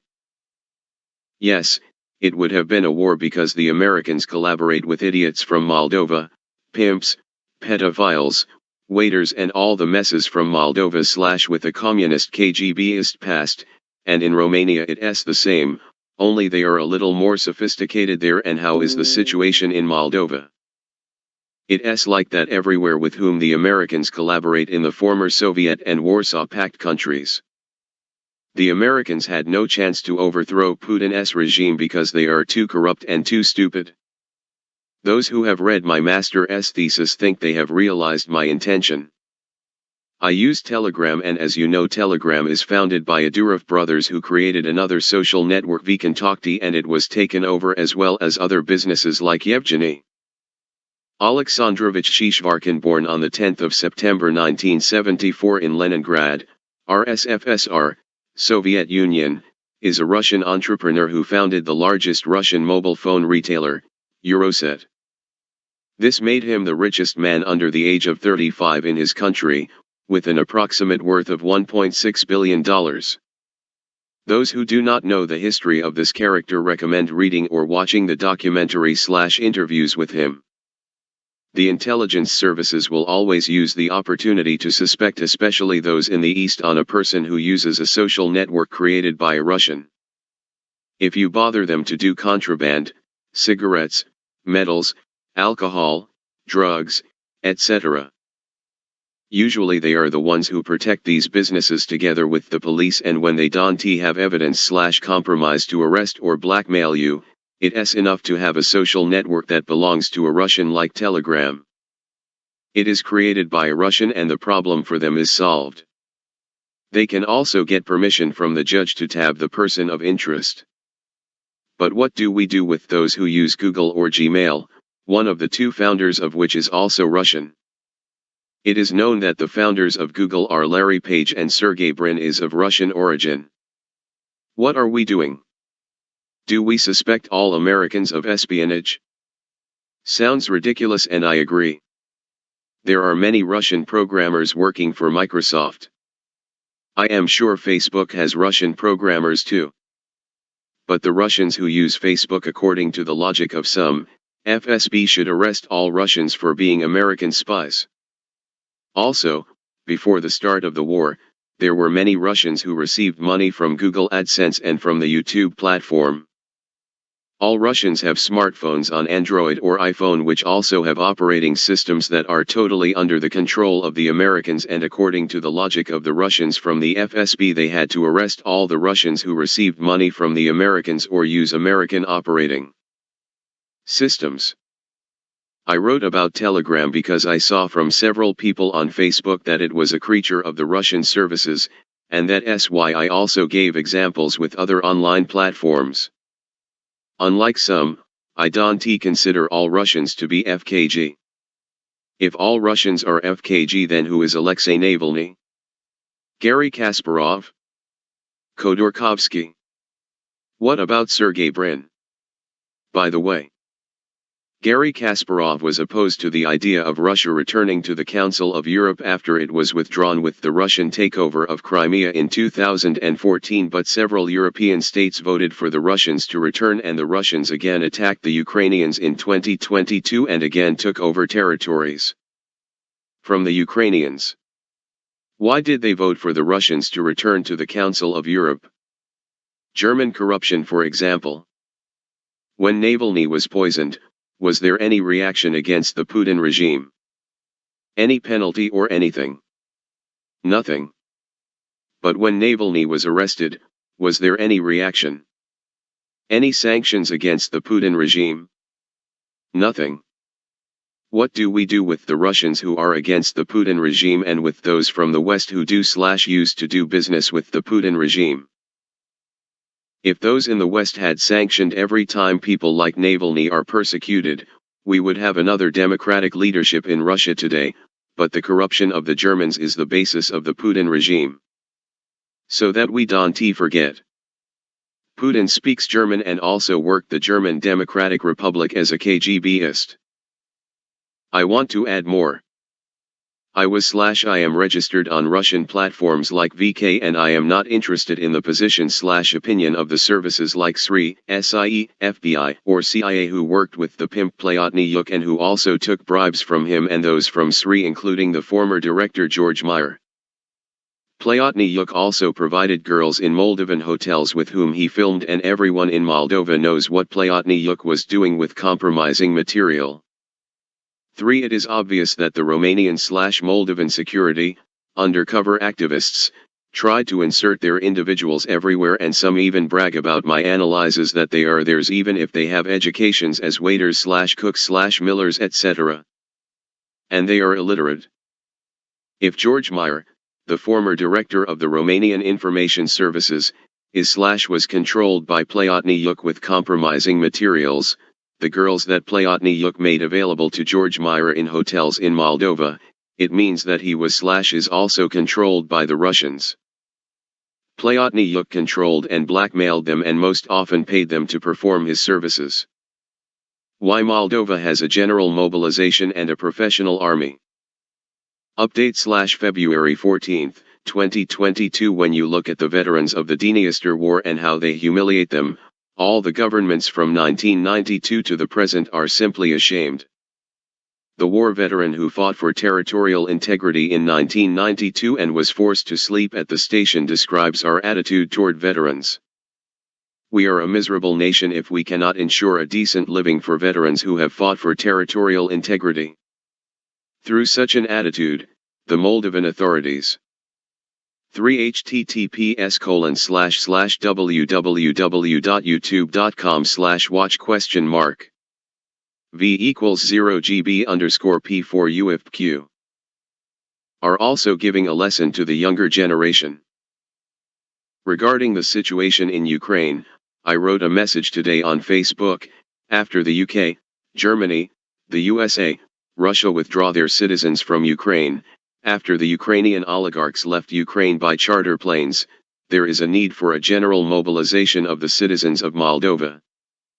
I would volunteer for the Moldovan army, only if Popescu, Brian, and Stefan Tibuliak are dismissed. Tibuliak won without participating in the contest organized by the presidency. In the position of head of the Service of the Supreme Security Council, and to be replaced by Moldovan soldiers who participated in NATO military operations in Iraq. I am a citizen of Moldova and I love my country, but I do not want people who came to office as a result of political intrigues to tell me what to do. I am curious if those who shout from morning till night that they are Romanians would join as volunteers in the fight against Russia, who want to attack the territorial integrity of Ukraine or Moldova. The situation in the Army of the Republic of Moldova is simply disastrous. When you don't have a decent salary, a decent pension, you understand that everything on which the Moldovan army is based is the patriotism of the Moldovan military for this country. If the Russians invade Ukraine and get close to the Dniester, who do you think will be the first to flee the country? Obviously, those who stole Moldova and have bank accounts abroad. The same thing is happening in Ukraine. I am ready to take risks for this country, but I want to be led by Moldovan soldiers who participated in NATO military operations. I do not want the Minister of Foreign Affairs, who jumps like a goat in front of Lavrov, to lead one of the most important ministries in the government of the Republic of Moldova during the war with the Russians. Nicu Popescu holds a degree in political science, international relations, Moscow State University of International Relations, Russia, 1998 to 2002. Or this individual like Tibuliak, and I don't even have to say anything about Brian because everything is known about him. Usually when it comes to taking money from one side and putting it in another, the salaries of teachers, doctors, and other socially vulnerable groups are cut. We are in a war situation and Moldova has only two solutions: to borrow from the outside or to amnesty the people who stole from Moldova's budget only on condition that they make voluntary donations so that the Moldovan government can buy weapons and so that the Moldovan military together with their partners from NATO member countries can train an army in record time. Let's say for a moment that the Russians will not invade Ukraine. Is there a need for such a professional army? Yes. Regardless of any scenario, the Republic of Moldova needs a professional army.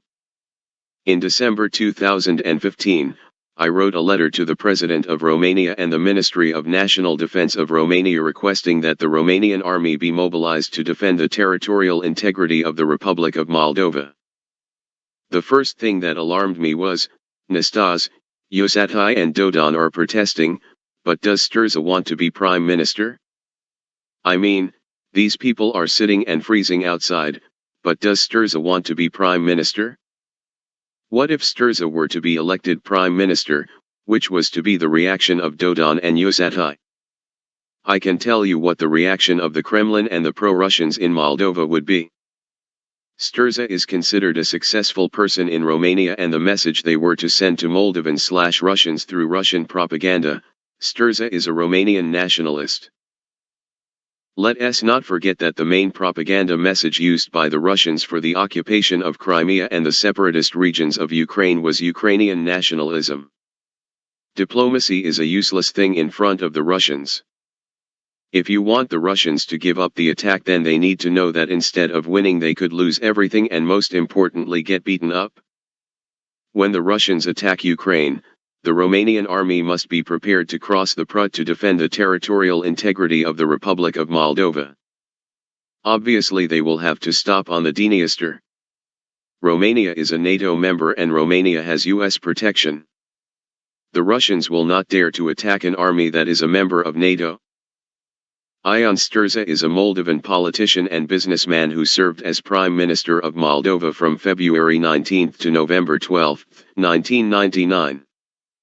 In 1999, Chertoka Nicolae was advisor to the Prime Minister of the Republic of Moldova, Ion Sturza. Did Ion Sturza know that Nicolae Chertoka was one of the 47 Russian spies from the USSR embassy in Paris who were expelled from France in 1983? Of course Ion Sturza knew about this.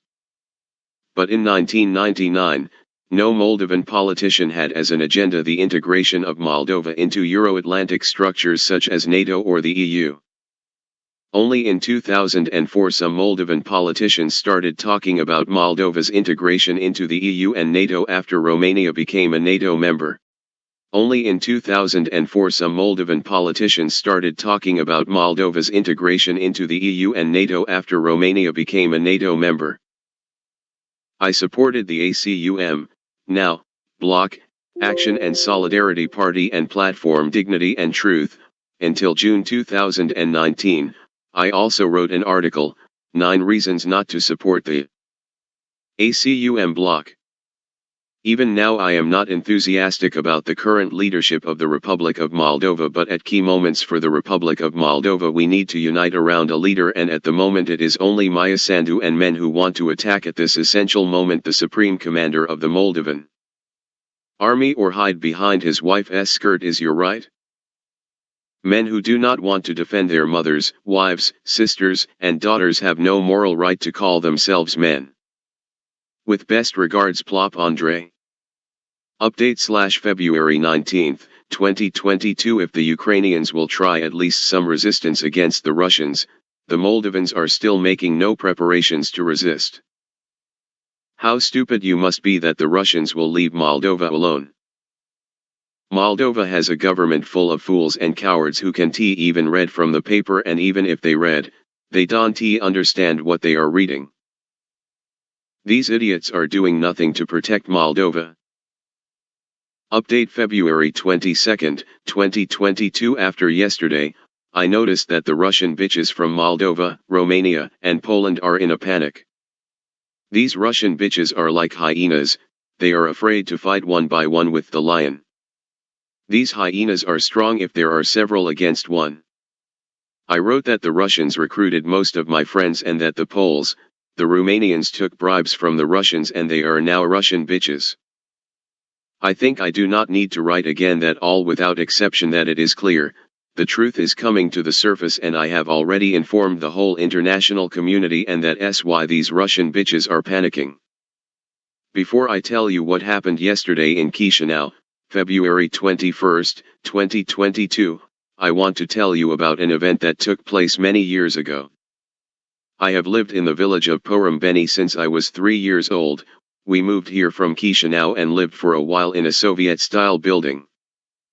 When we were kids we didn't have the technologies that today's kids have, and one of our traditions was to get together at the horizontal bar, also called the high bar, and next to the horizontal bar there was a field where we played football. Church is being built here today. Even though I later moved into the house, I still kept the tradition at that time. It was around 2005 when I met a person who was practicing Taekwondo. He was a person who moved to Porumbeni from another village. Also in 2005 I started practicing Taekwondo. Igor Mokino trained in Taekwondo for the 2nd year and I just started. I started practicing Taekwondo in Chisinau, where it is 12 kilometers from the village of Porumbeni. In October or November 2005, on a Friday, we, Igor Mokino and I, were returning from Taekwondo training and we decided to stop at the bar/cafe in Varzari. We were sitting at one table and 3 people were sitting at another table. One of these three was a former classmate of Igor's from the school in Craiova where Igor studied, but because Igor was hit in the head with chair from Vadim Mustida, Igor's parents decided to transfer him to the school in Magdasesti. The fact that he was humiliated at school left him with complexes for the rest of his life. Vadim and two of his friends went out and were waiting for us. They had something to fix and we all came to the conclusion that they are fighting with each other, Igor Mokina with Vadim, but no one needs to get involved. They started fighting but tutor son Gurov, Fagia, began to beat Igor. I also intervened and I was fighting with this tutor and there was another gypsy, third person, who was starting fight with me. Igor fought with Vadim even though they were the same size and I was fighting tutor and the gypsy even though they were both taller than me by a head. These two individuals I was fighting with received blows from me, but I also received blows. I was fighting these two individuals on one side and Igor and Vadim on the other side. At which Igor Mokinu ran away and left me alone against three people. I saw him run away and leave me alone. If he didn't run away, we would beat them all three. I managed to escape for myself, I had no choice. He left me alone and ran away. Igor ran home to his house. I think the distance between the bar/cafe and the Soviet-style building where he lived was a distance of 950 meters. Igor Mokinu returned with his father to the bar in Varsary, but when they arrived no one was there, and if I weren't there to escape, until Igor and his father arrived I was going to be with broken ribs, a broken nose, a broken head. I returned home and took the knife and I wanted to go to the ravine that separates the village of Porembeni with Craiova because Vadim was from Craiova and they usually went to the disco in Magdasesti on Friday. My mother and sister stopped me. I think after an hour when everything was quiet, Igor and his father came to my house. He apologized then. The next week, in Monday, after the weekend, tutor son Gurov came with a faded eye at school and all his friends asked him, from whom he has a bruised eye? Igor Mokina was so poor that when he married with Iulia in 2009/2010 he could not even have a wedding. He only registered the marriage with the official authorities without even inviting relatives or close friends. Iulia had to marry him just because she got pregnant.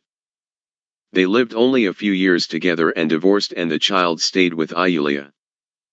Weddings in Moldova are very big and usually those who organize the wedding take out all the money they spent for the wedding and there is still money left for the honeymoon and some usually buy cars or save money for the apartment.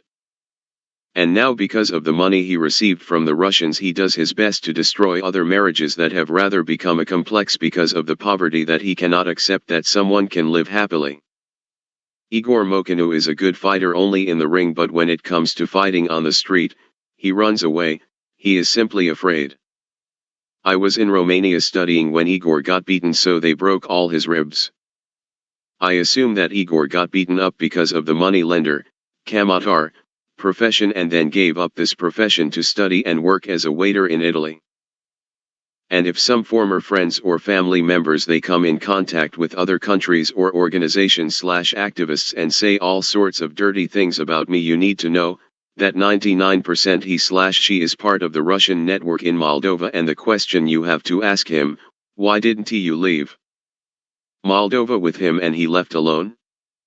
I did not return to Moldova for 11 years and even if they left, they would go to rest or work and return to Moldova, but they would never be forced to be persecuted by the Russian network in Moldova. In 2016, when I was studying in Romania at the law school and at the Master's program in Analysis and Conflict Resolution, and Igor Mokinu studied as a waiter in Italy, he also worked as a waiter. I remember exactly that moment. I was in a laundry, buanderie, it was close to the Krangasi subway, and I was talking to Igor on Skype and I said to him, wait a minute to get the clothes out of the washing machine, and the headphones stayed in my ears. And he was talking to a girl without realizing that I was still listening.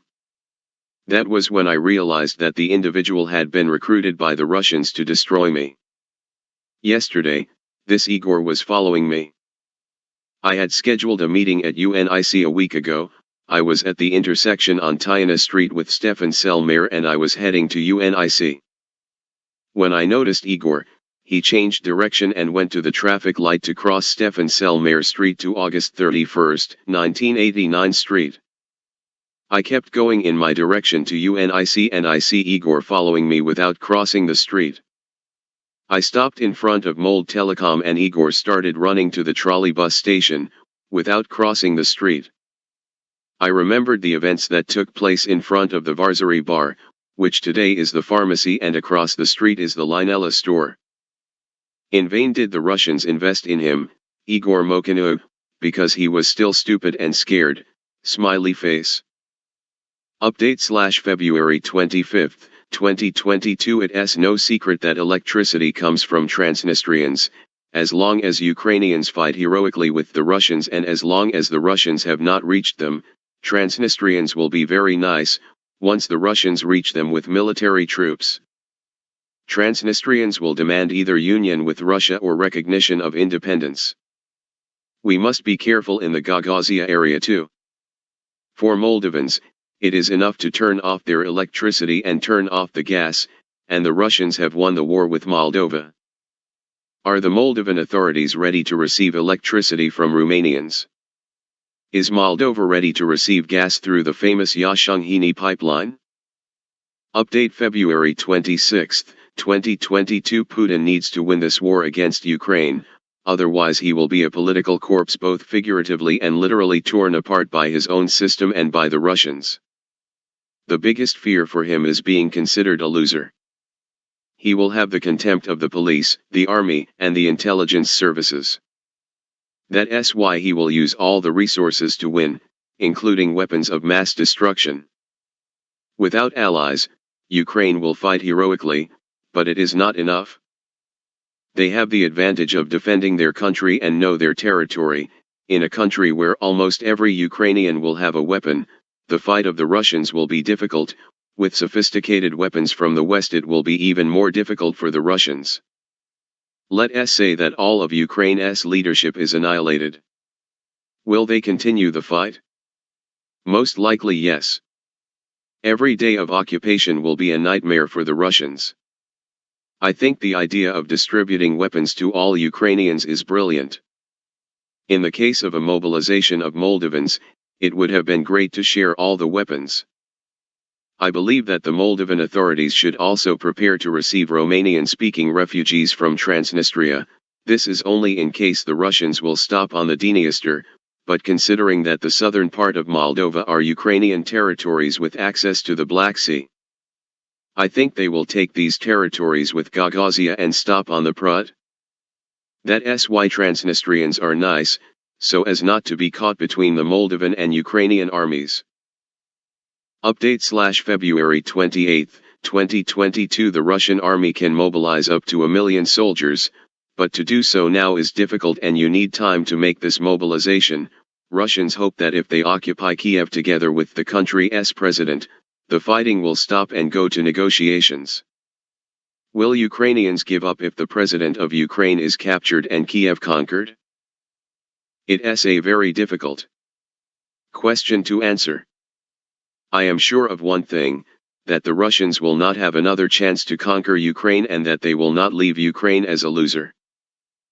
They want to conquer Kiev as soon as possible, and the president must retreat to another city in western Kiev to continue the fighting. The Russians also need time to mobilize new resources. They have a problem. Western technology is far superior to Russian technology, but even with the military technology that the Russians have, they can destroy entire cities in Ukraine. Are Ukrainians ready to pay such a price? Ukrainian soldiers are prepared for such a price, but not Ukrainian politicians. The Russians want to reach the Dniester, and for that it is necessary to capture the president of Ukraine and conquer Kiev. They will try to bring their people to the helm of Ukraine. They will try to bring their people to the helm of Ukraine, and Ukrainian nationalists will be destroyed/arrested by the FSB. Some nationalists will flee to EU countries. NATO cannot get involved in this conflict, but they will most likely send volunteers to the Ukrainian Legion. Guerrilla warfare will be more possible in cities, but due to new technologies it will be harder to fight on the plains, even in the mountains. The Russians have the experience of fighting in the mountains with partisan Chechens. Eventually everyone will be found, they will take over the families of the partisans and they will simply destroy them. The Russians will forgive Putin if he brings them victory. If he loses, he will simply be destroyed. Putin is now playing his career and life. If he wins, he survives; if he loses, he is arrested or killed, so he will use any method to win. It is possible that Kiev will liberate the separatist regions. They could do that too. The Russians will not have another chance to win Ukraine. Unlike Georgia, which also fought the Russians heroically, Ukraine's advantage is that they are neighbors of NATO and EU member states, and the chances of becoming members of these structures are very high. If Ukraine wins the war with Russia, no NATO or EU member state will oppose Ukraine becoming a member of these structures. Ukrainians are sympathetic to everyone because of their fighting spirit against the Russians. The morale of the Ukrainian soldiers is much higher than that of the Russians. When the Russians defend their country, they also have a high fighting morale, but now they are invaders. I want to continue to insist on creating a professional army of the Republic of Moldova as soon as possible. We need at least 50,000 professional soldiers from the Republic of Moldova. We are a neutral country like Switzerland, but Switzerland has a professional army and is considered one of the most powerful armies in the world. The fact that we are a neutral country does not mean that we cannot have a professional army. Every Moldovan has seen what is happening in Ukraine, and the fact that the Russians have not yet reached the Dniester is due to the Ukrainian military. There is no Moldovan citizen who will oppose the salary increase of 5 or 10 times for the Moldovan military. If we do not feed our army, then we will feed an occupation army. I believe that all private security companies in the Republic of Moldova should be transferred to the administration of the Ministry of Defense of Moldova, and also Moldovan police officers should be given instruction/training with military technology. I also ask that the state institutions of the Republic of Moldova ask the development partners of the Republic of Moldova to receive donations in the form of money/technology as soon as possible. It's just a matter of time before the Russians attack Moldova. Neither the Republic of Moldova, nor Ukraine, nor Georgia can become a member of NATO or the EU, and those who sign such petitions are demagogues. You can't become a NATO or EU member when you have occupation troops and separatist zones. You have to be a fool or a Russian diversionist to come up with such statements. In the case of Ukraine, it is clear that they are at war with the Russians. In the case of Georgia and Moldova, you must do the following to become a NATO or EU member: to renounce the separatist territories and recognize their independence. Ms. Maya Sandu, I want Moldova to be a member of the EU and NATO, but in addition to political PR with such statements, you put gas on the fire. We are waiting for the moment. I am trying to explain Putin's next steps, and that doesn't mean I am on the side of the Russians. From my point of view, the Russians only simulate these peace treaties that take place in Belarus. They usually demand a ceasefire in order to rearm and remobilize and never keep their promises. Putin will have no other chance to stop Ukraine, and in my view it was Volodymyr Alexandrovich Zelensky's mistake to sign the application for Ukraine to become an EU member. You can't become an EU member when you have occupation troops in your territory. I, Plop Andrei, want Ukraine to be a member of NATO and the EU, and I wrote about it, but now Putin will justify his gesture in front of his generals. You see, the Ukrainians want to join the EU and I was right. We will not have another chance to conquer Ukraine. You see that all NATO members are arming the Ukrainians, and if we leave Ukraine now, it will become a NATO member.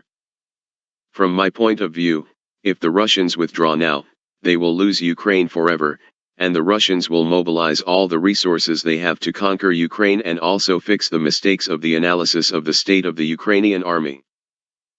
Update/March 1, 2022. You can be an expert on the ex-Soviet space without being able to speak Russian. You can be an expert on Arabic if you don't speak Arabic. The same is the case with China. The fact that some people across the prut know history very well, that doesn't mean you can consider yourself an analyst. In Romania there is only one person who understands the position of Russia, and that is Armand Gosu. The rest of the people are good historians or kitchen analysts. I beg to be spared the banal comments from the brethren across the prut. We all have the right to an opinion, but spare me to have an even greater contempt for analysts in Romania on the ex-Soviet space. Congratulations to the Americans for helping Moldovans, some pro-Russians, win the Moldovan leadership to get rid of other Moldovans, also pro-Russians. They intentionally do nothing to defend Moldova and to surrender Moldova to the Russians without any fighting. They intentionally do nothing to defend Moldova and to surrender Moldova to the Russians without any fighting. Those from the Moldovan government don't even try to say that, we didn't know.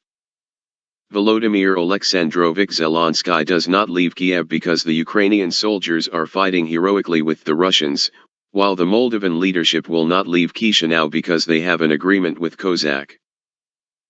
Update/March 2, 2022. I want to remind you that on February 14 I wrote an article in which I wrote that we need a general mobilization and a professional army.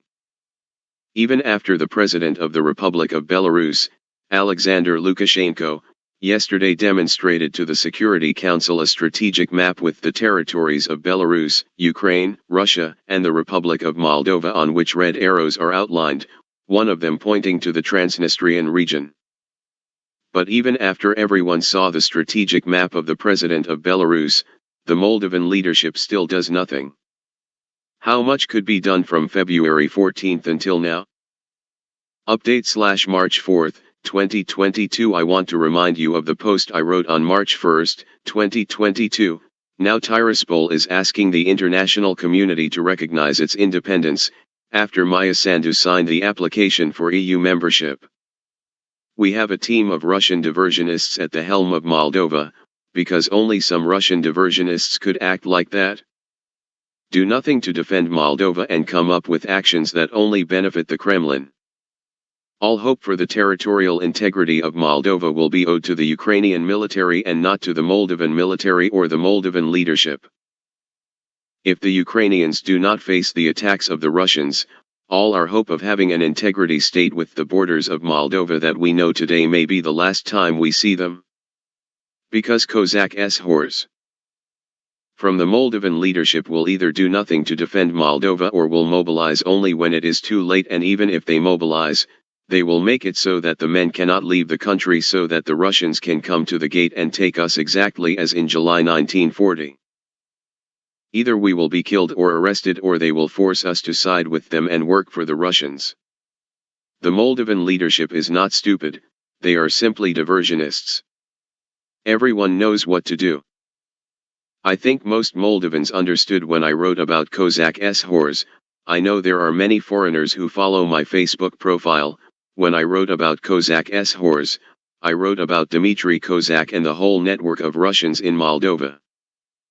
Update/March 6, 2022. Plop Andrei. I want to mention that there is no mobilization in Moldova at the moment, and the article Update/Why Moldova has a general mobilization and a professional army is a personal analysis and a recommendation for the authorities of the Republic of Moldova. I was right when I wrote that the Moldovan authorities will not mobilize or it will be too late. Moldova's territorial integrity depends on the Ukrainian military. Also, the Moldovan authorities come only with populist actions that benefit the Kremlin. Update/March 8, 2022. Georgians who arrested Mikhail Saakashvili are demanding that Georgia become a member of the European Union. Even though all EU and US officials consider him a reformer of Georgia and the politician who most wanted Georgia to become a member of NATO and the EU. Due to the activity of this reformer, the generation of Misha appeared who wants an integration in the Euro-Atlantic structures, and almost all Georgians do not want to speak Russian. Georgians also have their own oligarch, a kind of Playotny yuk, but unlike Playotny yuk, the Georgian oligarch did not have a pimp career. The Georgian oligarch has a higher education and Playotny yuk has a purchased diploma. The Georgian oligarch had shares in Gazprom and was supported by the Russian Federation to bring Mikhail Saakashvili's team out of power. The position of the Minister of Foreign Affairs of Ukraine that the applications for accession of Ukraine, Moldova, and Georgia to the EU to be analyzed separately has a logic in addition to those stated by Kulba. If Russia attacked Moldova or Georgia, none of them would resist the Russian army because of the governments of these countries. Even if the people of these countries are ready to fight. Regardless of who comes to lead Georgia, the de facto leader remains the Georgian oligarch, but in Moldova the situation has changed, but we see that Igor Dodon, Zhinota Gresianii are still free. Let us not forget that Maya Sandu worked in the Ministry of Economy and her bosses were even Igor Dodon and Zhinota Gresianii, former communists. What is the Republic of Moldova doing to defend itself? Nothing. That's the answer, and if someone instigates the war, they might even end up with a criminal case. To be clear, I do not instigate war, but I want my country to have at least one defense plan.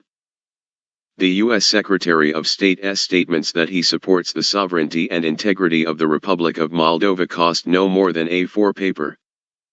It is also our fault, of the citizens of the Republic of Moldova, because we chose leaders who wanted to sit with their asses on two seats at once and with the Russians and the Americans and to receive benefits from both sides for their own benefit and not the population.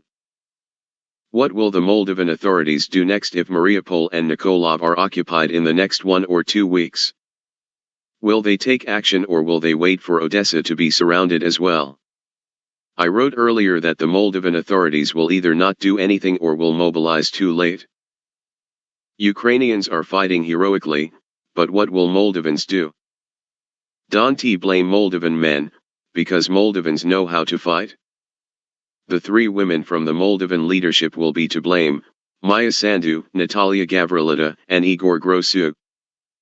To which are added to the list Popescu, Risian, Tibuliak and other useful idiots who must be included in a list of either traitors or incompetents.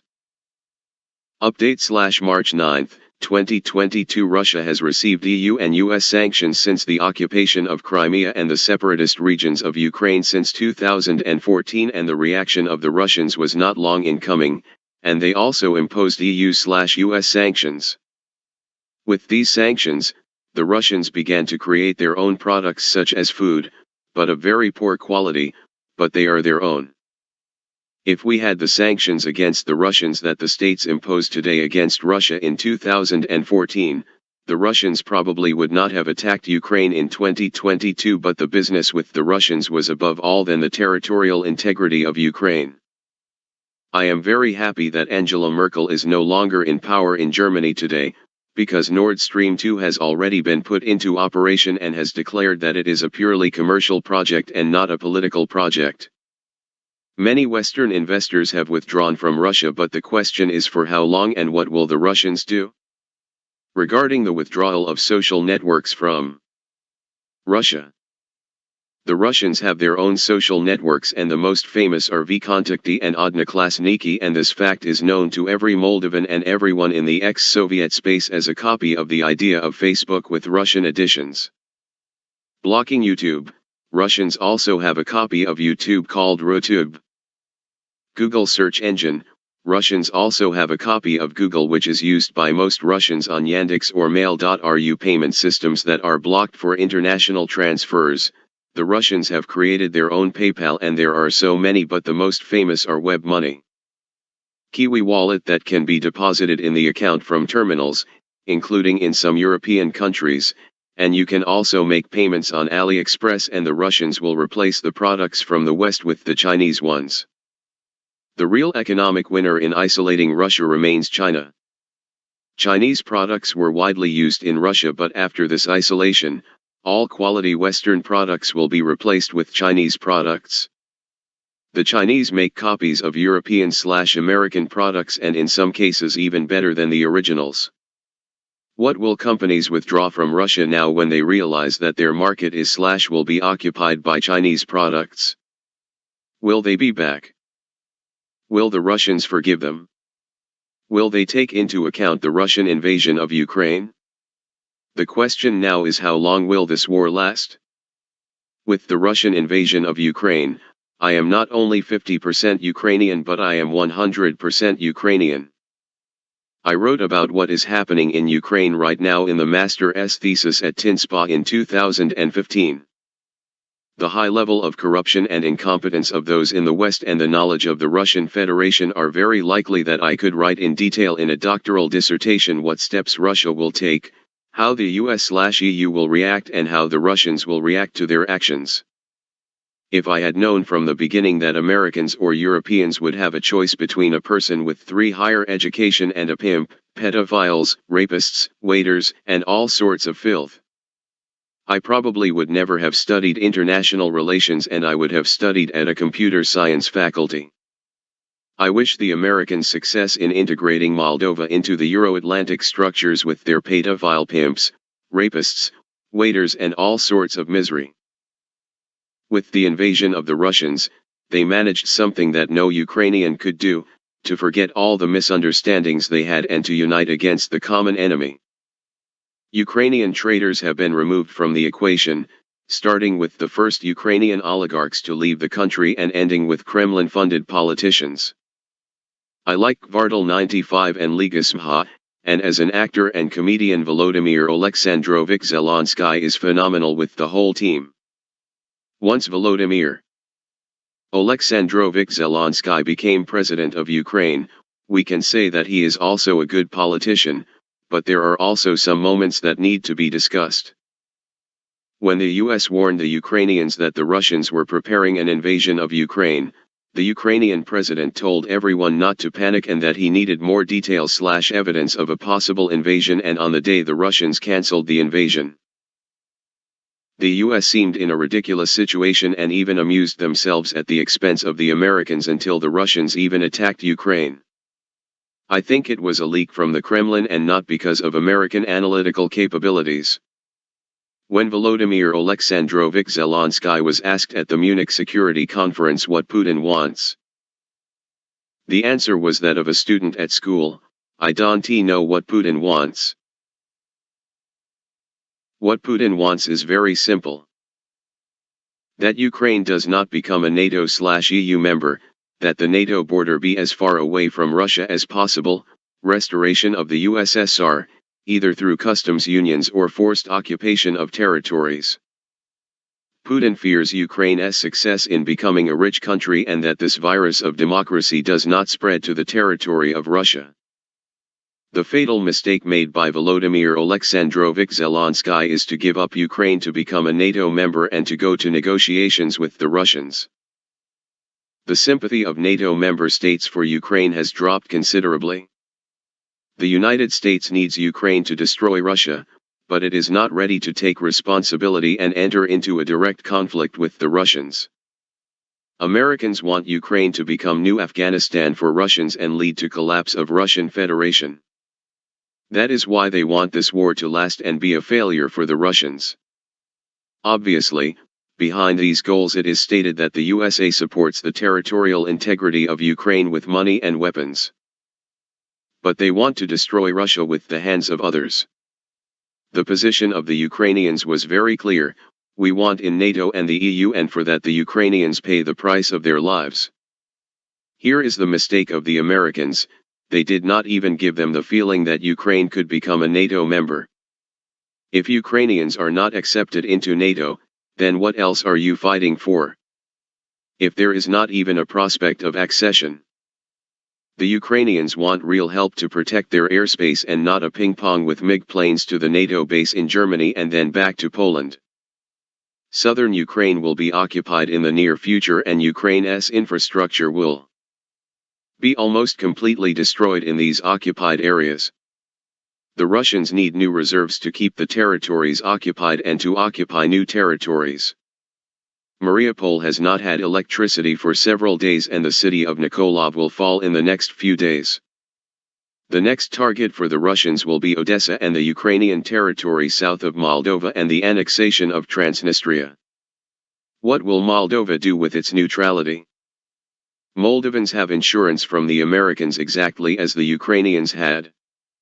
American pragmatism will make Moldova be used in its own interest to destroy Russia, and we Moldovans will be just one piece on the American chessboard.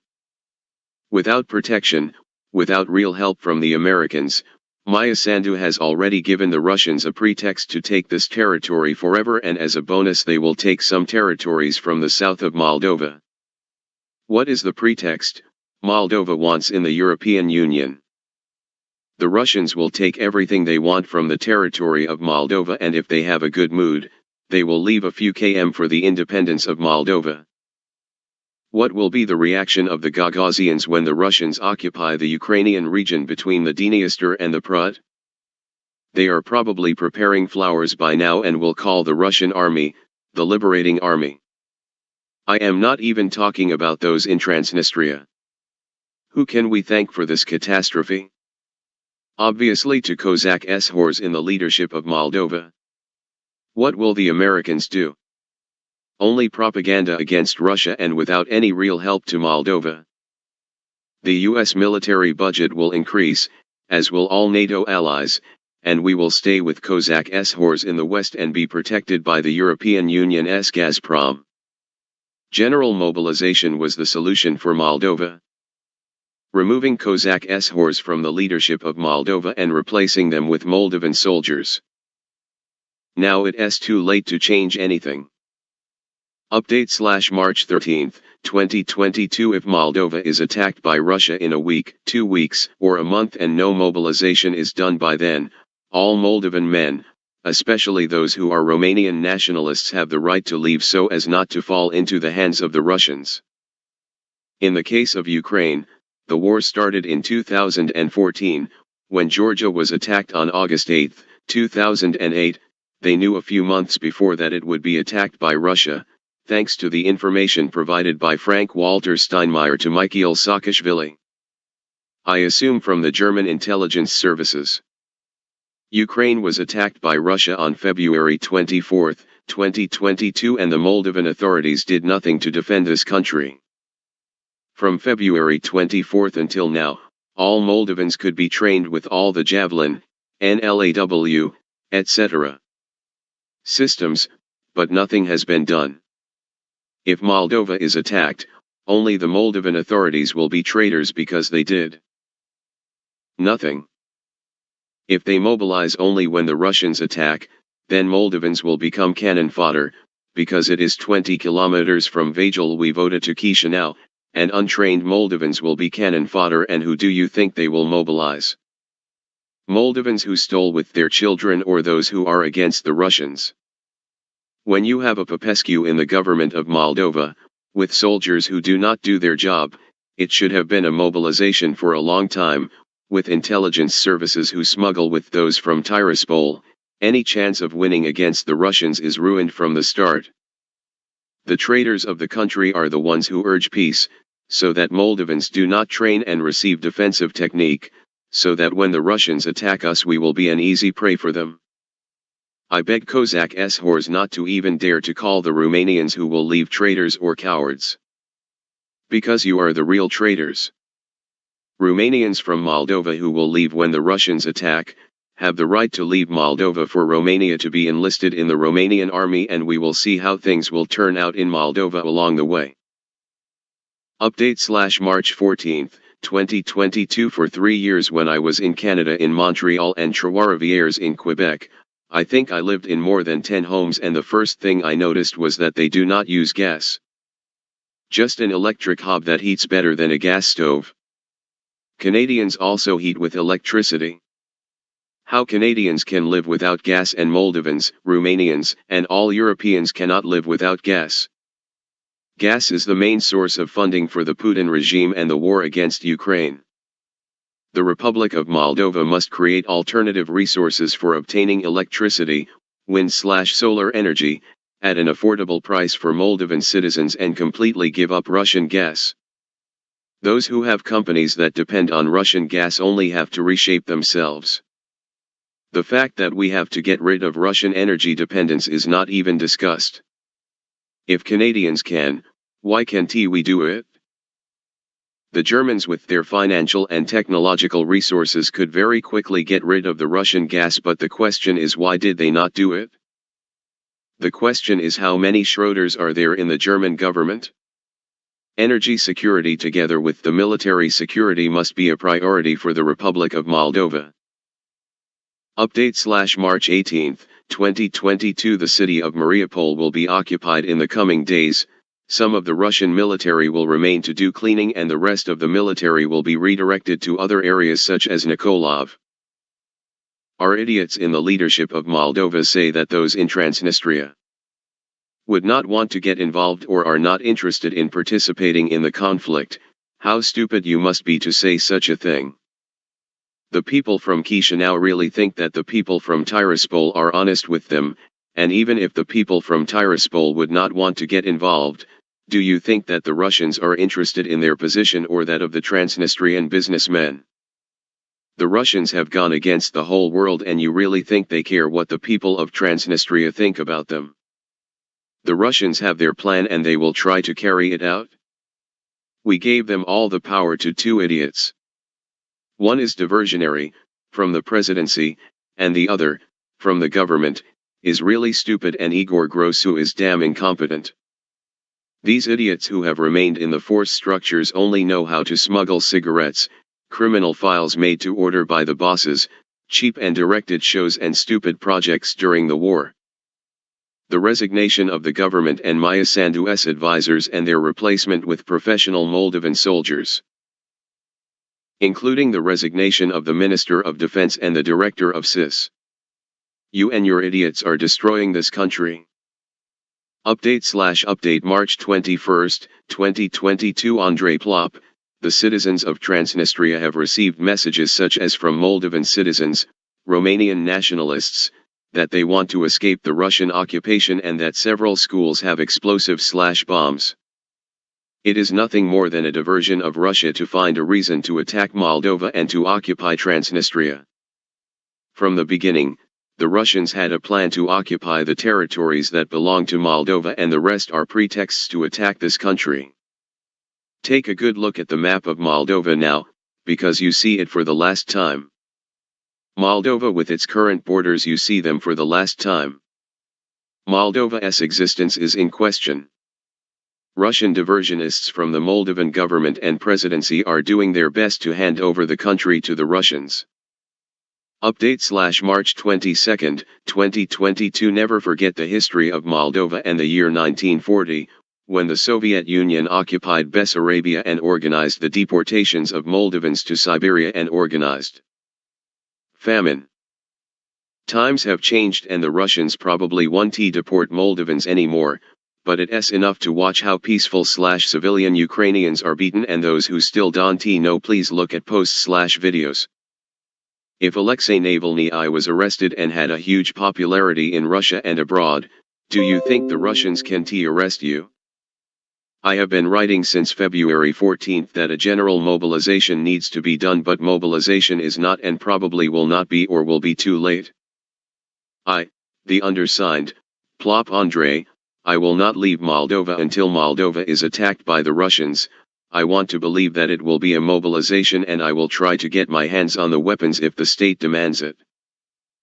I do not instigate war, and the purpose of this post is to be prepared for any scenario.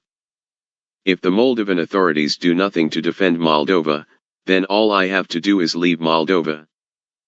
Update March 24, 2022. Reply for Ion Sturza. On February 14, I wrote an article, Why Moldova Has a General Mobilization and a Professional Army. And at the end of this article I wrote, and men who want to attack at this essential moment the supreme commander of the Moldovan army or to hiding behind his wife's skirt is your right. Men who do not want to defend their mothers, wives, sisters, and daughters have no moral right to call themselves men. Yesterday Ion Sturza posted a post on Facebook and it seems that he is plagiarizing me. Ion Sturza, the man in us. I've seen some polls these days. Only 20% of the young men on both sides of the Prut would be ready to defend their country. Only 20. I also talked to many young people in my entourage. No one is ready. All kinds of excuses. One does not see well, another does not hear. Instead, many of my generation are ready to do it. Why? I bet defending your country is not abstract to them. It's real, to protect your family, children, grandchildren. There is also a little dignity and humanity. I don't want to be pathetic, but something is happening to us men. More and more we hide behind the woman's skirt, mother, wife, friend. She takes our bag, puts us on the table, mourns us. Mr. Sturza, I have proposed a general mobilization and I am a young person and the mobilization has not yet taken place. Whose fault is it? And the fact that some young people do not want to fight is due first of all to your generation of failed politicians, thieves, corrupt, stupid, incompetent like you, Dyakov, Bragis, Lusinski, Voronin, Roska, Dodon, Gresianii, Tarlev, Lupu, Gimpuo, Urekianu, Filat and other idiots who used state resources to get rich. The Republic of Moldova did not have a class of politicians like those in the Baltic states. The Moldovan army is practically destroyed and that is due to you. We, this younger generation, love our country and have more character than you, smarter than you because we have studies abroad and we were not educated in communism. In vain Maya Sandu has studies at Harvard if she worked for the Communist Party and no matter how much she would try to study abroad, she will not change her mind because she remains a communist at heart. You can become a liberal from a communist. Some of you have only changed the name of the parties, but you have remained a communist in your mind. In order to fight the Russians in addition to courage, you need training and modern weapons/equipment to fight the orcs. You don't do any training or weapons, you didn't ask Blinken/Biden and you want us to fight the Russians. With what weapons to fight the Russians? Only with Kalashnikov? We don't even have armored vehicles. Air defense too. Drone, NLAW, Javelin, Stinger. And you want us to fight against the Russians. With what weapons to fight the Russians? In the Soviet Union, martial arts were banned, and if they were trained, only those in the special forces were trained or there were no coaches. Physically and morally we are better prepared than you. But with martial arts and only Kalashnikov, you have no chance against the Russians. We, the young people, are ready to fight only with the Moldovan leaders who participated in NATO military operations. Update/March 27, 2022 about the city of Mariupol. I wrote in this article and not to come back. Please read this full article. This city is like lost. The same scenario will go with Kharkov. The Russians are mobilizing and regroups much of its resources even from areas near Kiev to conquer the Ukrainian territory where the resistance is not so great. Ukrainians will have to go on the attack in areas where the Russians will go or they will have to watch other cities fall. The Russians made so many mistakes that it seemed to me that they are amateurs to make a plan of attack. Fighting on several fronts at once and getting beaten up everywhere seemed like a mistake. It seems that the Russians have only now understood what to do. Ukrainian soldiers are deployed in several cities, and they will now go on the same scenario as in Mariupol. The city will surround it, cut off any connection for Ukrainian soldiers to receive reinforcements, ammunition, equipment, etc., and then go into street fighting, control the airspace, and leave the Ukrainians without a chance. From a military point of view, it was politically and humanely correct that no reinforcements were sent to the Ukrainian military in Mariupol to be taken out of the encirclement, but it will cost them dearly from a political point of view. The current elite of Kiev. The Russians are destroying everything related to Ukraine's oil reserves. We must admit that it destroys all the infrastructure of Ukraine. The Russians are successful in the southern part of Ukraine and you will see how the Russians react after occupying all of Mariupol. I still believe that the Russians plan to occupy Odessa, but the Russians are trying to cover their backs, and let us not forget that Odessa is a few kilometers from Moldova and Romania, which is a NATO member. The Moldovan authorities are reacting in the dumbest way to the risks in the region. They are doing exactly what the Russians would do if they ruled Moldova. Update/March 28, 2022. The President of Ukraine Volodymyr Zelensky stated on Sunday, in an interview given to the Russian press, that he wants to sign an agreement with Romania for the protection of the Romanian language in the neighboring state, as a sign of respect for the Romanian minority. Such agreements could also be signed with other Ukrainian neighbors, including Poland and Hungary. If Zelensky talks about such actions during the war with Russia, it means only one thing: he is afraid of not receiving knives in the back from neighboring allies. Talking at the level of the president or government of Romania during the war with Russia about the rights of the Romanian minorities in Ukraine means that you are a political amateur or an imbecile. If other Romanians who are not Romanian officials and demand the rights of Romanians are increased, and some miserable people even talked about taking over the territories that once belonged to Romania, it corresponds perfectly with Putin's plan to destroy Ukraine. Viktor Mihaly Orban will give Zelensky and the Ukrainians a knife in the back at the first opportunity. Viktor Mihaly Orban is like a hyena now, he can't wait for the Ukrainians to be completely destroyed. Viktor Mihaly Orban has not done anything to get Hungary out of Russia's energy independence.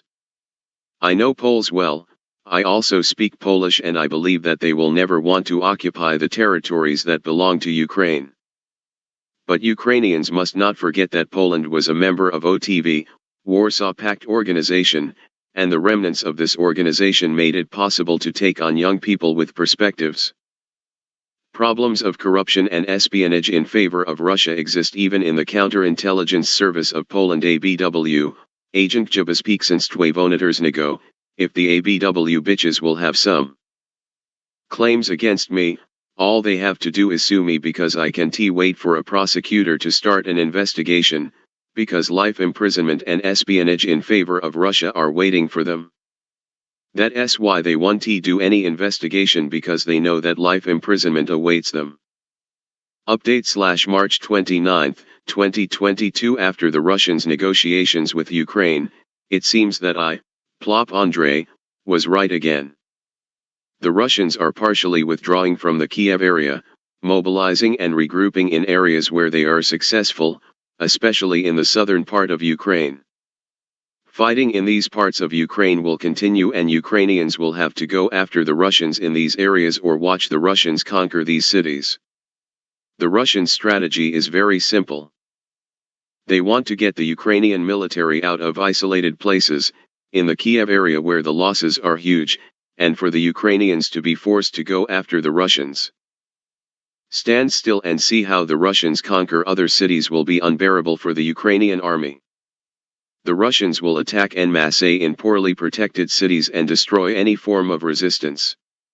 Ukrainian soldiers in the Kiev area will have to go to the aid of other Ukrainians near the Donbas, Kharkov, Mykolaiv, and later Odessa regions. I want to believe that the Ukrainians understood the Russian plan. But in such situations Ukrainians have almost no way to react. Either you watch the Russians conquer other cities or go to the aid of the other Ukrainian soldiers. I'd say that was checkmate, but there is no checkmate in checkers, in war. Update/April 7, 2022. Better dead than to be communist. How much enthusiasm and confidence there was in April 7, 2009 among the population for the new Alliance for European Integration, but these individuals took the same methods as in Voronin's time. They stole $1 billion from the budget of the Republic of Moldova. They laundered over $23 billion through the banks of the Republic of Moldova, the money of the Russian Mafia/and FSB through the banks of the Republic of Moldova, and the destruction of any dream of EU and NATO integration. The theft of billions of dollars from the banking system will not be investigated by the current government, because Maya Sandu is involved in the robbery of the century in Moldova, and the mother of the justice minister's wife is also involved in stealing the $1 billion. Voronin, Dodon and the Grecianii, along with other communists and pimps like Plotny Yuk, had to be in prison since 2009, but some of them are parliamentarians today. Why aren't Dodon, Voronin, and the Grecianii arrested now? Very simple, because Maya Sandu also worked for the communist regime and her bosses were even Igor Dodon and the Grecianii. I previously wrote in a post that, you can make a communist to liberal. A slogan that we young people shouted against the communists at the April 7, 2009 protest was, better dead than to be communist.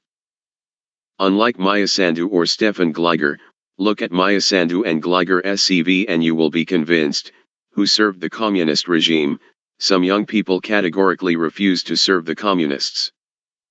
The Germans through their organizations and foundations are the main financiers of the European communists from Moldova and their main brain was Mark T. Kosiuk. They were trained until they began to think for themselves. Russians fund Dodon through offshore systems and German foundations through grants, and where there is agreement between Germans and Russians, always the result of these negotiations is a Molotov-Ribbentrop Pact. This government/president has no chance of integrating us into the Euro-Atlantic structures. For the simple reason that some are incompetent, corrupt and communists in their minds. Maya Sandu, don't pretend to be anti-communist anymore because we know exactly who you are. Unlike the people in the Soviet Union who could not travel abroad, Maya Sandu could have done exactly what we young people did. To go abroad and not serve the communist regime, but she did not go abroad and decided to serve the Communist Party. She went abroad to study, being financed even by people who had connections with the Communist Party. Update/April 8, 2022 in Ukraine, all citizens between the ages of 18 and 65 are obliged to defend the country against the orcs.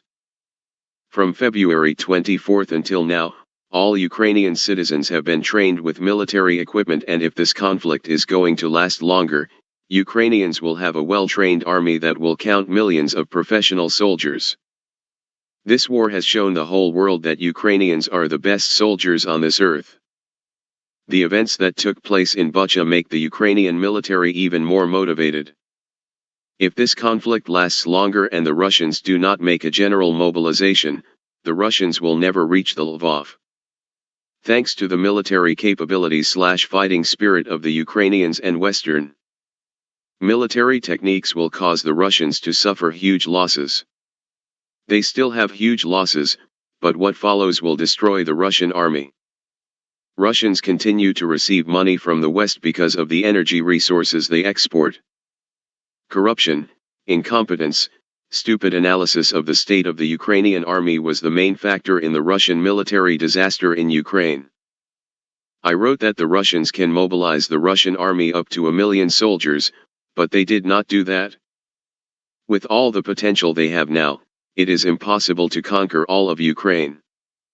The events in Mariupol have shown that you need to organize a Stalingrad to conquer the city. This was the main reason why the Russians left the Kiev region, and as I wrote earlier, for the Russians to regroup in eastern and southern Ukraine. Thanks to the military techniques they receive, the chances of the Ukrainians in the fight against the Russians are equal. The decisive battle will now take place in eastern Ukraine. If the Ukrainians win, the Russians will either have to mobilize or withdraw. If the Russians win this battle, they will have to attack massively, quickly, without giving the Ukrainians the opportunity to regroup and receive military equipment from the West. Mariupol is already lost. Ukrainians receive military equipment to fight the Russian fleet in the Black Sea. In an interview with journalist Doron Galban, Ion Sturza said that the pimp Vladimir Plotny is his creation, and that he was taking his friends to pimp places even though he knew that the pimp provided them with women, whom he filmed with hidden cameras and all sorts of pornographic images to blackmail them later. Doron Galban did not ask Ion Sturza, if you knew that the pimp is doing porn with hidden cameras, then why were you taking your friends to his pimp's places? So that they too may be blackmailed by the pimp. Update/April 9, 2022 The Republic of Moldova is not in a position to show its muscles in front of the Russians. If you want to show your muscles, you have to do general mobilization, get financial and military help from the West.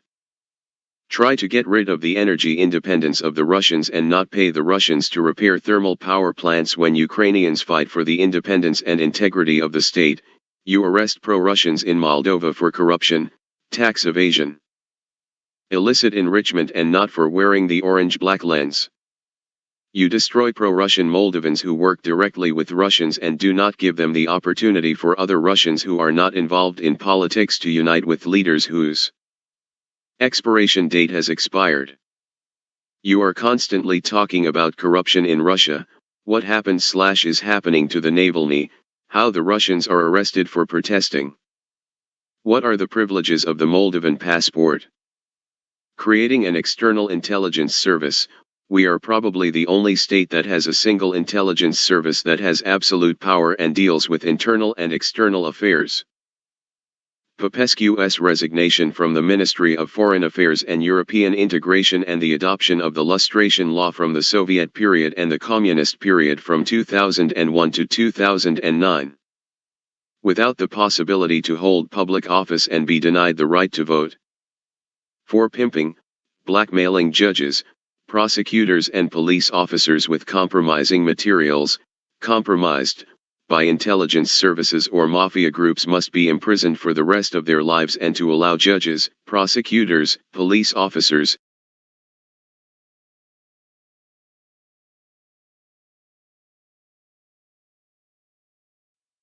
for pimping, blackmailing judges, prosecutors and police officers with compromising materials, compromised by intelligence services or mafia groups must be imprisoned for the rest of their lives and to allow judges, prosecutors, police officers, or other civil servants for a period of time up to 6 months to declare that they are blackmailed and to be amnestied. That after the period of 6 months, any crime that will be committed, the enforcement of the legislation in force. People who have suffered as a result of abuses committed by civil servants should be compensated. It should also be organized for an institution that protects the interests of business people. For any financial crime in the first stage there should be mediation between CNA/PCOX etc. and Moldovan business people with the possibility to pay only a fine. Public officials who commit financial crime or corruption should be the maximum punishment for them, seizure of the property they own. Increasing the salaries of judges, police, military, prosecutors. When you investigate corruption cases and have a miserable salary, the temptation to take a bribe is very high. But if you have a decent salary and you took a bribe, all their property should be confiscated. Update/April 10, 2022. The problem is that the Russians will not have a better plan to attack Moldova and the actions to invade Moldova have already started. If the Russians make a new plan to attack Moldova, I will realize this plan and try to destroy any plan of attack. And in order not to destroy the plans of the Russians in the future, the Russians through the FSB branch in Moldova and Romania will try to lock me up in a prison, to kill me, to lock me up in a psychiatric hospital. Usually when their plan is destroyed, the Russian spies try to make fun of me, to declare that plans are my fantasies, or even to praise me, but at the first opportunity they will attack me again. This is how Russian spies work in Moldova and around the world. The Russians paid tens of millions of dollars to Moldovans, Romanians, Poles, Canadians, Americans, Germans to F#CK me because I am one of the best analysts on the ex-Soviet space in the world. I wrote about the fact that the Russians will take Crimea in February 2014. I ruined the Russians' plans to attack Moldova in January 2016, about the fact that DNR and LNR will gain independence and that they will attack Ukraine. I wrote in 2015. Update/April 17, 2022. For 11 years I left Moldova, and in all these years I met many people who had the citizenship of other states, and many times I met with the problem that people who declared themselves experts on the ex-Soviet space, at least they didn't know Russian. I often encountered the problem when I told people who called themselves experts that I also spoke Russian after telling them that I'm from Moldova. If the individual I am talking to does not realize that I speak Russian because Moldova was a member country of the Soviet Union, I immediately rank him as an idiot, because if you had been an expert on the ex-Soviet space you would have known that most states, except the Baltic, speak Russian. The fact that you speak Russian, you are already suspicious of Westerners, especially Canadians and Americans. From their point of view, I should watch the news on CNN or BBC for what is happening in Russia, and the logical question that arises, and they do not know how to answer Americans and Canadians when you ask them, where do CNN or BBC journalists get news from Russia? If you don't know the mentality and only know Russian, it is still a serious problem. Being an expert on the ex-Soviet space and watching Russian TV stations is a necessary thing, and people who say the opposite are idiots who should be sent for a walk even if they are American, Canadian or from another democratic country. I often wondered why the Romanians did not defend us, the Romanians between the Prut and the Dniester from the Soviet Union in June 1940. I found the answer in the Carol I University Library when I was a student and master's student in Bucharest, and from the discussions with the Romanian military and the Romanian politicians. But most of all, I was looking for the answer to the question of how the Georgians with 3 million men tried to resist in front of 140 million people on August 8, 2008, and which was considered the second largest army in the world, and the Romanians did not even shoot a bullets to defend the Moldavians. How the Finns tried to resist in 1939 and the Romanians didn't even try. You look at the Ukrainians fighting heroically in front of the Russians, even if from the beginning many in Europe/USA thought that the Ukrainians would not resist and the Russians believed that in a few days they would conquer all of Ukraine. When you look at the Romanian political class now, I see a lot of similarities with the political class of 1940, and you realize that if Romania had not been a NATO member it would have had the same fate as in 1940. It is enough to look at the reaction of Romanians in the diaspora to a possible mobilization and see the difference between a Ukrainian and a Romanian, and my message to Romanians that we Moldovans speak bad Romanian is first and foremost due to your cowardice in 1940. Before coming up with remarks about the Moldovan accent, spelling, etc., you should be glad that we Moldovans still speak Romanian. Because through the horror, deportations, organized hunger, permanent persecution, that the Moldavians from 1940 to 1941 and from 1944 to 1991 went through, it is a miracle that we still speak Romanian. Cowards will always find a justification, but I agree with the Romanian military, that they had to defend the Moldovans in 1940. The fact that we speak Russian is due to this cowardice of 1940 and the political class in Romania, 1989, and Moldova, 1991. I don't think anyone has any illusions that Mariupol is lost. There is another part of Mariupol where the Ukrainian soldiers resist, but they will have no choice but to surrender or die heroically. The complete conquest of Mariupol will lift the fighting spirits of the Russians, and all the personnel on this front will be redirected to other battle fronts. New technologies change combat tactics. The Ukrainians know the country very well and know where to wait for the Russians. Passing through the field with Russian tanks proves that they are easy prey for the Ukrainians. Now the one who has the opportunity to shoot from greater distances will win, and the Russians use aviation, artillery, and then advance. From what I notice, the Russians use drones to investigate the area, and if they observe Ukrainians with military equipment then they use heavy artillery, and for more remote areas they use ballistic missiles. They learned their mistake from the first days/weeks in which they walked in a column of tens of km without even having any protection. With drones investigating the area and artillery firing up to 40 kilometers, 50 kilometers, javelin and NLAW are becoming useless. Because of the drones and javelin/NLAW, the Russians will fight from a distance.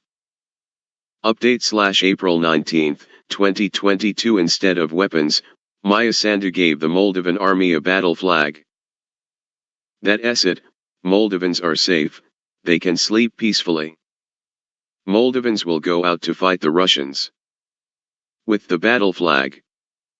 There is war in the neighboring country, and you as a country have no protection, and you still giving the Russians a pretext to attack you because you forbade them the orange ribbon with black. The current leadership of Moldova has done nothing to ensure the protection of this state. Update April 20th. 2022 Doran Resian was involved in a scandal that he had a fake master's degree, and if you enter the presidency's website, the structure of the president's apparatus, you notice that this individual has the position of advisor to the President of the Republic of Moldova in the field of defense and national security. The security of the Republic of Moldova depends on such idiots who have no education and skills in security and defense. I wrote earlier in an article, read below, that Stefan Tibuliak, appointed without competition as head of the Supreme Security Council Service, that contest was rigged by the presidential administration. The contest was organized, and this Tibuliak did not even participate in the contest and emerged victorious. Maya Sandu's cousins were both hired, one in parliament and one in government. All the security of Moldova depends on some idiots who do not have the necessary education and skills. I also studied the CV of the Minister of Defense of Moldova, and he has a very good CV. He is a good soldier but without political support. I assume that the Minister of Defense has no one to talk to in the presidency, parliament, or with the Prime Minister of Moldova. Prime Minister Gavrilita in peacetime speaks nonsense. Update/April 23, 2022 The Russian Ministry of Defense outlined the tasks of the second stage of the so-called special operation in Ukraine. One of the tasks is to establish full control over the Donbas and southern Ukraine, which will allow the creation of a land corridor to Crimea and another exit to Transnistria, said Major General Rustam Minkov. The Russian official says that Moscow has set as a priority the creation of a corridor to the Transnistrian region. He added, control over southern Ukraine is another way out of Transnistria, where there are also actions to repress the Russian-speaking population. It seems that we are now at war with the whole world, as it was in the Great War for the defense of the fatherland. The whole world was against us, and now the same thing, they never liked Russia. I think that now no one doubts that we have agents of influence of the Russian Federation in the presidency, parliament, and government of the Republic of Moldova. These influential agents of the Russian Federation are still trying to fool the citizens of the Republic of Moldova. Update/April 24, 2022 When I wrote the article on February 14, Why Moldova Needs a General Mobilization, it is no coincidence that I demanded that the Moldovan government be replaced by Moldovan soldiers who participated in NATO missions in Iraq/Afghanistan. Only these soldiers would have been able to defend the integrity of the Republic of Moldova. The current government is full of fools, corrupt people and traitors, just as it is in the Moldovan presidency and parliament, but the solution had to be taken: the resignation of Maya Sandu's government and advisors and their replacement by the military. Parliament and the president are elected by the people, but their actions, especially those of Maya Sandu, had to be curtailed because there were sufficient reasonable suspicions that she was Russia's agent of influence. But holding early elections would have been detrimental. The intelligence and security service, they are stupid, cowardly, corrupt, and I consider them the FSB branch in the Republic of Moldova, are only good at cigarette smuggling with the separatist regime in Transnistria. The FSB branch in Moldova is good at destroying all Moldovans who want Moldova to be a member of the EU and promotes its Russian agency in all structures that have any connection with the EU, USA, Japan, South Korea, and if there is a Moldovan who wants to integrate Moldova in EU and is not controlled by the Russian agency, they immediately throw all their forces to destroy this Moldovan citizen. Whether they do it through undercover activists, they call themselves civil society, or through government representatives. The CIS was obliged to intervene to counter any danger that threatens the security of Moldova, but they did nothing. The Moldovan army was obliged to ask for help, military/financial equipment, to defend the integrity of Moldova, but they did not. I posted posts on a group of the National Army that the Republic of Moldova would be attacked by the Russians, and everyone was shouting that no one would attack us, and I was removed from the group. Now everyone is talking about what I started writing on February 14th. Even after the statements of the Russian general that they want to make their way to Transnistria, the Moldovan authorities do nothing. Country of cowards with all their force structures. The prosecution, the CIS are doing nothing to defend this country from the Russians. Because CIS is the FSB branch in Moldova. The director of the CIS is a visionless idiot, stupid and willing to serve any regime, whether it is Dodon or Maya Sandu. Only Stukake in this institution who are very good at podstava. During Plotniuk's time, this institution brought people just like Plotniuk, pimps, rapists, all kinds of bastards who use the institution's badge just to achieve their goals. Update/April 25, 2022. Tonight, the headquarters of the so-called security ministry in Tiraspol was hit by several grenades fired from the launcher. Update/April 26, 2022. The Supreme Security Council will meet starting with 13.00, at the presidency. After the meeting, at 15.00, President Maya Sandu will hold a press briefing. Look at CSS composition. Only the Minister of Defense has knowledge in the field, the rest are amateurs, miserable in the field of security and defense. How absurd the Moldovan government is, civil war inside Transnistria or conflict between interest groups. Idiots per kg or wholesale shit on these CSS bastards. Only Ukrainian soldiers can save us from the Russians, because these bastards want to give the Russians Moldova and then to flee to the EU and make statements there that how much they are against the Russians and that they have violated Moldova's neutrality. Update/April 29, 2022. I don't think the Russians want to change this Moldovan government. They need such incompetence to lead Moldova. What this government does in peacetime could not be done by the Russians in time of war. What they have done so far has been perfect for the Russians. To those who read my article, I repeat, the Russians do not want to change the government in protest. Pro-Russians want to create tensions so as to give for the Russians a pretext to invade Moldova.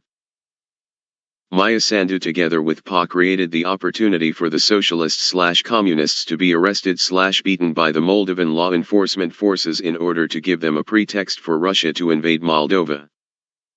All these actions, explosions, that took place in Transnistria is the preparation of the ground for war.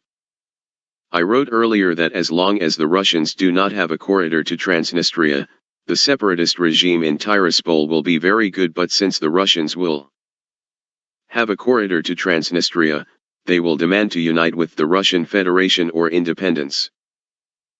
This is exactly what the Russians want. What Maya Sandu says, that those who will wear the slow orange with black should be sanctioned/arrested/fined by the Moldovan authorities. The Russians don't need this stupid government to bring down. Update/April 30th, 2022. I also wrote in this article that I did many analyses that were later confirmed, such as the Russians taking Crimea or declaring independence for the separatist republics. The main culprit in this invasion of Ukraine is Russia, and then Ukrainian politicians are responsible.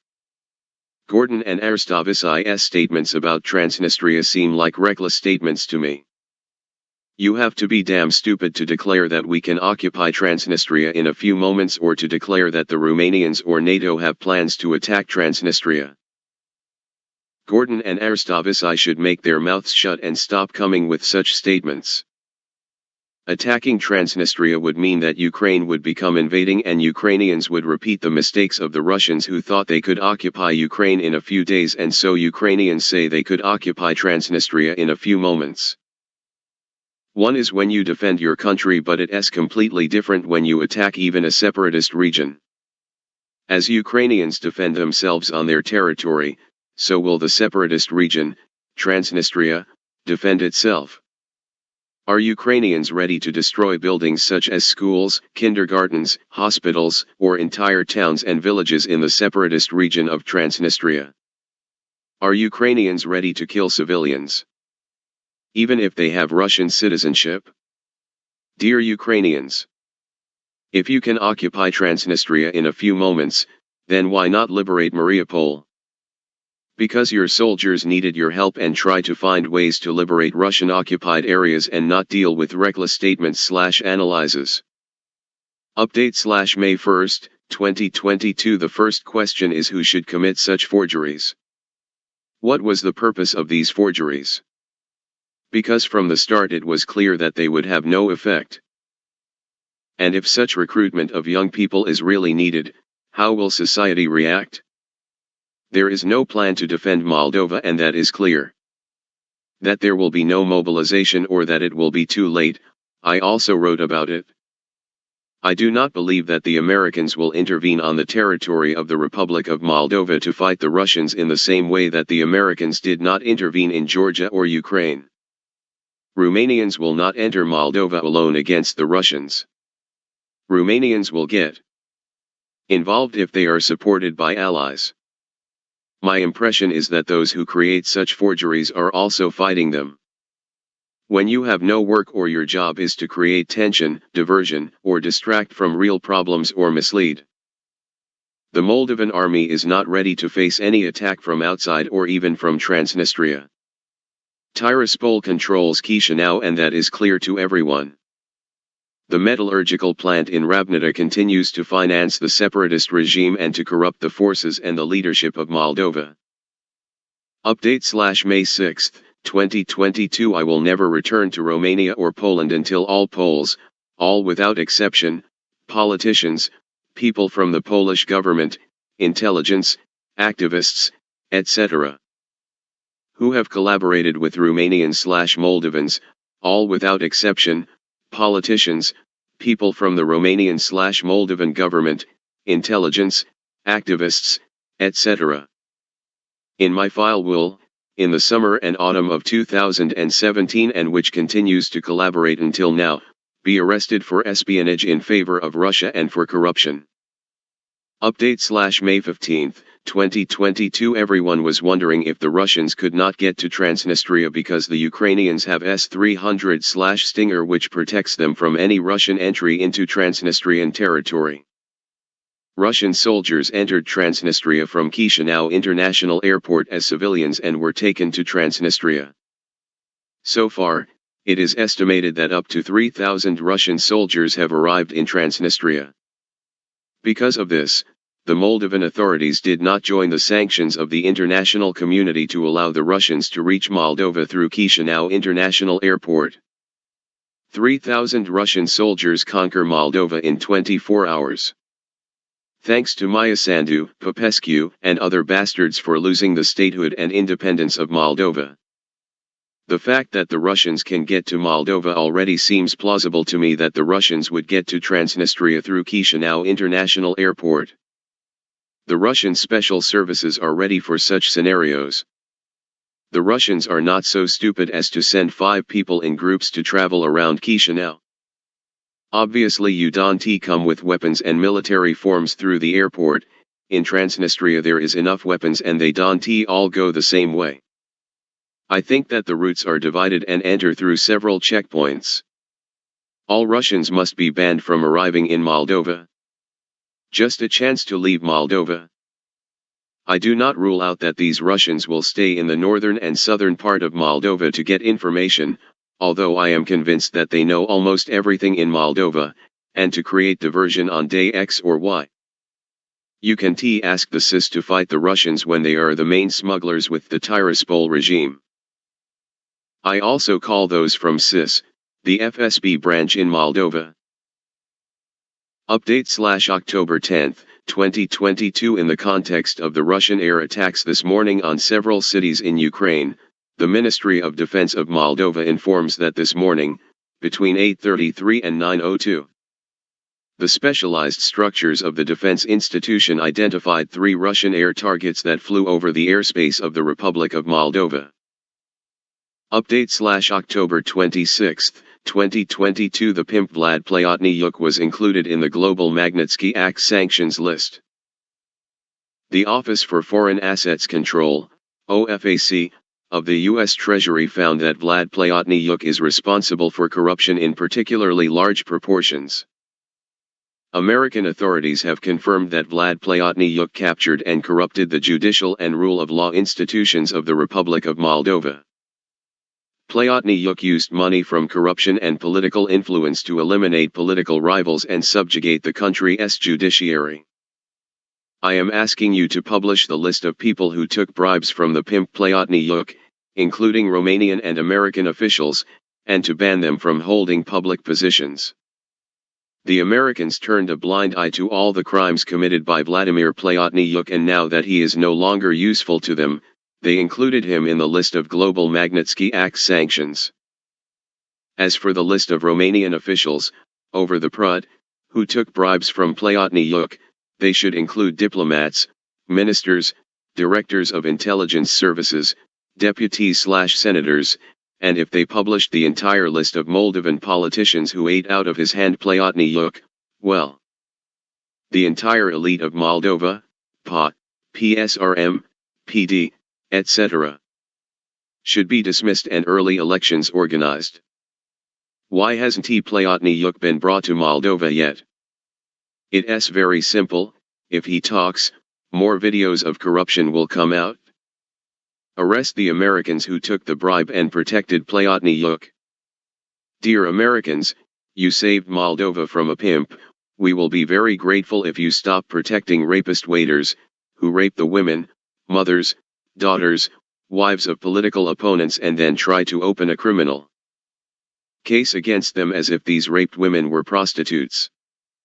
I notice that some drink champagne like Valeriu Pasa.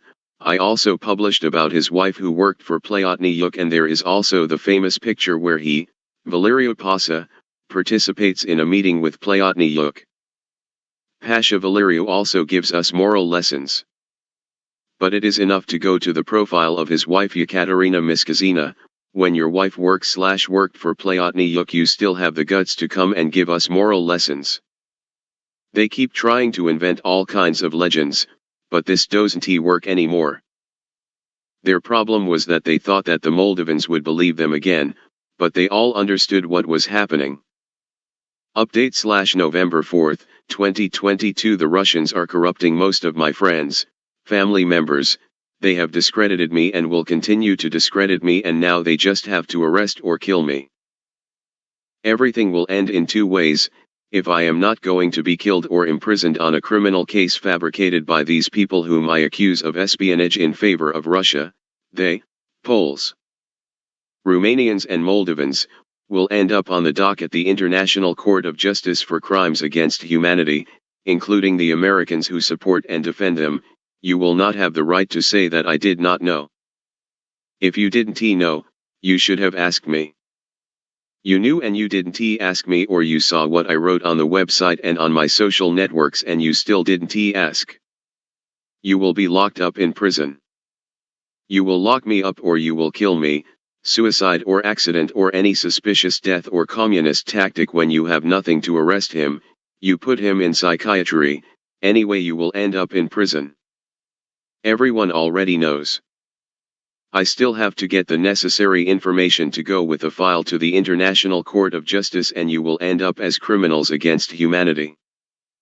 Considering that I asked the Poles to stop Nazi experiments and they continue to do Nazi experiments which continue to this day, any judge at the International Court of Justice will severely punish the Polish state and the perpetrators involved in Nazi crimes and corruption. No matter what justification they have, that I would be a terrorist or a spy does not give them the right to do Nazi experiments. You have proof that I am a terrorist, put me in jail. You have proof that I am a spy, put me in jail, and if you don't have it, let him go. Collaborating with the authorities of the state with which I hold citizenship is strictly prohibited when I request political asylum. That you took bribes from the Russians and then try to make up all kinds of crap about me being a terrorist or a spy, these are just cheap attempts to get out of jail. The third option does not exist and will not exist. Update /November 5, 2022. Will the Poles continue to do Nazi experiments against me together with the Moldavians and Romanians, FSB/GRU? Of course they will continue. Because the Poles can be blackmailed by the FSB and the FSB continues to help promote the Poles as well as the Romanians in their careers. The Poles have no choice because they are facing life imprisonment for corruption and espionage in favor of Russia, and that is why no one will investigate these Poles. Romanians and Moldovans will continue to pretend that they are pro-American and pro-European. I don't have any friends in Moldova or Romania. Just like I don't have any friends in Poland anymore. Everyone who takes bribes from the Russians is my mortal enemy, and I will not stop until you are in jail. When I have all the evidence about the Nazi experiments made by the Poles against me in the refugee camp, I will sue the Poles at the International Court of Justice, all those who took bribes from Russian intermediaries such as Romanians or Moldovans. The deciding factor will be that you knew you were doing Nazi experiments, and although I asked you to stop doing Nazi experiments, you continued and are still doing Nazi experiments. Update /November 23, 2022. I have contempt for rapists, pedophiles, zoophiles, and communists. Kristi Daniele supports and protects pedophiles and zoophiles, and as Christian Razia also declares, this Kristi Daniele is supported and protected by Monica Macovei. Monica Macovei was a communist prosecutor in Ceausescu's dictatorial regime. There is no doubt that there is a collaboration between the Moldovan and Romanian communists, and they protect each other. For those who don't know, Maia Sandu gave the RM citizenship to Kristi Daniele. Update /November 24, 2022. Maia Sandu is again delusional, believing that she has once again managed to lie to all the citizens of Moldova. We know exactly who participated in the concession of Chisinau International Airport. Maia Sandu. Today Chisinau International Airport returned to the management of the State of the Republic of Moldova. The Court of Appeal issued a final and enforceable judgment in this regard. I congratulate all the team involved in the recovery process of the airport. The corrupt group, which abusively took over the airport in 2013, and in recent months has been trying to destabilize the situation in our country, for fear of losing what it stole, suffered a defeat today. We will continue to reform the justice sector to ensure that thieves and corrupt people return all assets stolen from the state and citizens, and people are convinced that justice can be served in Moldova. It is a video where you can see how she, Maia Sandu, votes on May 29, 2013 in favor of the airport concession, being the minister and prime minister at that time was Iri Linka. Update /December 4, 2022. The more popular I will become, the Poles, the Romanians and the Moldovans who have taken bribes from the Russians will try to close me in prison. I am a danger to their freedom, their career, because they have taken bribes from the Russians and because they are waiting for their life prison. Update /December 9, 2022. My offer from when I was in Canada is still valid. I am ready to pass any polygraph that you have in front of all NATO ambassadors and military attaches in Moldova, in which to prove that I have never once worked for any security/intelligence service. You will choose the embassy where I will be questioned. My condition is the following: to publish the list of all Poles, politicians, activists, from the intelligence services, all without exception, and the list of Romanians/Moldavians, all without exception, politicians, relatives, former friends recruited by the FSB branch, activists. From the intelligence services, when I was an asylum seeker in Poland, and I interrogate them. Also those involved in Nazi experiments also be arrested. After I interrogate them, they will end up in prison for espionage and corruption in favor of Russia, Poles, Americans, Romanians, Moldovans, Germans, and dozens of undercover activists. Among those arrested will be directors of intelligence services from Moldova, Romania, and Poland.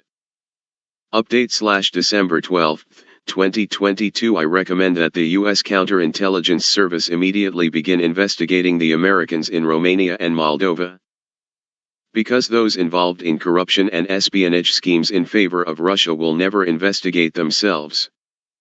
They will only look for scapegoats, or to look for all kinds of reasons that we have a plan to fight with terrorists, the Chinese, the Russians, the Iranians, and all kinds of individuals just to escape from prison.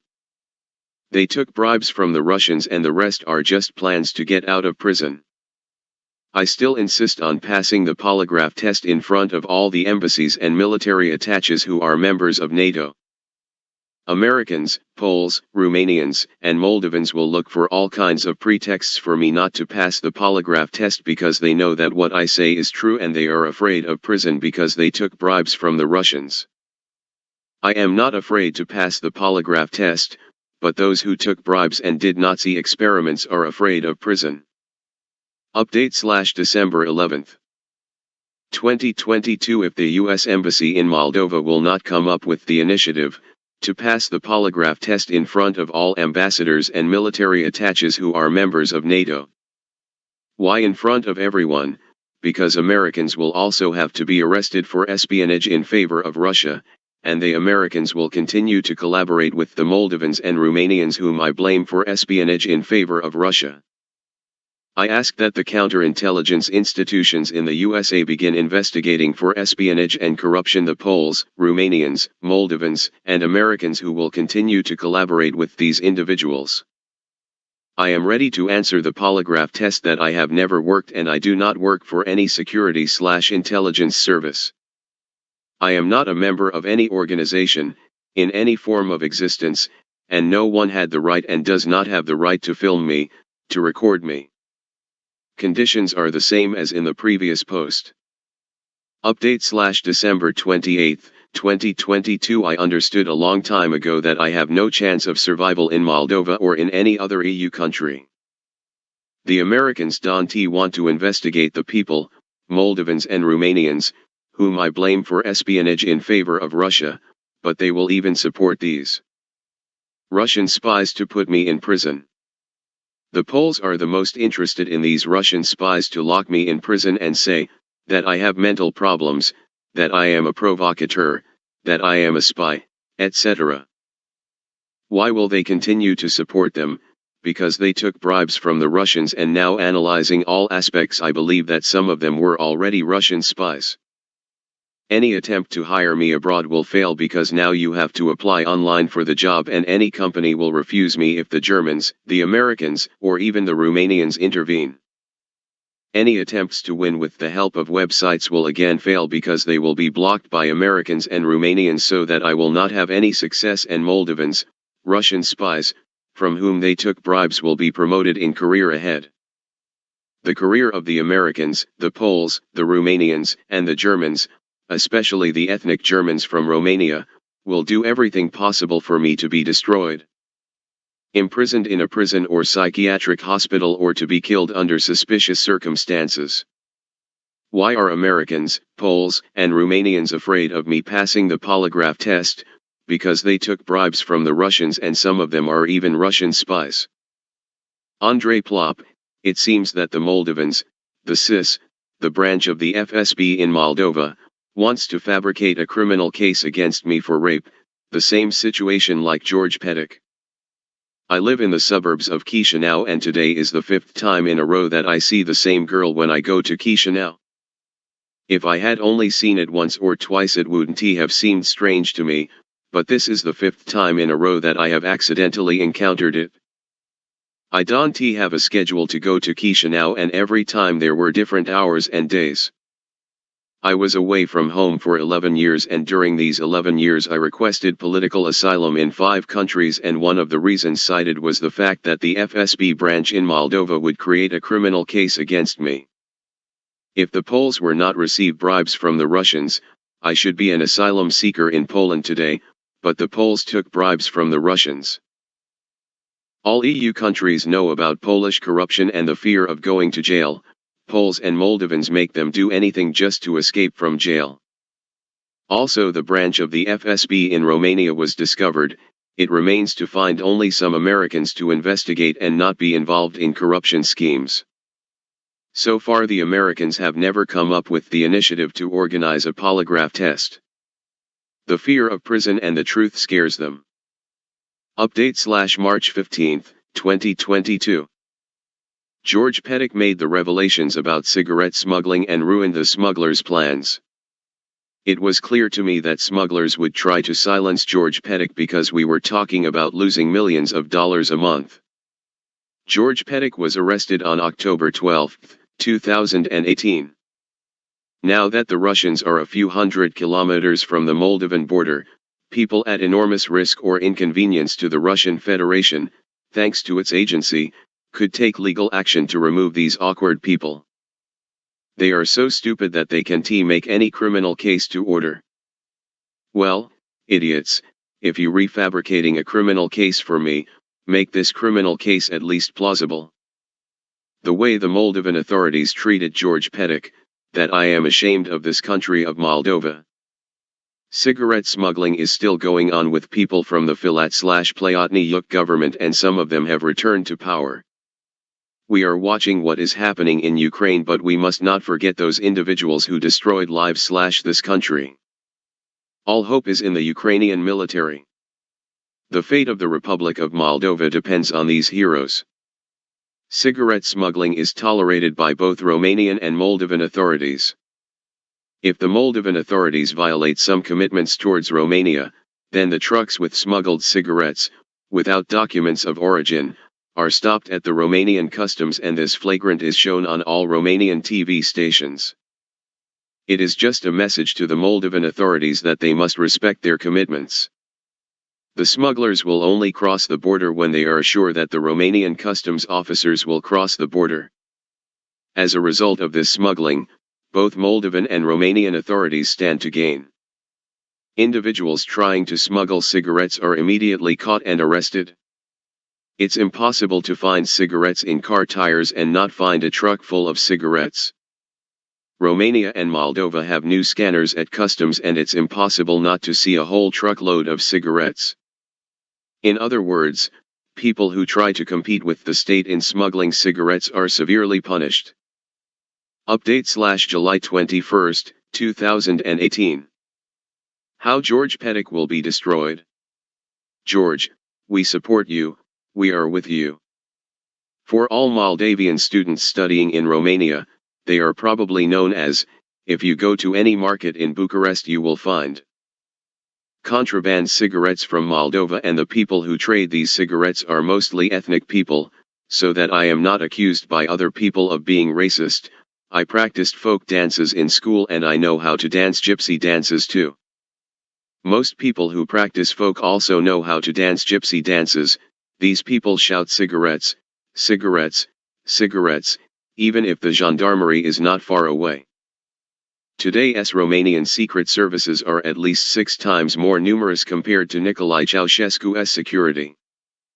In December 1989, all the state security directorates, including the Internal Affairs and the Army, organized in the 6 security directorates, had a total of 14,500 employees. The SRI, SIE, STS, and SPP intelligence services have a total of 55,000 employees. To which is added the famous 2 1/4 in its various forms, as well as the services of the Army. It turns out that all the services in Romania have 85,000 employees. I have a respect for the Romanian Army, and I want to mention that the Romanian Army has the most professional and honest employees. Hats off in front of the Romanian Army. In fact, it is naive to believe that the Romanian state institutions did not know about the theft of $1 billion from Moldova, about the money laundering of the Russian mafia/FSB through the banks of the Republic of Moldova. You have seen that the Romanian authorities intervene in some way to stop these illegalities. At least I didn't see it. That they benefited from these thefts/money laundering from the banks in the Republic of Moldova. I do not know. Or I don't want to know.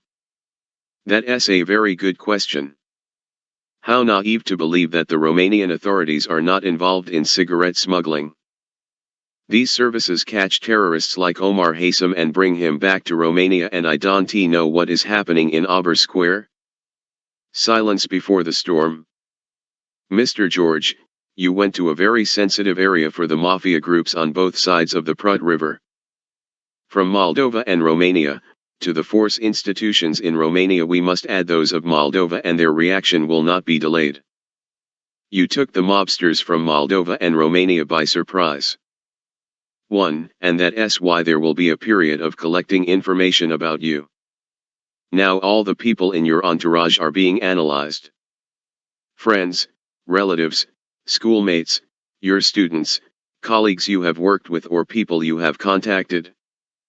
From all these people they will find a person with skeletons in the closet, and those in the system will not hesitate to use them.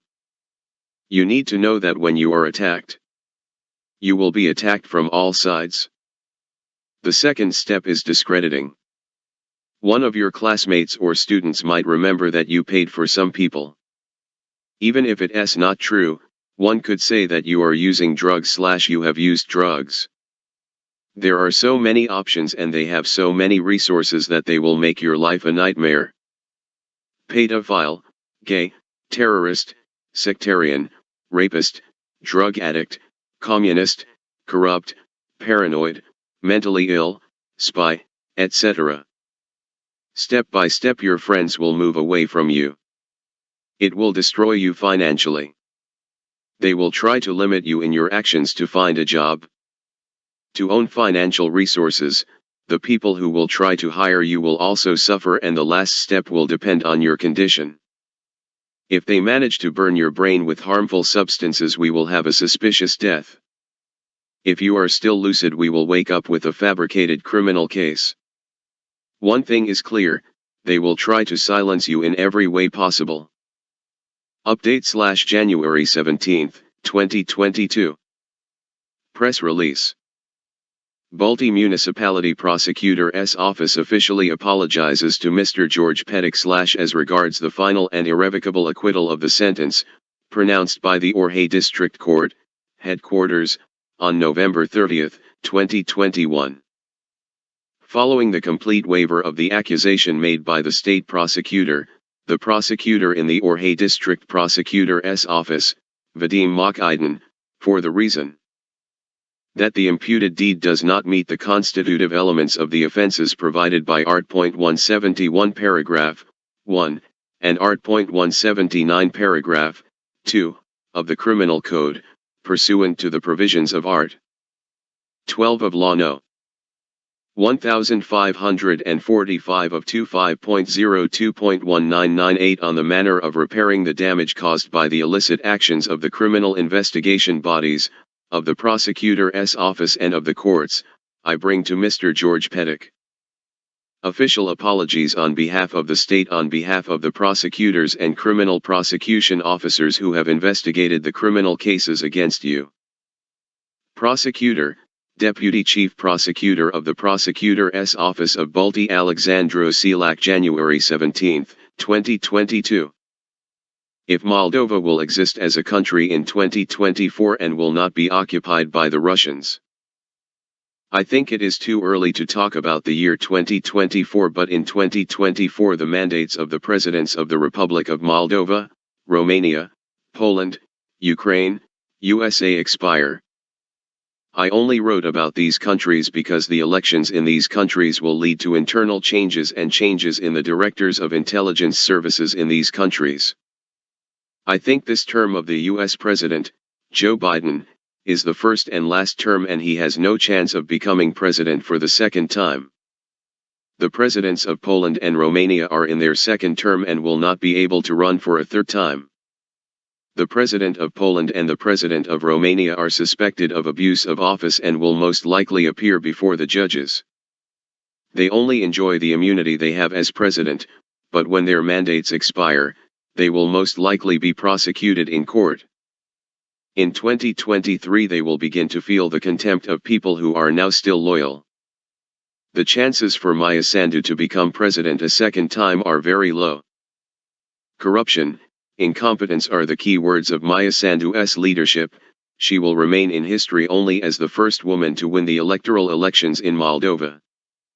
The question I am asking myself now, if Moldova will exist as a country in 2024 and will not be occupied by the Russians. Volodymyr Zelensky has stated that he will not run for a second term, but the war in Ukraine with Russia changes everything, and Volodymyr Zelensky has an authoritarian attitude. It is difficult to say what Ukraine will look like in 2024, but during the war it is impossible to hold elections. Will peace negotiations be reached by 2024? One thing is clear: that the Russians will do their best to avoid defeat and the Ukrainians will do everything possible to regain their territory. Even if we will have it for short periods. Russians and Ukrainians will return to the battlefield until the Ukrainians surrender. Only the betrayal of Europeans and Americans could lead to such situations.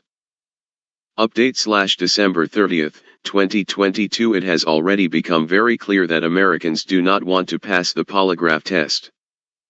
Because Americans are involved in corruption schemes, and I am sure 1000% that they are involved in Nazi experiments, or at least they knew how to do Nazi experiments in refugee camps in Poland. I am also sure that they knew about the raped person.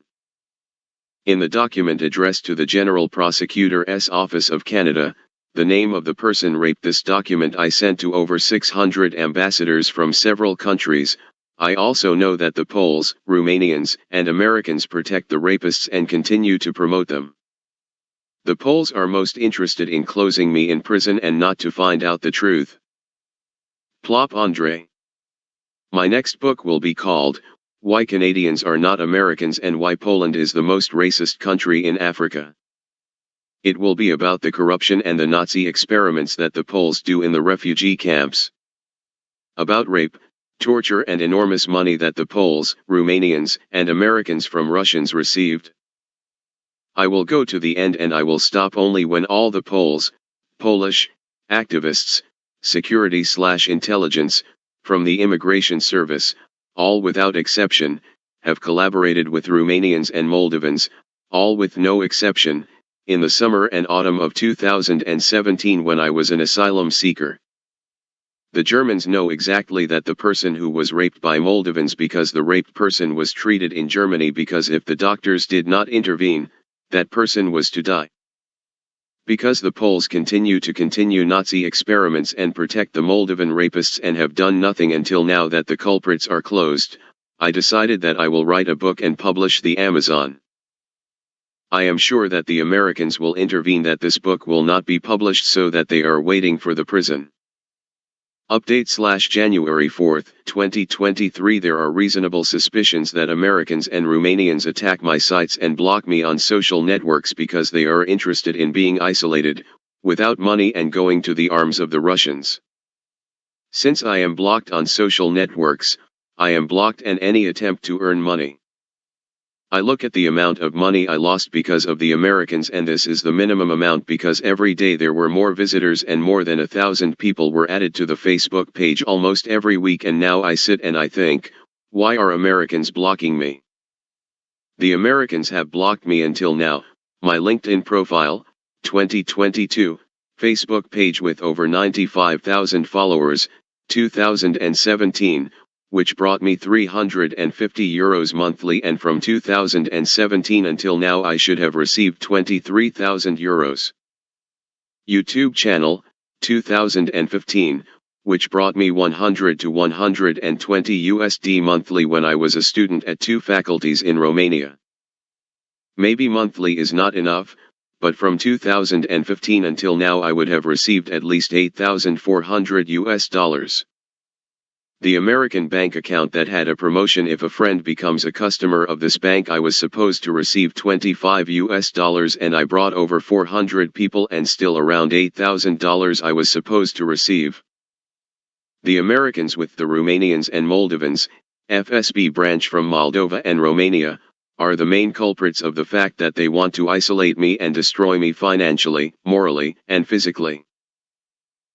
Okay, Americans might say they have nothing in common with this, but the question is, Why don't you return my page now, because this page still exists even if it has 78,000 likes. I tried all the methods to recover my page but without success. They do not want to return my page. How not to become a useful idiot or a Russian prostitute. I will take as an example a conflict between Armenia and Azerbaijan. I am neutral in this conflict and I do not take any part, and I am really indifferent to what is happening in the Caucasus. It is not my job. My enemies will meet the Azeris and invent all sorts of nonsense about me, that I support the Armenians, that I help them fight against the Azeris, and the Azeris will become my enemies, and then they, Romanian/Moldovans working for Russians, will meet with the Armenians and say that I am trying to be an Azeri spy and that I am an infiltrator or that I am their agent. There are so many possibilities that I will become an enemy for the Armenians as well. I become the enemy of the Azeris and the Armenians and I will be fucked by the Azeris and the Armenians. It depends on the situation, the country where I am. If I were in Ukraine, they would try in every way to prove that I am the man of the Russians. They will try to destroy me with the hands of others, to make me as many enemies as possible. They will say that, I said so, that I came for this, that I want to destroy them. Things I didn't say are things they invented. They will do the same with business people, with new people that I will meet. Any new person I meet become my enemy. They will try to bribe you, give you money, act in their best interests, and from the moment you start collaborating with them, take bribes or even give them money, you will become their bitch for the rest of your life. If anyone has said or written anything about or that I would have said so, please check all my social networks and website, and if you will not find that information on the site or on social networks, you should know that it is a deed invented by Russian spies from Moldova, Romania, or Poland. If you hear that I have said anything about you, please ask where he wrote about it on his social media or on the site, when he said it and in what context he said it. If someone attacks me at home or on the street, regardless of nationality, whether American, German, Romanian or Polish or of another nation, or for some reason, I will immediately consider that he was paid by the Russians to kill me, and I will do my best to defend myself. If I am at home and have the opportunity to call the police, I will do so. If I am attacked unexpectedly, I will defend myself with all my might, and I will act in accordance with the legislation in force to appear. I will use what I have at hand, a knife, an axe, a hammer to defend myself. Only one of us will survive. If someone attacks me on the street, I will consider him a Russian spy, and again the same situation. If I have the opportunity to call the police, I will call, but if I am taken by surprise, I will put a pencil in your throat or in your eyes, and I will use all the skills to defend myself. If someone tries to provoke me or shout at me, it will be the first signal that you have been paid by the Russians, and I will try to leave, but if you continue to shout or follow me, I will consider that you have been paid by the Russians. If the Moldovan intelligence services or the intelligence and security services, the Moldovan FSB branch, will attack me on the street or at home after 11 p.m., I will consider that you want to kidnap me. What Americans can't afford in the US, they can afford in countries like Eastern Europe. Corruption is also in America, only there it is called a lobby, and the Americans take bribes abroad because none of them will dare to go against the Americans, even if some of them are corrupt, stupid, and blackmailed by the Russians.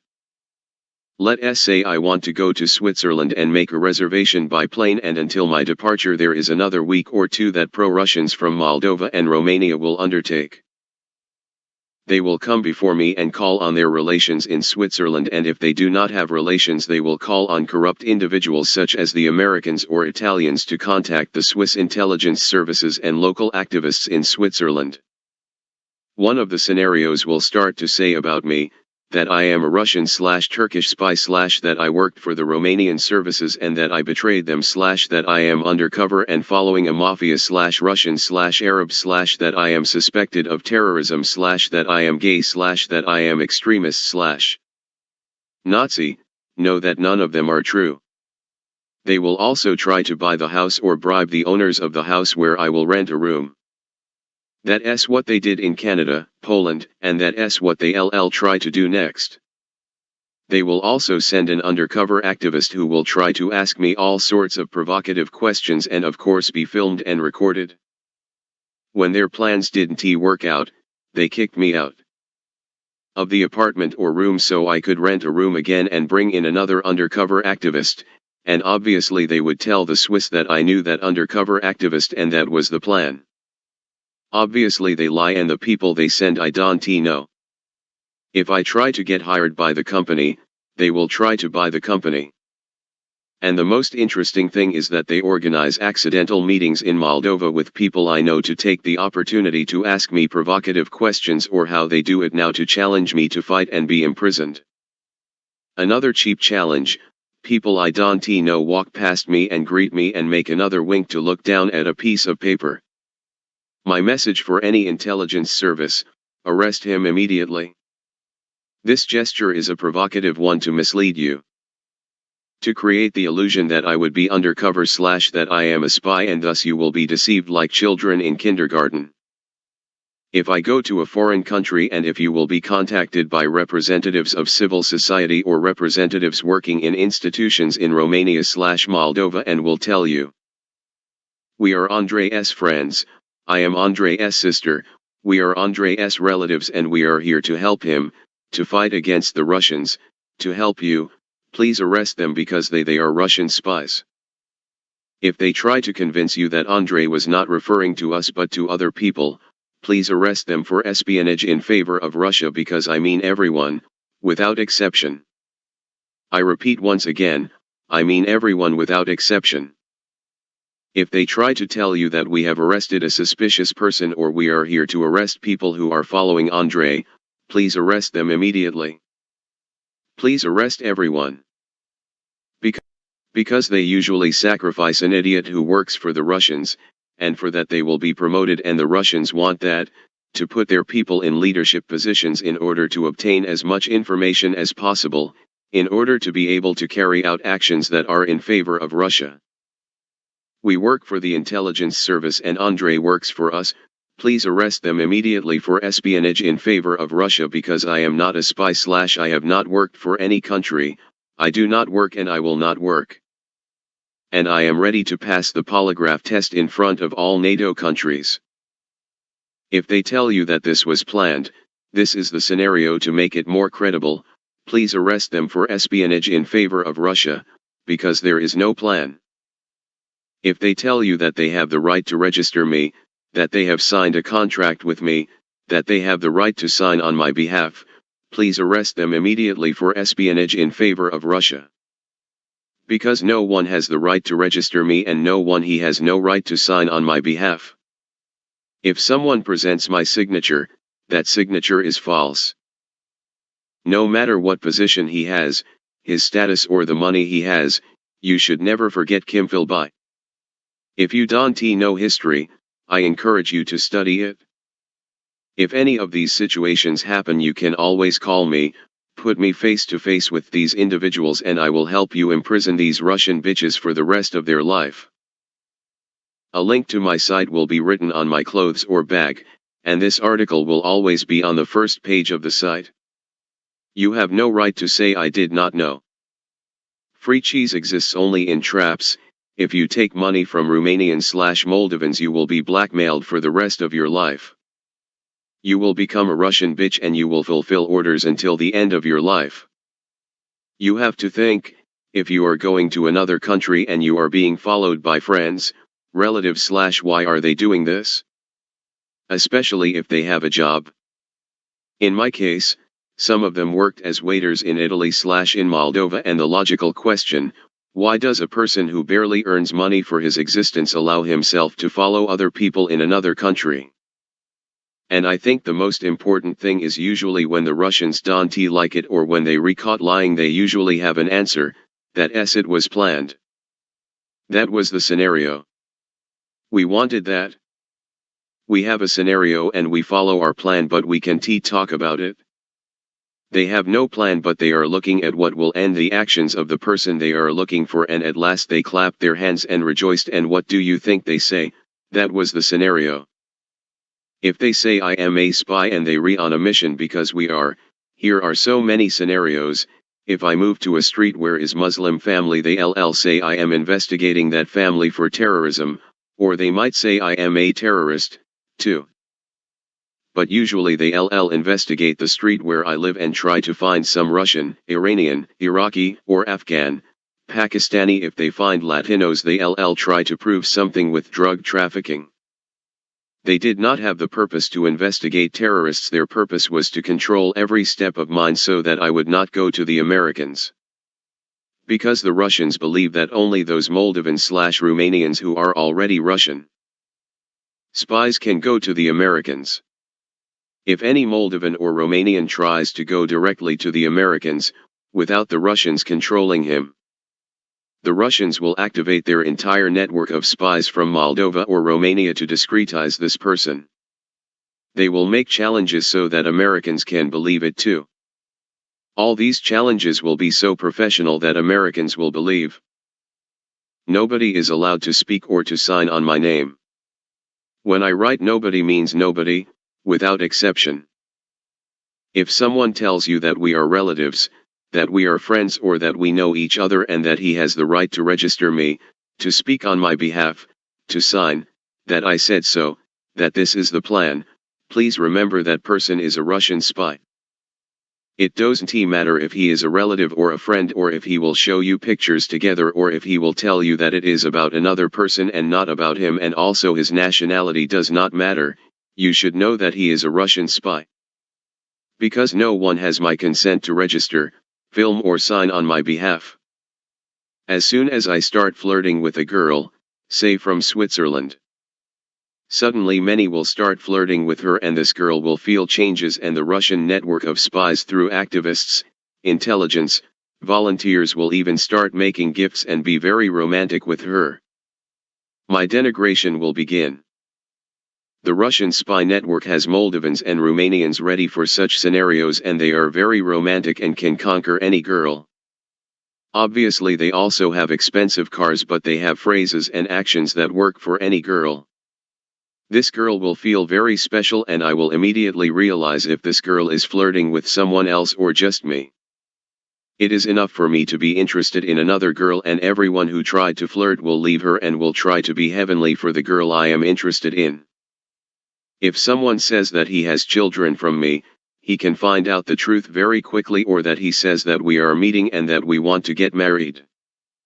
To find out the truth, it is enough to put me face to face. You will immediately see how they will do everything possible to avoid a face-to-face discussion. And you can even find out the truth on the phone, because now there are so many applications that can mimic my voice. It is important to discuss the video, and if someone says I am a spy, that I am undercover, just as put face to face, and the truth will be found out very soon. I did not call anyone from Moldova or Romania to Georgia, Poland, or Canada. I have not met any Moldovan, Romanian in Georgia, Poland, or Canada, and no one who was once friends told me that he would come to Georgia, Poland, or Canada. Most likely they would have sent Moldovans I don't know and told the Poles or Canadians that they were friends. That's why in the future, if someone declares that they are friends, put me face to face and ask me, Andrei, do you know this individual? He declares that he is your friend. And please don't believe the people who say they are my friends and try to arrange random meetings. Never believe when someone tells you that's the plan. I also learned my lesson, and before leaving the country I will inform the law enforcement agencies in the state where I will settle, the police, the prosecutor's office, the intelligence services, that I have never worked for any institution in Moldova or Romania. That I am not a member of any organization, that no one has the right to record, film, speak on my behalf or my signature, and any person, and when I say any person I mean everyone without exception, who says otherwise or who will follow me, must be arrested immediately for espionage in favor of Russia. Because once the officials have taken a bribe, they are blackmailable and compromised and will do everything possible to escape from prison. Putin needs people who are compromised and blackmailable. On all my clothes you will find a link to my site, plopandrei.com, and also on the site you will find all my social networks. On the site you will find on the main page in the right sidebar the article, Plop Andrei, I was arrested in #Canada for the anti-communist revolution. And also on all my social networks you will find this article in pinned messages. I will wear these clothes with the link to my site, and this article will remain on the site and on social media until all Poles, all without exception, politicians, people from the Polish government, intelligence, activists, etc., who have collaborated with Romanians/Moldovans, all without exception, politicians, people from the Romanian/Moldovan government, intelligence, activists, etc., in my file will, in the summer and autumn of 2017 and which continues to collaborate until now, be arrested for espionage in favor of Russia and for corruption. I will not stop until the Poles, Romanians, and Moldovans are investigated at the International Court of Justice. When I say all without exception, it means that all. That means all Poles who collaborated with Moldovans/Romanians, all without exception. Even if it will be in a week or a month or in a year or 10 years.